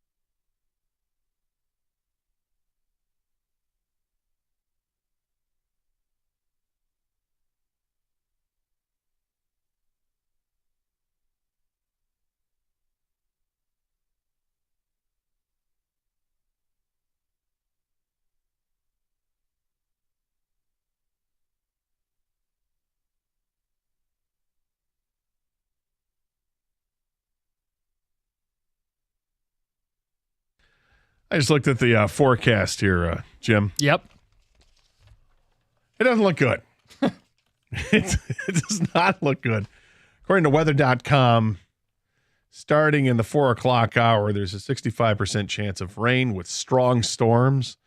Those strong storms continue for the next several hours through the 7 o'clock hour when it's an 85% chance of rain. Then you get 8, 9, 10 o'clock. Yeah, it's 70% chance of rain, and there's 76% chance at 10 o'clock. It's going to rain. I don't think they're going to get the baseball game in tonight. Doubleheader tomorrow, maybe. Well, maybe. They already got the day games scheduled. So I would imagine if they do a doubleheader, it'd be a straight doubleheader. This is probably the only time the Angels are in town, so yeah, keep an eye on it. And if you do so, well, tomorrow looks nice during the day, and even throughout the evening, it's supposed to be nice, a little warmer. But just something to keep in mind for tonight. Keep an eye on the weather, folks. If you're going to the game to see Shohei Ohtani, keep an eye on the weather going into the evening. You're seeing what's left of this Tigers team because we could see some changes by Monday, the trade deadline, August 1st. And Gator, we've talked about names you and Doug have, and whenever I'm filling in other shows, we've had the conversations, which guys would you part ways with? And it's always the same 2 or 3, like Eduardo Rodriguez and Michael Lorenzen, maybe a reliever or 2. Cody Stavenhagen of The Athletic covers the Tigers. He put out a list that has 10 names on it. So I want to know where you draw the line in the sand. Are you comfortable trading all 10 of these guys, or are there a couple that you say, fat chance, these guys are part of the core? We'll start with the obvious, the in-demand section. He lists Eduardo Rodriguez and Michael Lorenzen. Erod pitched last night. Lorenzen pitches tonight. Are these the final starts for them in a Tiger uniform? I think so. I don't know how much interest there is in Rodriguez right now. I mean, he's had a couple of shaky outings since he's come back, including last night. But I think there's still some interest. I mean, he's a left-hander. He can get you to swing and miss. He'd be probably a nice piece to the latter part of some other team's rotation. I mean, his numbers are still good when you look at it season-wide. His ERA is still under 3. But it's a rental player, more than likely. Even though he made comments a week ago, talking about how he loves it here in Detroit and he doesn't have an issue with his contract right now. Makes it seem like he could stay in and not opt out. But if he finishes the season strong, I think you'd be kind of foolish not to opt out because the contract is not very cumbersome after this year. No, he's 30 years old. If you opt out after the end of the season, you're getting your last big payday probably, as opposed to hanging on 2 more years, hoping everything goes well. The right business decision for him is to opt out at the end of the season. Because you could get, say, a 3-year, $60 million deal or maybe more money for that if he finishes the season strong. He's got it healthy and strong. Yeah. But you point out, this season, ERA shy of 3, if he had enough innings to qualify, it would be 6th in all of baseball. Yeah, I think a contender would look at him and say, well, he's probably not our ace. Could he be our 2 or our 3 and be part of a rotation that gives us a chance to win a World Series? You're hoping somebody thinks that way and is willing to part ways with a decent prospect. Like, I think Eduardo Rodriguez, would have liked to see him pitch better yesterday to make this argument, but I think he is a big ad for a team trying to win a World Series. I hope he made his last start in the Old English D. Yeah, well, because I think that he's valuable. And I think he can certainly help a team out. The other guy you look at is Lorenzen. And the way he's pitched lately, I mean, he went into the All-Star break, and we joked he was mid-4, right? Mr. Mid-4 and All-Star because his ERA was mid-4s. He's dropped it down to mid-3s, a 3.49 right now. He's a guy who's really only started 3 years in his career. The first year to start things off, when he was in Cincinnati back in 2015, but then they put him in the bullpen after that, had some spot starts, but didn't start more than 3 games until last year when he started 18 with the Angels. His ERA in the season was 4.24. This year, under Federer and Hinch and the rest of the crew, he's dropped it down to a 3.49. He's a guy that could be a pretty good piece for some team. Again, probably the last, maybe he's number 3 starter for somebody at best. Sure, or he helps round out a rotation as a 4 on a really pitching heavy team. He's a rental because he's a free agent at the end of the year, but he also is, I mean, he's a value because What's he going to get on the free agent market? He signed a 1-year, $8.5 million contract with the Tigers. So if you like him, it's not like he's just a rental. I would imagine you could be able to extend him pretty easy. Hey, we'll give you a 3-year, $30 million deal. Something like that. And that's not terrible in today's baseball. And if it's a contending team, they can afford to pay it. So I think there's something to be had with both of those players. You can get something in return. Yeah, those are two guys, quote, in demand that we think could and should and we'd be fine with trading. The next tier makes sense to move. By definition, Gator, I don't think you're going to have any objections. Jose Cisnero and Chasen Streve, couple relievers on expiring deals. Let them go. What you can get. Yep. Next, tack them on to make another deal more attractive. Little sweeteners. Less likely. Some of these names you've heard of, some of them you haven't. Well, you've heard of all these guys, but not all of them have been in trade talks. Lang and Foley, along with Tyler Holton and Spencer Turnbull. Yeah, I have two guys I don't want to move from that group. I'm not moving Foley. He's 27, but he's not a free agent eligible until I think 2028. Arbitration eligible in a couple of years. But I think they found something here, and I think they found something with Holton as well. I like the bullpen arms. I'm willing to move on from Lang. I mean, I think it's easy to say because he's been inconsistent lately. It's an easy one. Spencer Turnbull is kind of a question mark, but I'm not banking on him being special anymore because he's had some injuries here. And this is a strange one with a neck injury. He made a rehab start last night, pitched a couple scoreless innings. He'll make another one on Sunday, and we'll see if he comes back soon after that or if he's going to make a couple more rehab starts. But I'm okay with parting with him because I think he's somebody that might get you something in return if he but he's got a long way to prove it. Probably not going to deal him because what team's going to want him at this point? It's an odd fit for a contender to add. I also think he's an odd fit for the Tigers long term. They have this glut of pitching, and I don't know that he's part of the long-term vision. Yeah. So it's why he makes sense on this list. Gator, the point about bullpen arms, I am okay with trading just about any of the three, actually just all three of them from this standpoint. I'm not giving them away because they have team control. And we've seen Harris replace a couple guys from last year's bullpen seamlessly. Soto and Jimenez leave. Bullpen, I feel like, is just as good as it was last year, arguably better. I'm not giving away Lang or Foley or Holton, but would I trade any of the three? Yes, for the right haul, and I just trust the team to replenish the bullpen. That's kind of what they've shown that they can do. If you throw a Holton or Foley in the deal with one of the starters, that's a great sweetener to add. Okay, because both of those guys are having tremendous seasons. Foley his ERA is just over 2. We know he's been great lately. I think he's got closer stuff. He's got a high 90s fastball.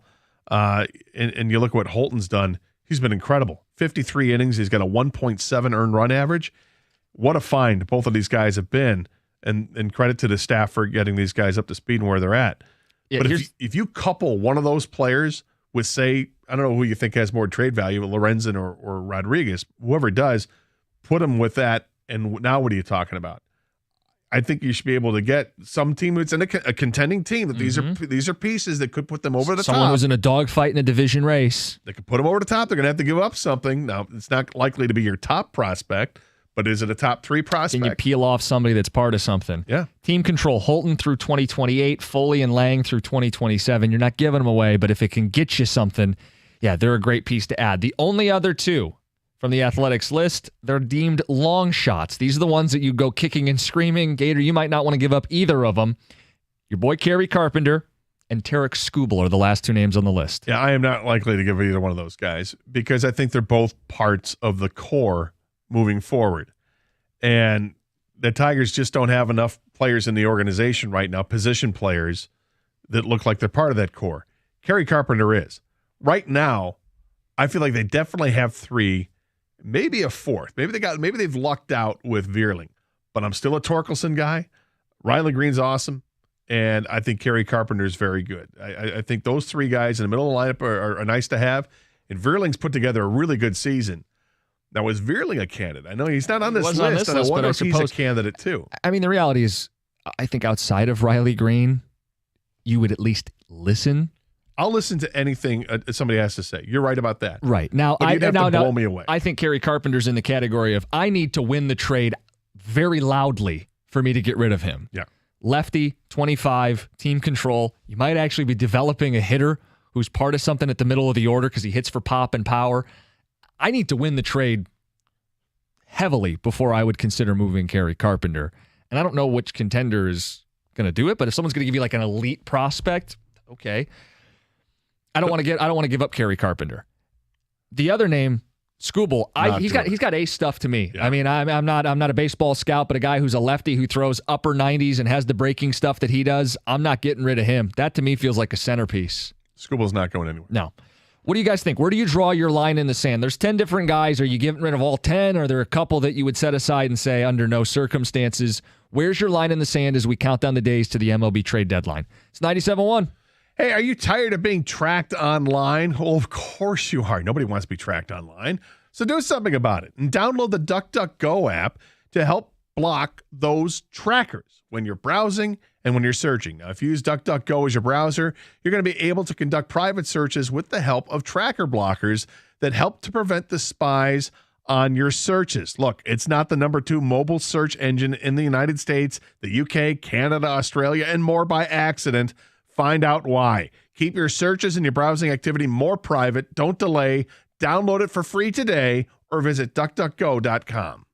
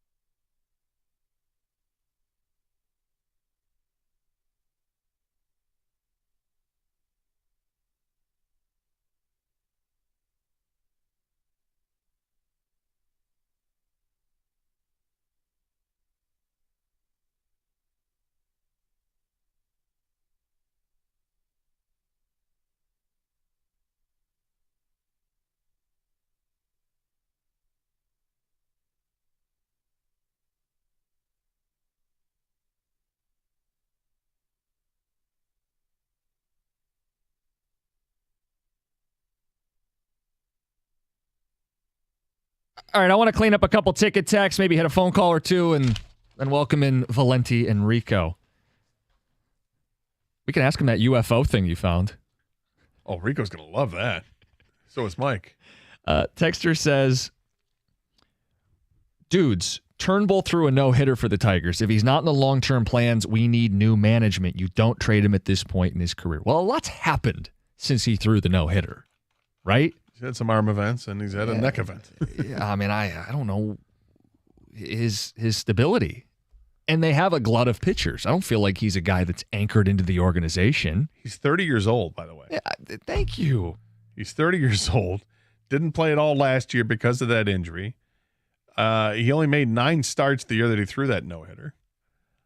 I mean, I like Spencer Turnbull, but I don't have to love Spencer Turnbull. Dean in St. Clair says a rebuild does not mean continually tearing down and trading all your good pieces. At some point, you have to transition to keeping good players. The key is control. The Tigers should lock up Erod and Lorenzen beyond this year. If they're unable to do that, then the smart thing would be to trade them. Every other player is under control, so keep everybody else. So his line in the sand is expirings only, and only if they won't re-sign. Your point was, if you can use the relievers as sweeteners to get better players, you have to be open to it. And my point would be the replaceability of the guys in the bullpen makes it less scary to do so. Yeah, everybody's looking for bullpen arms at the deadline, and the Tigers, this could be where they have the advantage because they have some outstanding bullpen arms. There's a glut of starting pitchers available at the trade deadline, so that may not look as good for the Tigers. But if teams like there's not a whole lot of separation with all the starting pitchers, the difference could be trading away Jason Foley. Texter says, don't trade Foley. He's progressed well. His fastball movement's reliable. Could be a good piece for the next 3 or 4 years at least. He says, unless they're getting a team's top 3 hitting prospect, it's not worth it. Texter says, Mike V was right. Should have gotten rid of Rodriguez when he was pitching out of his mind. Now he's worthless. Okay, a couple things. No one was trading for a pitcher in May. Teams typically wait till the deadline when they're closer to contention. So while Mike wanted to trade him in May, that doesn't mean teams were beating down their door and were willing to make a move then. And as far as him being worthless, I don't think he's worthless. I mean, some of this is going to be on Scott Harris to negotiate and be better than Al Avila, because Avila just was like, all right, well, everybody knows I have to sell. I'll get what I get. Does Harris play the game and say, well, we don't have to trade him. We could work out an extension with him. He could still opt in. And does he sell to other teams that, hey, Erod is a damn good pitcher. I shouldn't have to sell you on him. This is a guy that could make the difference in you winning a World Series or not. I mean, he is pitching as one of the top 10 guys in all of baseball when healthy. Why would that be worthless to a contender? Well, I don't think it's worthless to a contender, but let's say we get to Monday after the trade deadline and he hasn't been moved. It's not the worst thing ever, because if he opts out of the contract, it frees up more money to spend in the offseason. If he doesn't opt out and stays, then you look like you still have a pretty good pitcher in your several rotation. Years, because the rest of the deal would be locked in. And the rest of the deal is not that punitive when it comes to how much he's getting paid. No. Yeah, I mean, you could play the game where, hey, he might get injured at the end of the season and he opts in. Or he doesn't pitch lights out at the end of the season and he opts in. Or, yeah, I don't know. I mean, I'd prefer to get something for him, but doom and gloom isn't necessarily, what would set in if they don't make a deal. What else we got in ticket text? 248-539-9797. Says, would you trade Baez for almost anything someone would offer? That's from Gary at work. Yes. Yes. To get out of that contract. And, plus the fact that he's just not playing well enough. He's not hitting well enough. Defensively, he's mostly good. Mostly really good. But there are times when you're like, how is this? Why can't you make that throw? But his metrics, his defensive metrics look really good. That's what I think is he still a plus WAR player? It's because of what he does defensively, but he's not hitting at all. It's the most frustrating thing to watch a guy change as much as he has changed throughout his career. You want to bring up that UFO thing to Rico? I do. Did you see this, Rico? Hold on. Yeah, Mel, I'm talking to him, Costa, right now. Shutting down the program? Oh, okay. Oh, boy. Right. See ya. All right. Oh, my. Go ahead. Hold on. What is the identity of Mel's team? That's all I said. You don't have an identity. Call him back. See if he can develop an identity this season. He said he can't. Oh, okay. You know what? Just fire up Blue for you. Go ahead. Go ahead, Gator. Wow. Just fire up Blue. So this came out 38 minutes ago on Twitter.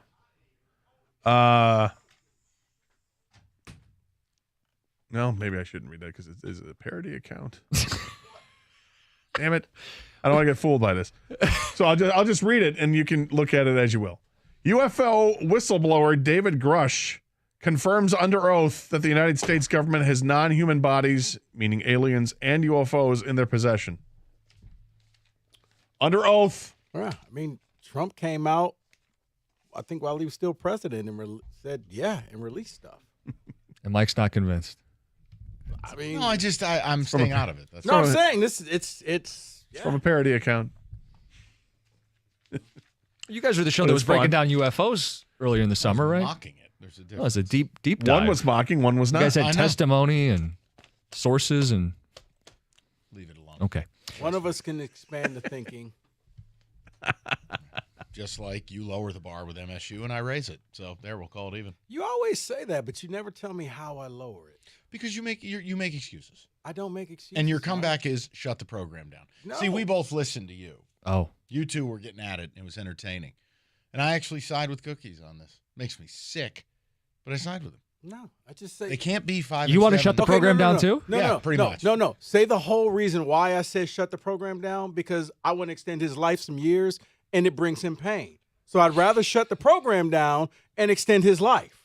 So he doesn't give you the full story. He spins it his way and makes it sound like. The whole point is we'll talk about the expectations. We're also going to open with the night game because I have a PSA for Wolverine scumbags. So we'll open up with Is your fan base going to behave themselves with a home game? No.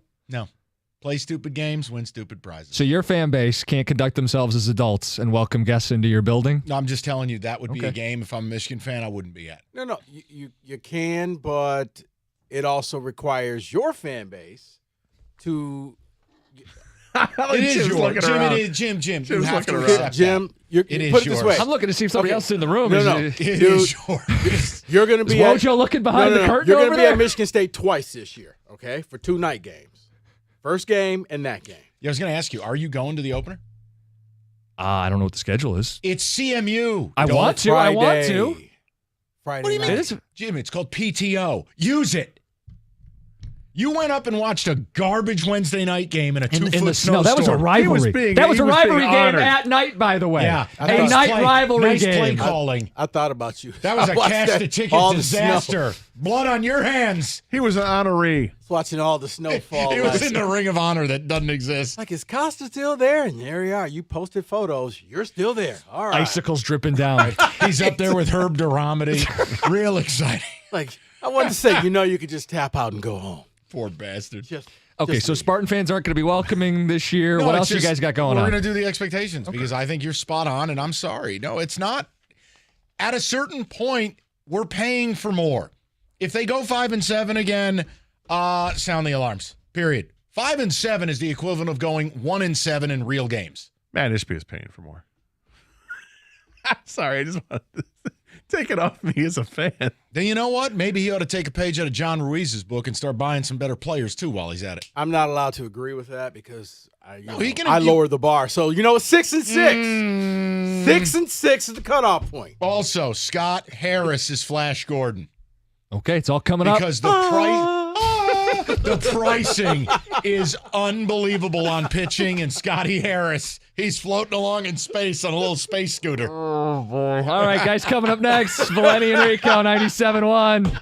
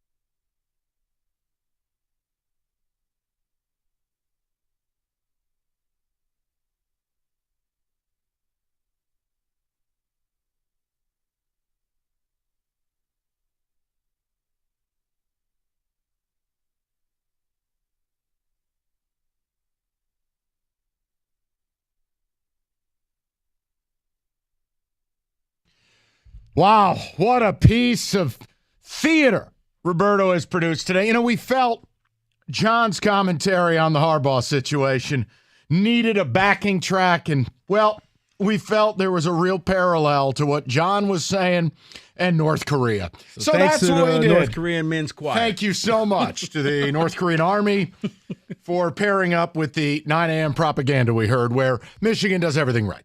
Tremendous. What about Missouri? I'm going to get John a sticker. What about Missouri? Woo! In all fairness, he's kind of right. You don't tell on yourself. Yeah, the NCAA has no. said, if you tell on yourself, we'll punish you. Right. The difference is it's not self-reporting when they're knocking at your door. You also don't lie to them and tell them to F themselves. Yeah, these are not the droids you're looking for. So, yeah, okay? And it's not about a cheeseburger. Please stop everything. I still heard that. So, I know, dude. It's crazy. It's absolute insanity. So, listen, we have a great January show. 6th was just a tour group. Okay, see? No, right there. No. No. I'm going to tell you something. I don't know what's gotten into you, but this is 2 days in a row you've gone completely inappropriate. And that's coming from the guy who laughed at the North Korean anthem behind John's comments. What did I say yesterday? I'll just say 2 words for you. Chicken joke. Oh, it's factual. It's there. I can't wait to try it out. I'm bringing Davis some. He said it's factual. I no. Oh, Let me deal in facts. Let's start with something fun, shall we? I would like to offer a public service announcement because a major announcement has been made today, and it is something I never thought I would see in my lifetime. But Britt McMurphy has tweeted out, Michigan State is going to be a night game, 7:30 NBC. That means that the other 2 goofballs who normally handle all of Michigan's broadcasts will be stuck, in air quotes, Big Noon, Fox, OSU, Penn State. So Michigan and Michigan State will be 7:30 on NBC. Here's the PSA I would offer. And it's not hyperbole. I'm being real with you. Because people are nuts, and I don't condone what all people do, but I'm just telling you. Friendly advice if you're a Michigan fan, don't be there. Don't be there. Don't bring the women and children. Don't be there. Don't show up in your egregious butter-themed T-shirt garb. Don't be there. It's the equivalent of playing stupid games and winning stupid prizes. That is going to be arguably the most hostile environment this rivalry's ever had. Ever. It will be a tinderbox. Don't be there. Find something else to do somewhere other than East Lansing. I would never, if I were a Michigan fan, be at that game. Because there's decent odds you'll be eating a battery. I don't condone it. I ain't telling people to behave that way. But I know what Spartan fans are feeling and how that's going to go down after what went down last year and how MSU got railroaded.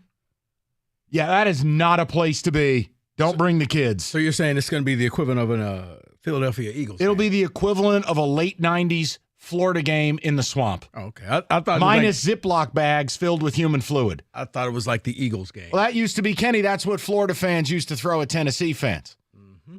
You could fill in what was in the Ziploc bag. Mm-hmm. It's going to be really, really ugly.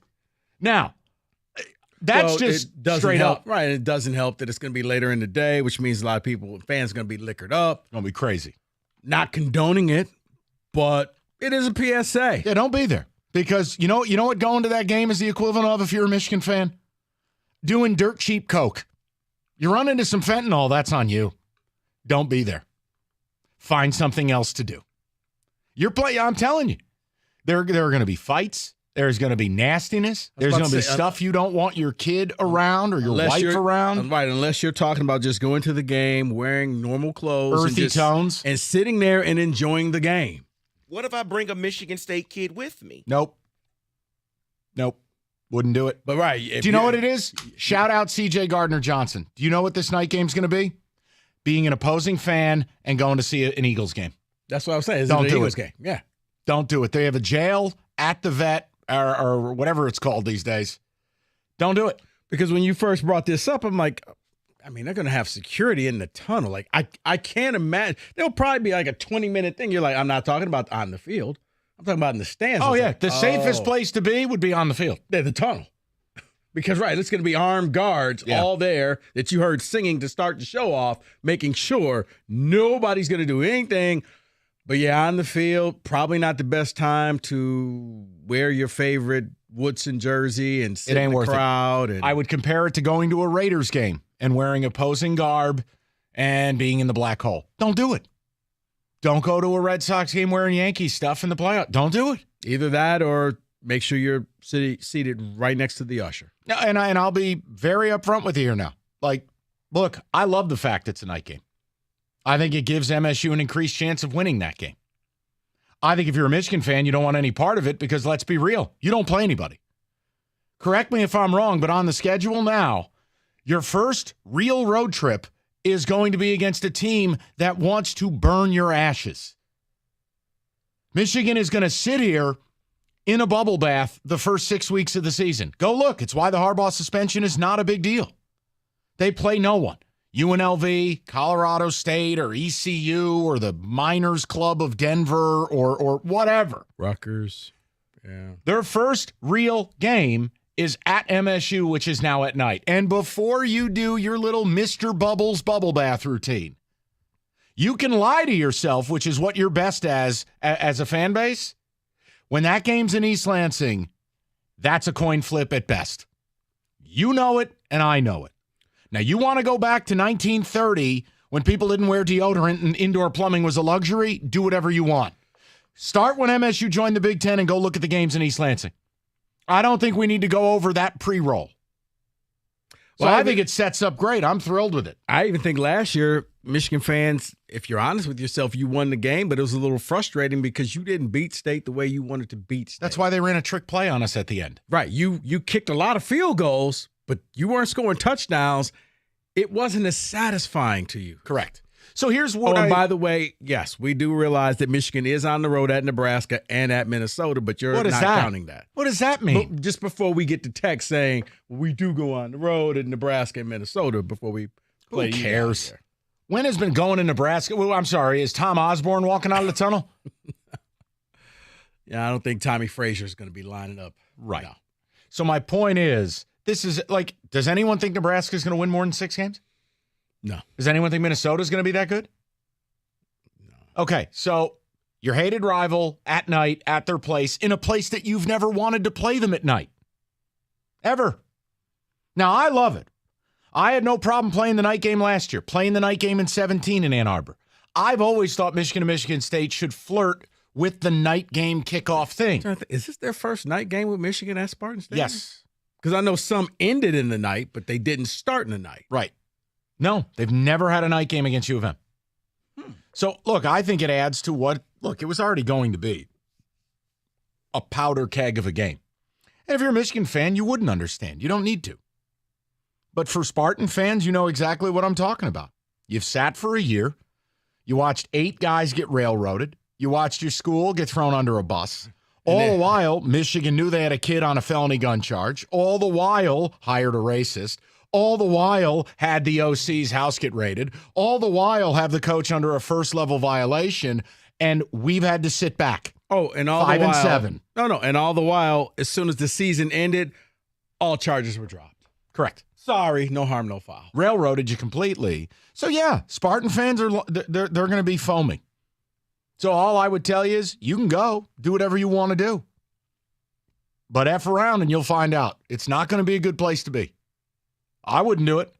If I had a family member who was a Michigan fan, my answer would be no. You can laugh. Say whatever you want. My answer would be no. I definitely wouldn't take kids with you. No. If you're going to go, you probably want to go with your boys. You want to go with some people with some ride or dies. I think the people to talk to about this would be Kenny because it just means more in the SEC. There are SEC venues you don't go wearing opposing colors. You don't do it. Really? Oh, yeah. Oh, yeah. Oh, yeah. You don't do it. Okay, macho man. Yeah. Ooh, yeah. Where, Kenny? Somebody get Mean Gene out here with a microphone for Kenny. I'm Macho Man out here. Cup of coffee. Where the places? Oh, geez. I don't think. Well, first of all, I don't think anybody wants to go to Georgia under the lights. Can we start there? Wouldn't do it. I'll tell. LSU's another great one. Yeah, I'll tell you another one. Like if you're in a rivalry game like Ole Miss and Mississippi State, I wouldn't play around with that. Yeah, those rivalry games hit a little bit different. Florida, Georgia, wouldn't play around with it. Tennessee, Florida, wouldn't do it. Auburn, Alabama, they poisoned a tree, Rico. They poisoned a tree.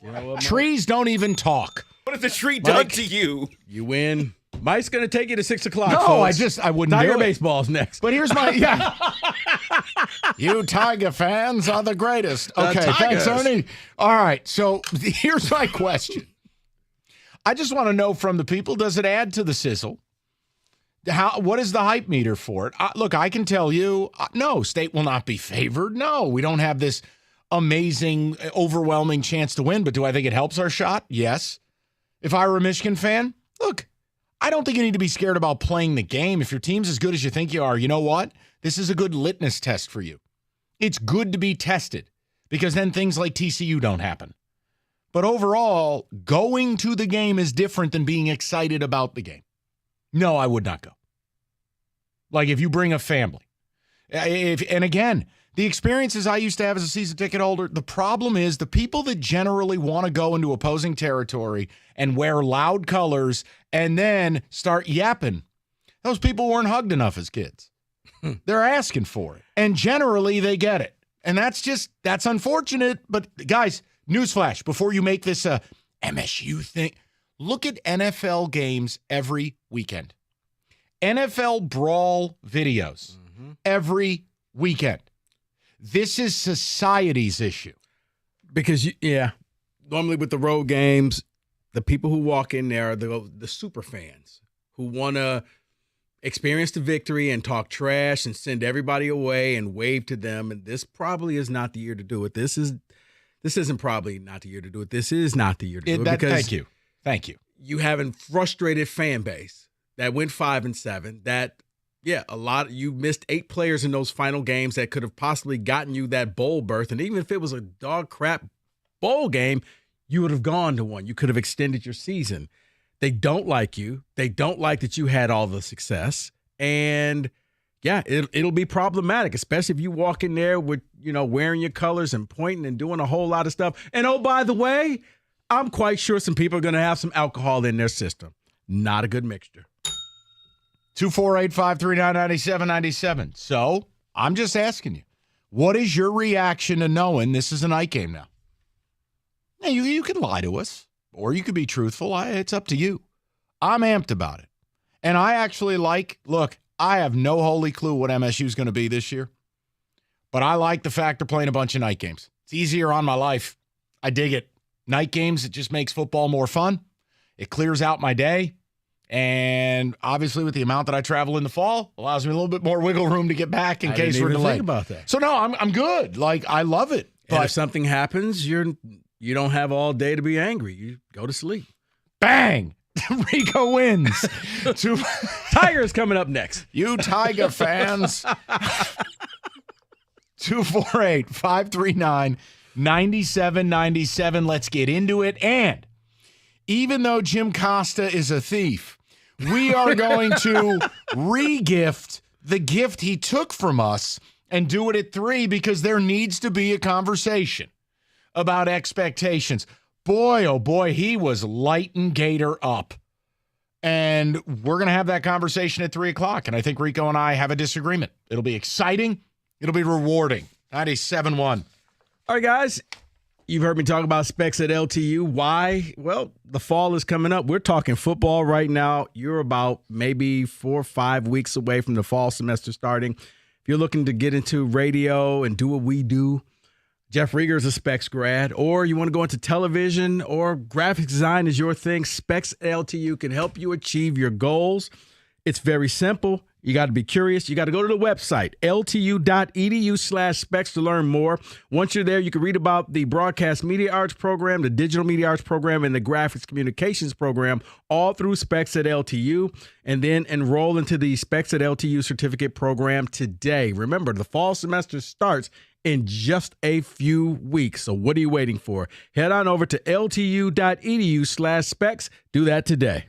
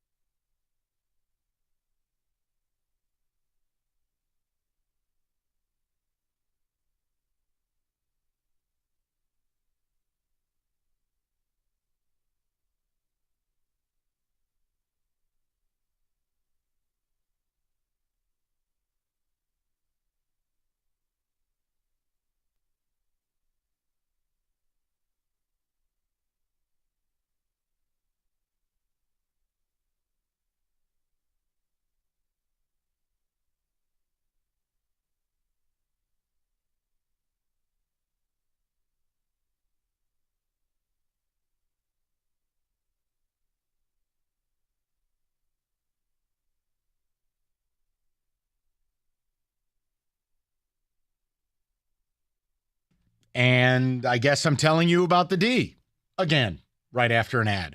So listen, here's the deal. We'll change it up. It's very Reinforce simple. the point. It is product reinforcement. Here's what I will tell you. Let's talk about Circa for a minute. We always talk about this. We're out there for the Masters. We're out there for March Madness. Yes, the D.com to book your stay at the D. Circa, unbelievable sports property if you're going out for football season. And here's what you get. Even if you're staying at the D, you're going to get 2 free stadium swim passes at Stadium Swim at Circa. So figure out which property's best for you, figure out which price point's best for you, and plan your football weekend now, because Vegas is like I've never seen it before. It's just pandemonium at all times. So there's your friendly reminder, the D.com to book your stay today. The D Las Vegas, it is your home for sports in Vegas.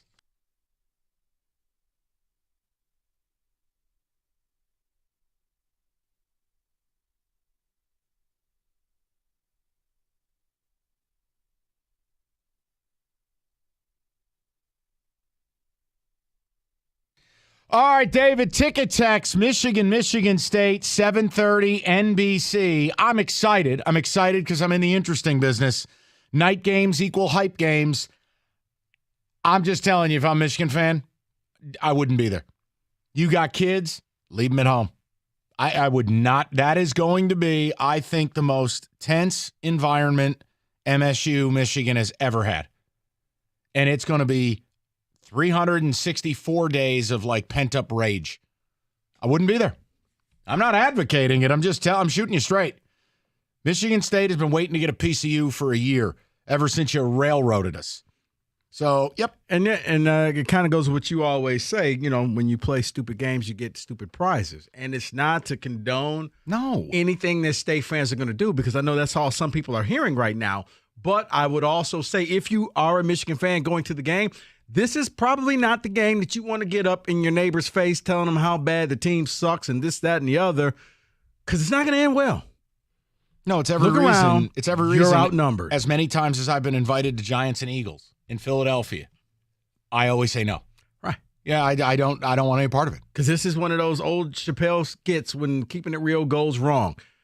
You probably could have just sat back down in your seat, but no, you had to let him know how great his team was and how bad Tucker was. It's every week in the NFL, and this will be no different. David, ticket text. Go for it, man. Michigan fan here. I love the fact that this game is being played at night. It just makes everything mean more. But no, I will not be going. Yeah, I think it's a great time to sit at home and relax and have your friends over and use your bathroom. John in Florida, good afternoon, guys. The Michigan State game at night is going to be ugly in the stands. Those fans will get crazy and stupid. I will not be going to that game. I also think it's ugly at the tailgate, ugly outside the stadium. It's just not. Really? See, I think the tailgate is where you'll have people trying to act like, no, I'll be on my best behavior. But by the time the tailgate is over. Here's what happens with games of this magnitude. People that don't have any intention of going to the game show up with a full intention of doing bad stuff. That's your problem. These people don't even have tickets. It could be Michigan State fans and Michigan fans that have no intention, will just drive through, park somewhere, and start something. There'll be 200,000 people on campus. And a lot of them ain't got no intention on walking into that stadium. No, you're right. You're right. David? Somebody says people need to understand that it's just a game. We know this. this. In this we know this, but we don't talk about how we want it to be. We talk about it how it is.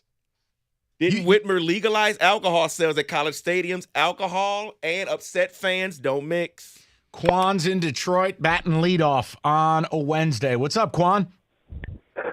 I'm listening to you guys, so you make me laugh because I really believe. Hold on, Quan, I'm going to put you on hold for a second. You're in a bad cell area. I'll get back to you. I can't understand what you're saying. We'll go to Brandon, 97.1. What's up, B? Brandon. Brandon. Well, there we are. There you go. There he is. What's up, Brandon? Muted. Go ahead. How are you? Loud. Yep. Okay. So first year of alcohol.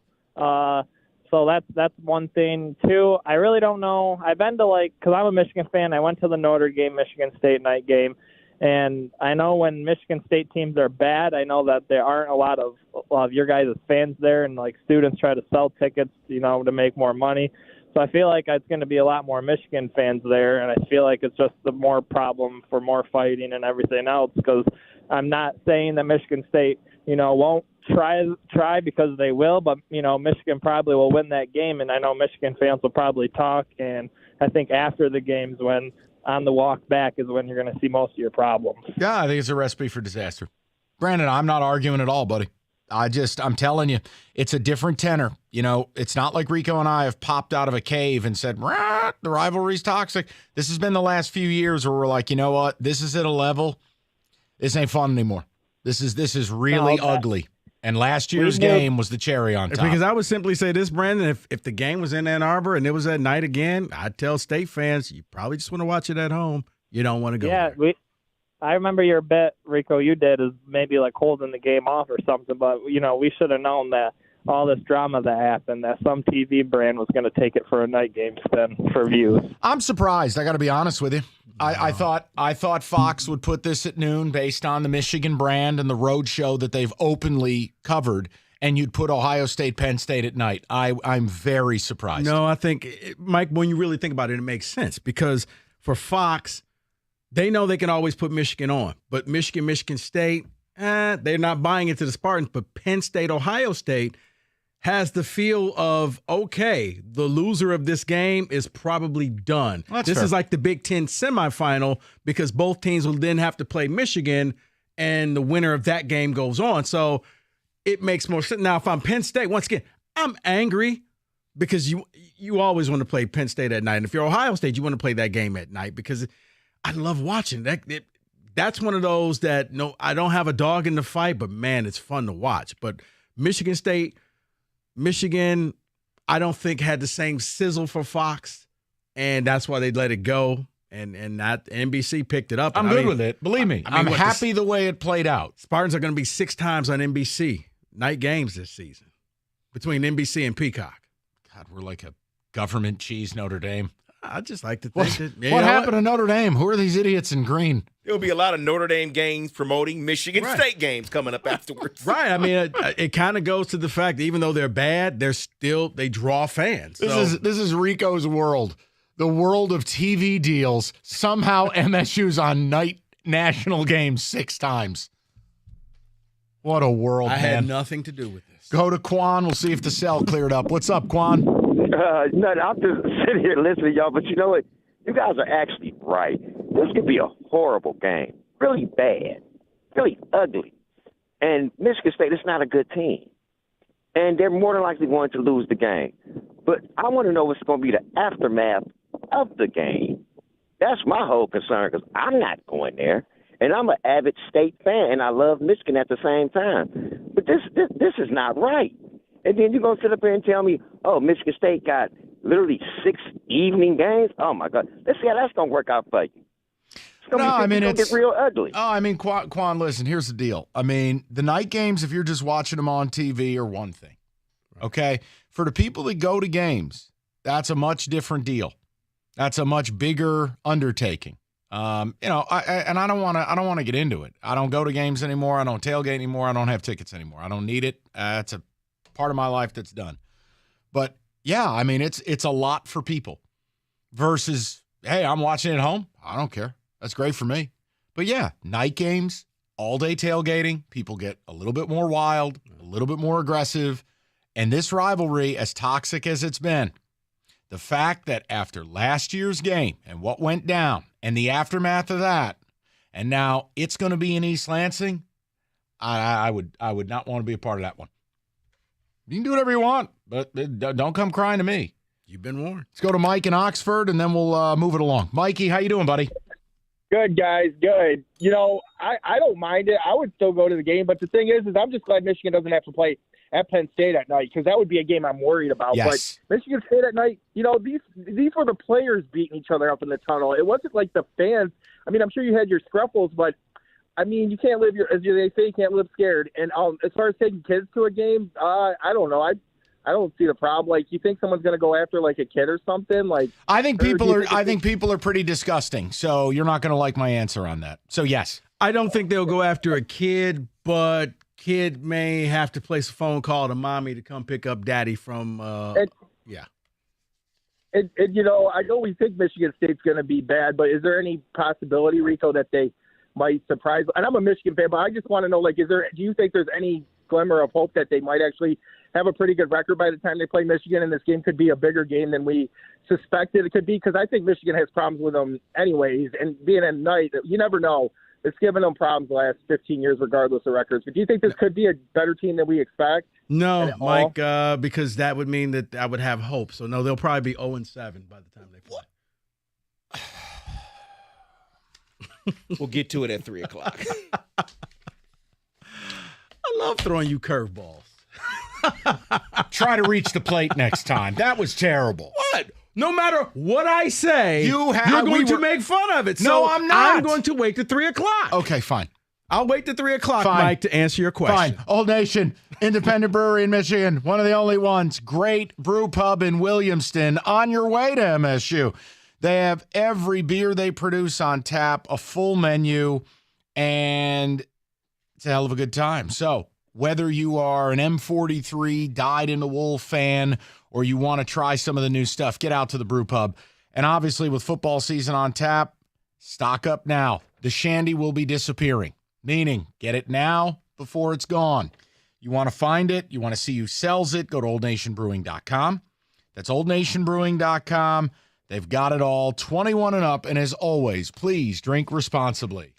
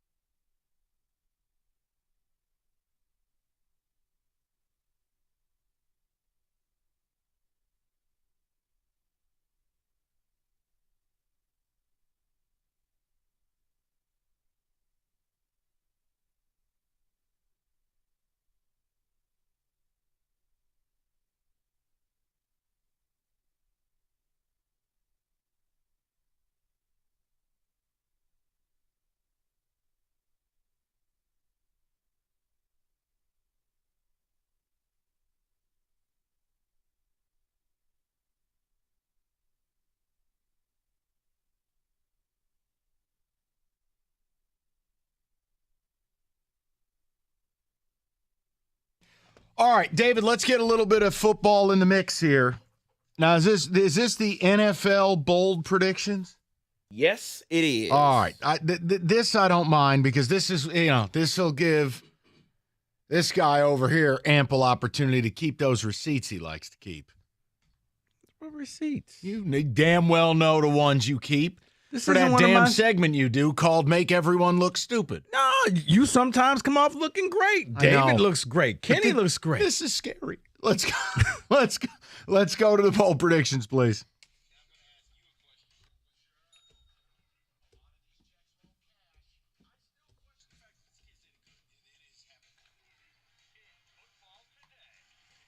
There is a Lions one in here. I'll save that one for last. Let's start with bold prediction. The New York Jets will rank number 1 in defense. Here's why they're saying that. Because they only gave up 17 points per game last year, and they had to play on short fields because of the bad offense. They believe with the better offense, they'll have a longer field to play on, force more turnovers.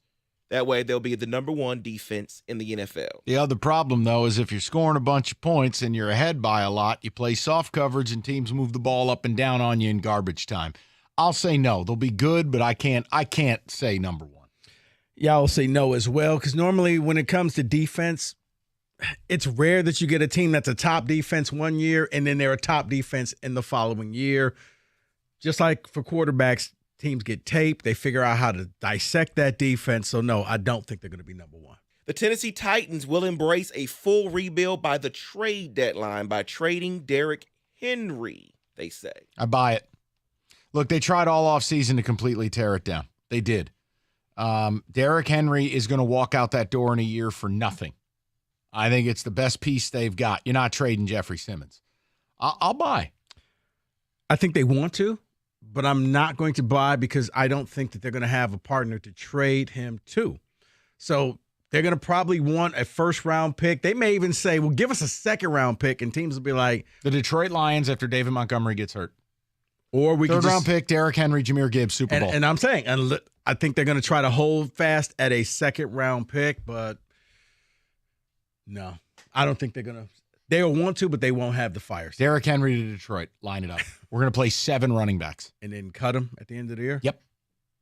Yeah, you've used them up. You got what That's you needed right. to do. What do you do with empty toothpaste tubes? Throw them out. Well, I figure you got Jahmyr Gibbs. It's a stable. We're playing 7 backs. But if you got Derrick Henry, you gotta use playing it both up. at the same time. Next bold prediction. Houston Texans will be a surprise playoff contender. Think about the division they play in. What year? Playoff contender. Which year? It says this year. Oh. Absolutely not. No. Absolutely not. That's absurd. No. Just no to all of it, and I wish you didn't read that. Hey, it's on the list. I have to read what's on the list, correct? Unless All right, you Ron Burgundy. making the playoffs at 6-11. Jesus. Arizona Cardinals post the league's first 0-17 record. I'm only going to say no because it's really impossible. Like no. Now they may win 2 games, but no, I can't predict a winless season. No, because in the NFL it's set up that anybody can win on any given day. And you're going to catch a team just probably sleeping, thinking they're just going to beat you. Like when the Chicago Bears kicked your ass in week 2 last year. Week 1. Oh, yeah. In the rain. And Trey Lance died. Wow, week 1. That can happen in week 1? Well, Yeah, you got to have you're right. You got to have a monsoon, and I don't know. But no, it's like, the Colts beating the Chiefs last year. That's right. Nobody saw that coming. Excellent. Go Steelers. Good pull. Trevor Lawrence will win the NFL MVP. Bye. I knew I wasn't going to finish it. Bye. Trevor, I'm all in on. I'll take all shares of Trevor Lawrence. Winning the MVP? The MVP. No, I'm not going to buy that. No. Calvin Ridley, a.k.a. Pete Rose, he's back. Christian Kirk, Ingram, numbnuts from Clemson, ATN. They drafted Tank Bigsby. Come on, Rico. Embrace it. The MVP is going to be playing quarterback for the Philadelphia Eagles. That's your league MVP. I know. It's just not a bold one. This is bold. No, I'm not buying that. So, no. Kenny, Trevor you got family Lawrence? in Jacksonville? Wow. He just strikes me as like a Jacksonville Kenny, guy. Kenny, as your lawyer, don't answer that Just trying question. to eat my burrito bowl back here. I'm catching strays. Don't answer that question. That's a loaded question, my friend. The next bold prediction. Bijan Robinson will claim 2 major honors, and the honors they are talking about, Offensive Rookie of the Year and NFL Offensive Player of the Year.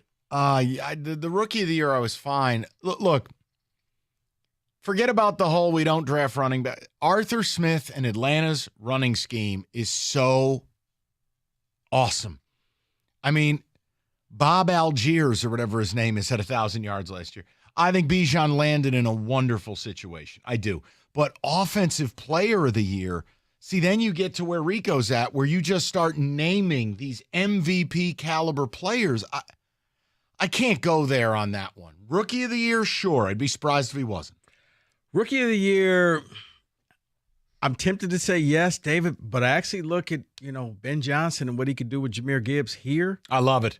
And get on the train. Taking him out the backfield, put him in the slot, moving him around, scoring touchdowns. Now, the thing for Gibbs, he's got to score a lot of touchdowns. And I think it's possible that he could end up winning. But to be fair, Arthur Smith and Robinson were both quoted or was saying that he's going to use him everywhere. Also, like Jahmyr Gibbs. Also, I would just like to report that Evan Jenkins was sprinting. Saw that. And kind of looked like Derrick Henry.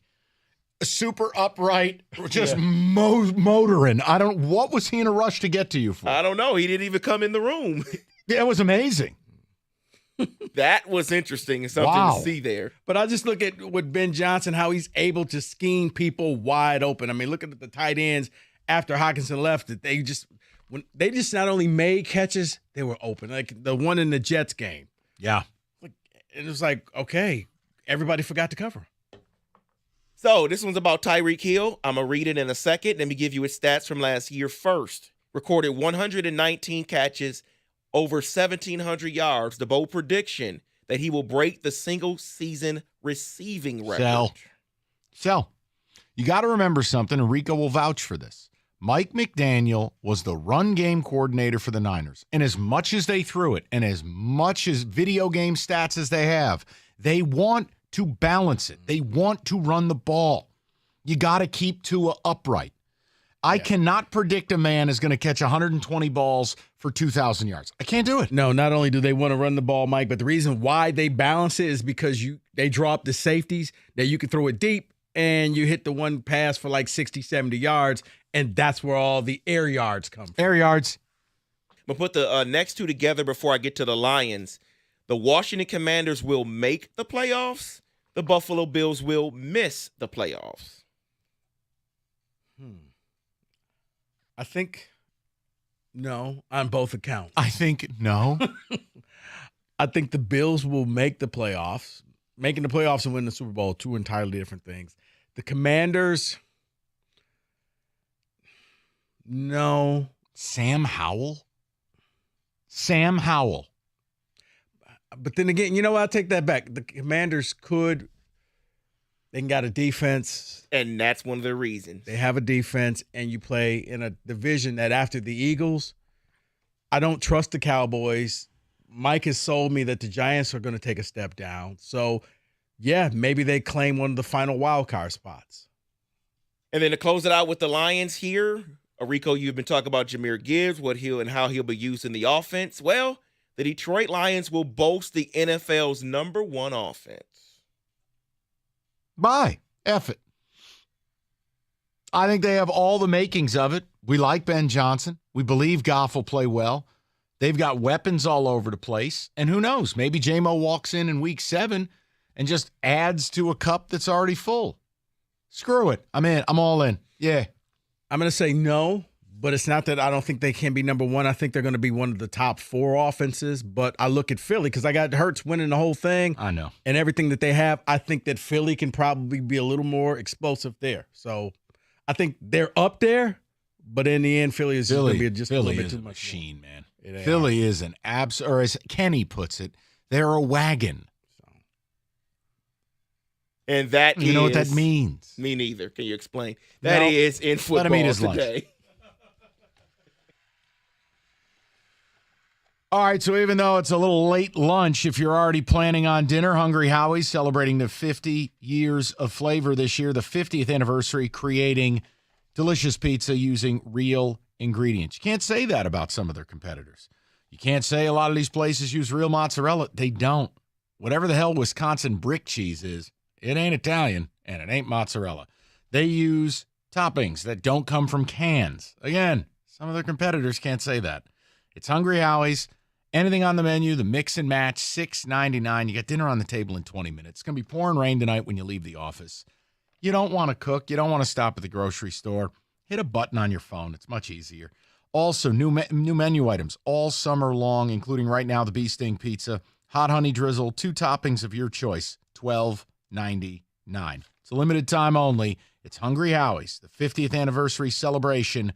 Hungry Howie's, limited time only.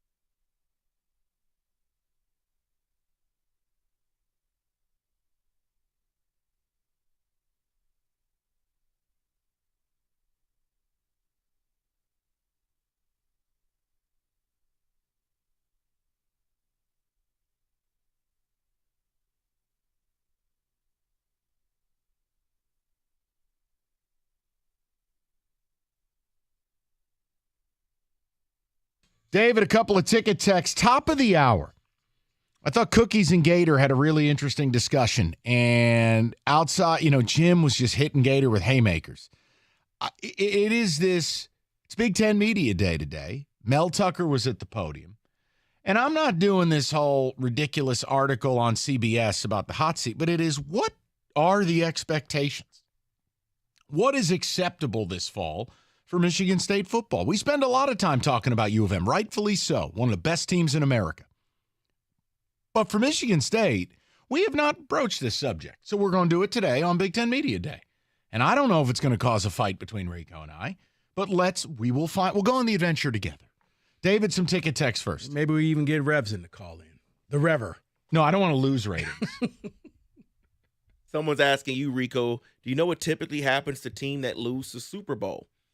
They have down years. They have a down year. No way Jalen Hurts wins the MVP. It's typical, but doesn't happen all the time. No, it doesn't happen all the time. It will happen this year, though. Bold prediction. Kansas City they lost Super Bowl. They really didn't fall off. Bold prediction from a texter says the Browns will make the playoffs. I'm starting to see that. I'm starting to come around on the idea a little bit. David, we talked about it. If Deshaun Watson is 80% of what he was in Houston, it's not this impossible task. Because you have to look at it that the Browns, if they aren't a pushover, and if the Steelers aren't a pushover, which they're not, the Ravens are not a pushover, the Bengals, if everyone's pretty good, now all of a sudden it's not 12 wins to win the division. It might be 9, might be 10. I know you don't like hearing that as a Steeler fan. I'm just saying. It's going to take 10 wins to win that division. I already know that. I think 9 could get it done. Ooh, boy. David, I look at that division, and that's a blood sport. That may be the toughest division in football. It's tight. That's a blood sport. It's tight. You look. Think about your road trips. Just think about road trips. Uh-oh. Oh, boy. Go ahead and put that in the sandbox. I'm so sorry, Rico. You want to just go ahead and clip that? We can get it out of the way. You know what? Screw it. I'm not even going to continue. Just clip that. And why don't No, but with the Ravens, with the Steelers, with the Browns, the Bengals are, of course, the class of that division. But, man. Think about this. If any team in football, and you see it on their schedule, at Cincinnati, at Baltimore, at Cleveland, at Pittsburgh, you view that as an easy game? No. Hell no. No. I mean, you could miss the playoffs in that division, and you could easily win 9-10 games. That's right. That's right. Like some divisions are going to be really bad. This is when I think everybody in the division finishes with a winning record. It's just, did you knock off your divisional opponents to get the tiebreaker? Let's go on the board quickly before we get into a damn street fight regarding Mel Tucker.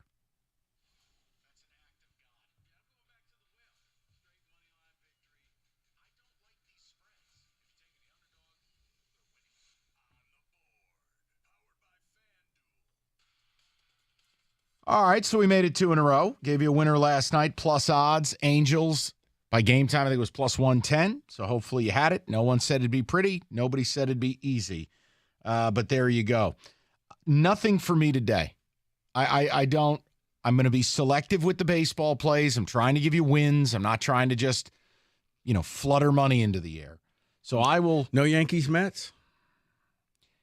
I am so disgusted with my baseball team and my general manager and manager. I would rather not comment. Okay. My mom always used to say, if you don't have anything nice to say, don't say anything at all.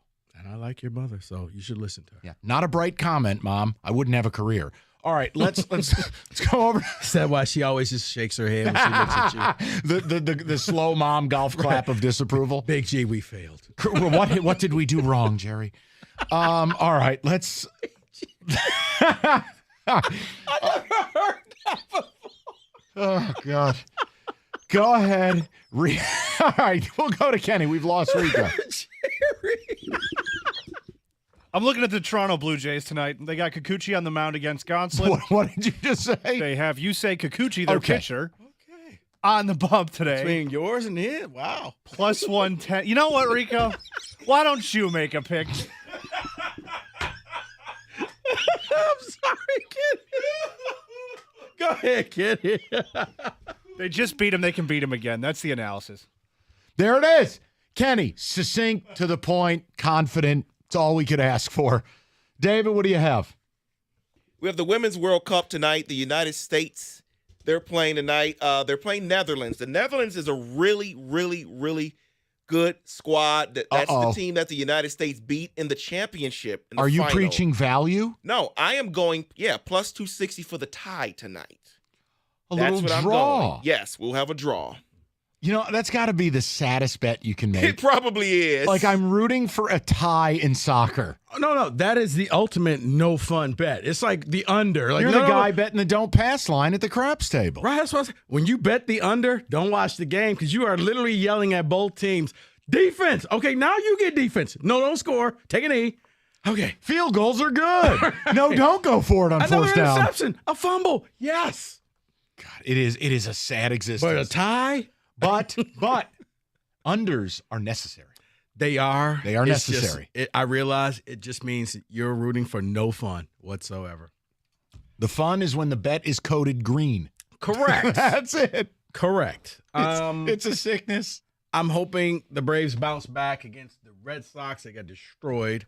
So I'm going to go with Acuna, Michael Harris, and Matt Olson all to get one hit in the game at plus 110. God, that seems so easy.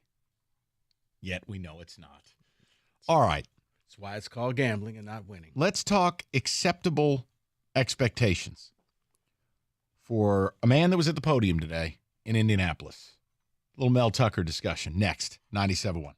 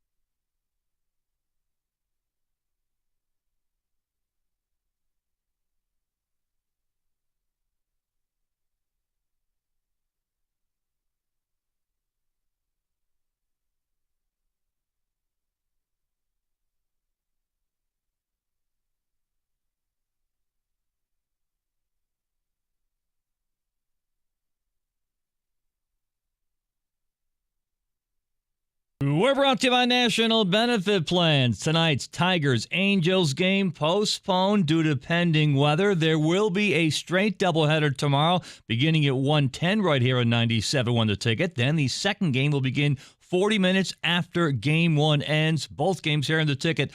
Only tickets for Thursday's game are good for tomorrow. Again, tonight's Tigers-Angels game postponed due to pending weather.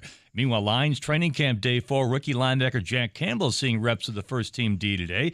Likewise for rookie tight end Sam Laporta, also getting reps with the first team offense. Carolina Panthers announced that Bryce Young will be their starting quarterback for week 1 of the regular season.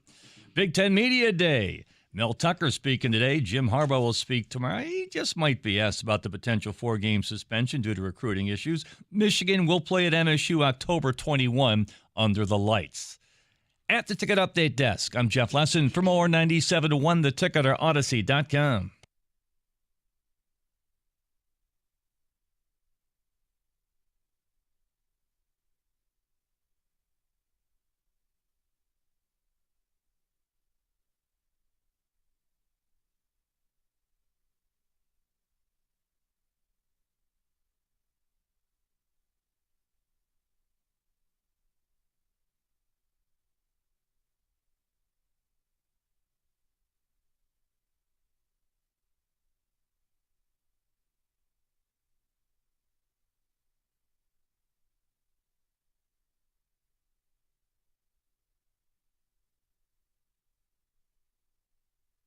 All right, 3 o'clock.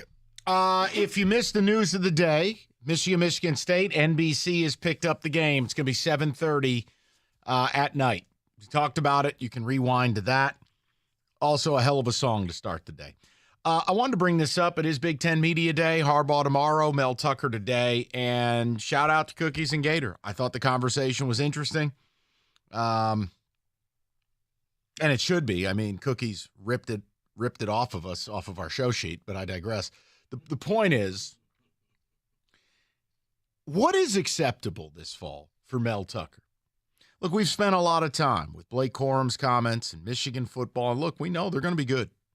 They're going to be real good. I mean, the bottom of that team, the absolute bottom, would be 9-3, and it would be a bitter disappointment. The top could be an undefeated season. So there hasn't been a lot to talk about with Michigan State, but now we're approaching it. Camp is opening. Mel Tucker's at the podium. And I got to be honest with you, I've seen the articles and I've largely ignored them regarding the hot seat and because I don't think these national writers really have a good grip on what's going on in East Lansing. I don't think they have a good grip on the program. I just think it's an intern, garbage in, garbage out.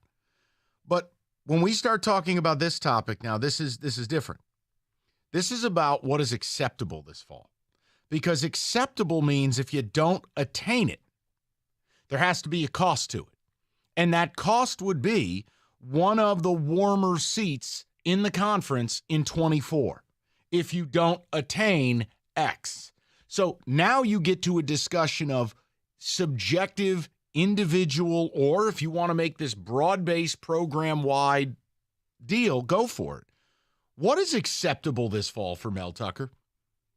Because I know in my mind what it is for me.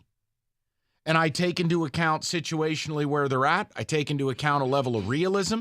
I take into account they're in the hardest division in college football. But I still have a number in mind. But I want to know from the people, because listening to Cookies, he was ranting and raving, and it was entertaining. Gator just would not give in. Gator was just giving a lot of runway. Are there fans like that? Probably.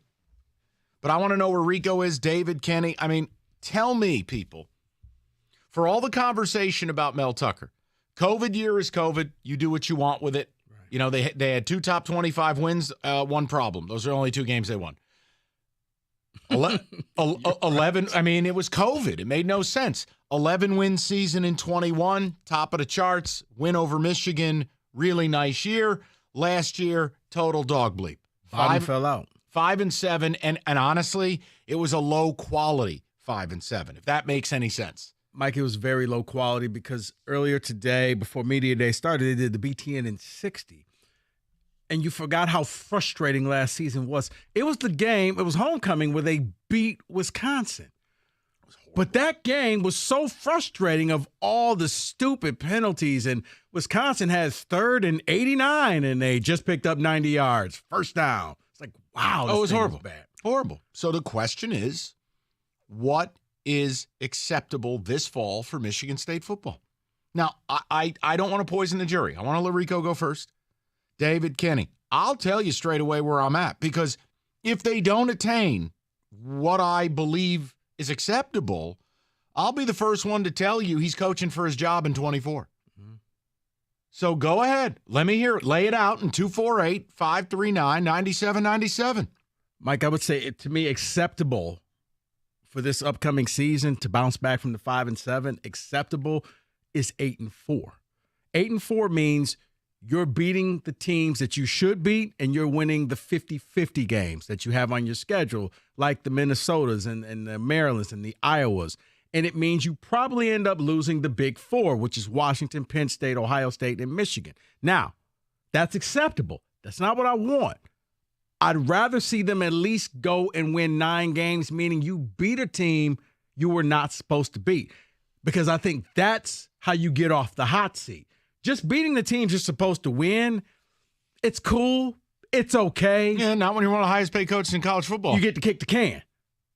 But I feel like you got to win one of those games you're not supposed to win, whether it's Washington at night, whether it's Michigan at night, whether it's going and beating Penn State at Ford Field. Lord, I'm not even going to count the Ohio State game because I just don't think that that's being realistic. No. But acceptable is 8. What I want to see is at least 9. David, now leave your hatred alone and try to put the shoe on the other foot. Oh, no, I'm good. What is acceptable for Mel Tucker to where you'd go, okay, back on track, no hot seat nonsense. I feel like it's going in the right direction. Yeah, I'm going to say 8 games. I'm going to say 8 games. On paper, from what I see, there are only 2 games on paper that I say you cannot for sure win. That would be Ohio State and Penn State. So everything else is up in the air, where I say 6 guaranteed wins in my mind. So I'm going to be fair, and I'm going to say right in the middle at 8 wins is acceptable for me.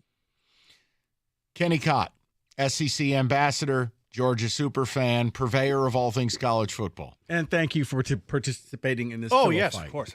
Considering where you came from, and I agree with David, we were kind of doing the math back here of games that you can win, games that you should win, and games that there's no shot. We both agreed Ohio State, Penn State, probably not. Michigan at night, at home, gives you a chance for upset special there. Sure. I think you need 8 wins. I agree. And let me frame it this way. 248-539-9797. Very straightforward about it. What I get tired of, not any of you personally, this is not at your opinions, I'm saying in general, I get so tired of coaches getting credit for winning the games they're supposed to win. Your merit as a coach is how many of the games that you're not supposed to win do you steal from the fire? That was the D'Antonio special. Right. That's the caliber. That's what makes you a great coach.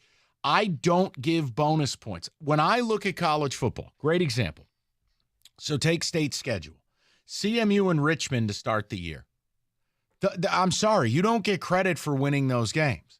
All those are avoiding disaster. But you know what I don't like? I don't like when state fans or media go, well, you're going to Iowa, or, well, you're going to Minnesota, and those are losses. If that's where the program is, then Mel Tucker's not doing his job. So for me, I came into this having no belief that we were going to agree on this, but I'm right with you that I'm not comfortable. See, fans are going to get upset when I say this. I'm not comfortable just saying, well, Washington, Michigan, Penn State, Ohio State, all 4 are losses. Well, then what are we paying for? Now, in one sense, I say I understand he is building. I know what he inherited. And the idiotic D'Antonio loyalists, who are usually over the age of 80, don't want to cop to it. Mark submarine that program. So understand, we have COVID. I've been told it doesn't count. You do what you want with it. The point I'm making is, 21 was his first real season. You had an 11-2. 22 was a dumpster fire at 5-7, and it was worse than that. I would argue the team was much closer to being 4-8 than being 6-6, 7-5. It was not high quality. If he just cuts back to the middle. I know. So here's where we're at. This is a year where now we always use the phrase. We talked about Harbaugh in his early years. What is he getting paid to do? He's paid to beat Ohio State. He's paid to beat Michigan State. By your third full year, I don't want to hear about the sins of the previous administration. Mm-hmm. You have to stand on your own 2 feet. Now, no one is saying MSU should challenge to go to Indy. No one. They're not ready for that. But you're going to see Mel Tucker's players, the guys that he brought here. And Mel Tucker's got a very famous phrase that I think ultimately is, it's even worse than keep chopping. If you can't recruit to Michigan State, you can't recruit. Well, I got news, boss man. We're putting that to the test this fall because you're about to see a damn near exclusively a Mel Tucker product. Mm-hmm. So what I need to see now, look, if they come home at 7-5 and not 8-4, but they're in games. You know what I can't abide anymore? I can't abide 52-3 at the end of the first quarter to Ohio State. I may have my grievances with what Mark ended up doing to that program, but I never watched a game where we took the field and felt like, well, we don't even belong here. You don't even want to watch the game. Right. It's that bad. That has to stop. Just like the Minnesota game last year. Just like the Maryland game last year. Just like, go 2 years back. The Ohio State game Rico was at Raising Cane's at the end of the first quarter in Columbus. I begged you not to go. The point I'm making is there has to be a standard. You want to invoke the contract? Do it, but do it with merit. Mm-hmm. So here we are. And I'll say this. This is the reason why I said you need to win one of those 4 games. Mike, 3 of them at home or the Detroit area at night. Ohio so State's the only game. Atmosphere. Ohio right. State's the only game I go, we have a 0% chance of winning. It would be a bigger upset this year than the 1998 Nick Saban win down there. And really, my expectations for this team, kind of like 2 years ago when they went down to Miami, and it let me know what type of team this was going to be, is the Washington game, week 3, where it's the Rose Bowl 10-year reunion. It's going to be started at 5 o'clock at night. Like, everything is leading towards you competing in this game. That's right. And trying to win this game. There's the word. Compete. Right. Stop showing your ass. Right. You don't want to fall down to Washington 21-0 like you did last year. So here it is. It's open to, I don't care what team you root for. I want to know what is acceptable. Mel Tucker, media day-to-day, talked about how much better along the front 7 they're going to be. Talked about, look, if you are in the, where I don't agree with Gator is the idea that they go 5-7 again and somehow it is anything other than code red and he's one of the 3 or 4 hottest hot seat coaches in America in 24. I'm sorry. At a certain point, this is where I agree with Cookies. The money matters in what we expect of you. And I hold Mel Tucker to the same standard I held Harbaugh. Now, they have different mission statements. When Harbaugh came to Michigan, we talked about 2 things. Beat Ohio State and win the national title. His first 5 years, he wasn't getting that done. Now, he was winning games. They had the one disaster of 8-5. But he wasn't getting it done, and it almost cost him his job. And they took money from him. Mm-hmm. For Mel Tucker, it begins now. Now this fall is when I'll listen about the contract.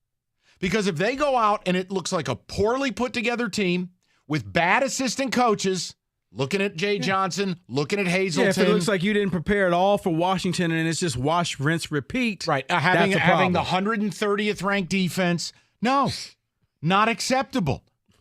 Can't get off the field on 3rd and 16. And what I also don't want to hear, and I read this in a piece the other day, while we think the Spartans will be better, we don't know if it translates to wins. Wow. That's not how life works.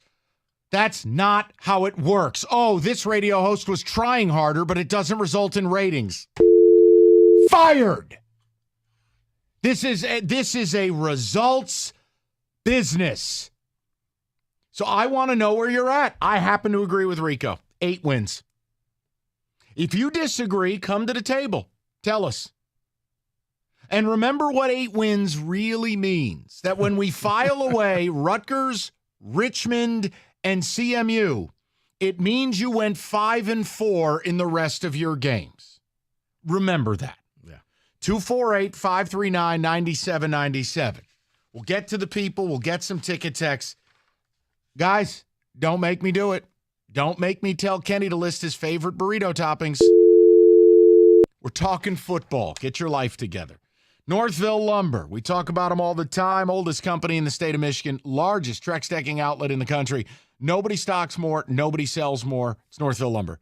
They covered over 26 football fields with the product they move. And they can do it because there's no wait times. There's no special orders. There's no rush orders. No 4 to 6 weeks. All the product is in their warehouse. You buy it. You get it. You get your project done. And although it looks like Earth is ending outside, it is technically deck season. Not that you should be out on yours currently. The point is, if you need to get one built, they'll introduce you to a Trex certified pro. Yes, they will. Call Northville Lumber today or go to northvillelumber.com. That's northvillelumber.com.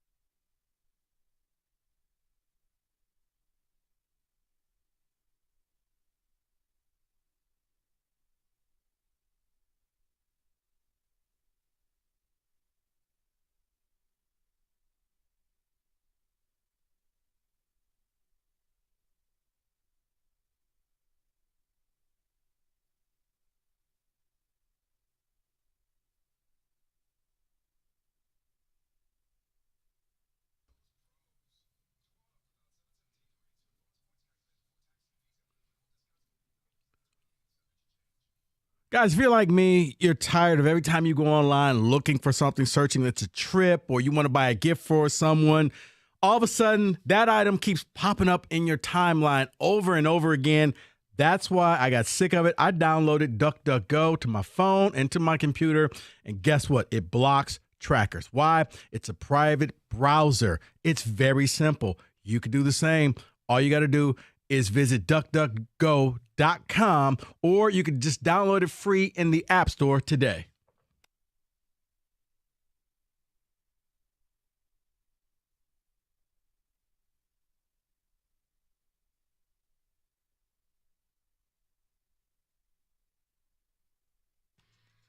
All right, we'll get to the ticket text and the callers. And again, if you think Rico and I are being unfair, which is hilarious, Sparty.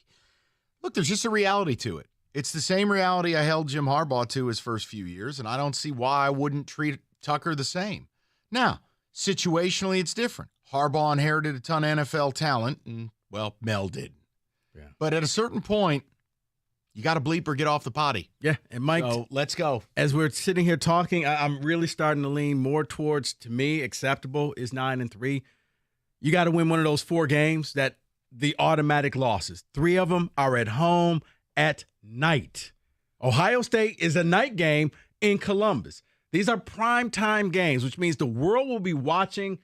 You got to go steal one of these things. This is what Mel is brought there to do. I'll just tell you, 5-5, 5-7, or 6-6, firm hot seat. Right, I agree with Costa on this. At that point, yeah, you're the new Tom Allen. Yeah, this ain't Purdue. This isn't Illinois. This isn't Maryland. I'm sorry. MSU's top 20 in revenue, top 20 in attendance. Now, I don't think he'll be fired, but yeah, he should be on the hot seat. Period. Yeah. And again, you can get yourself off the hot seat with a big year.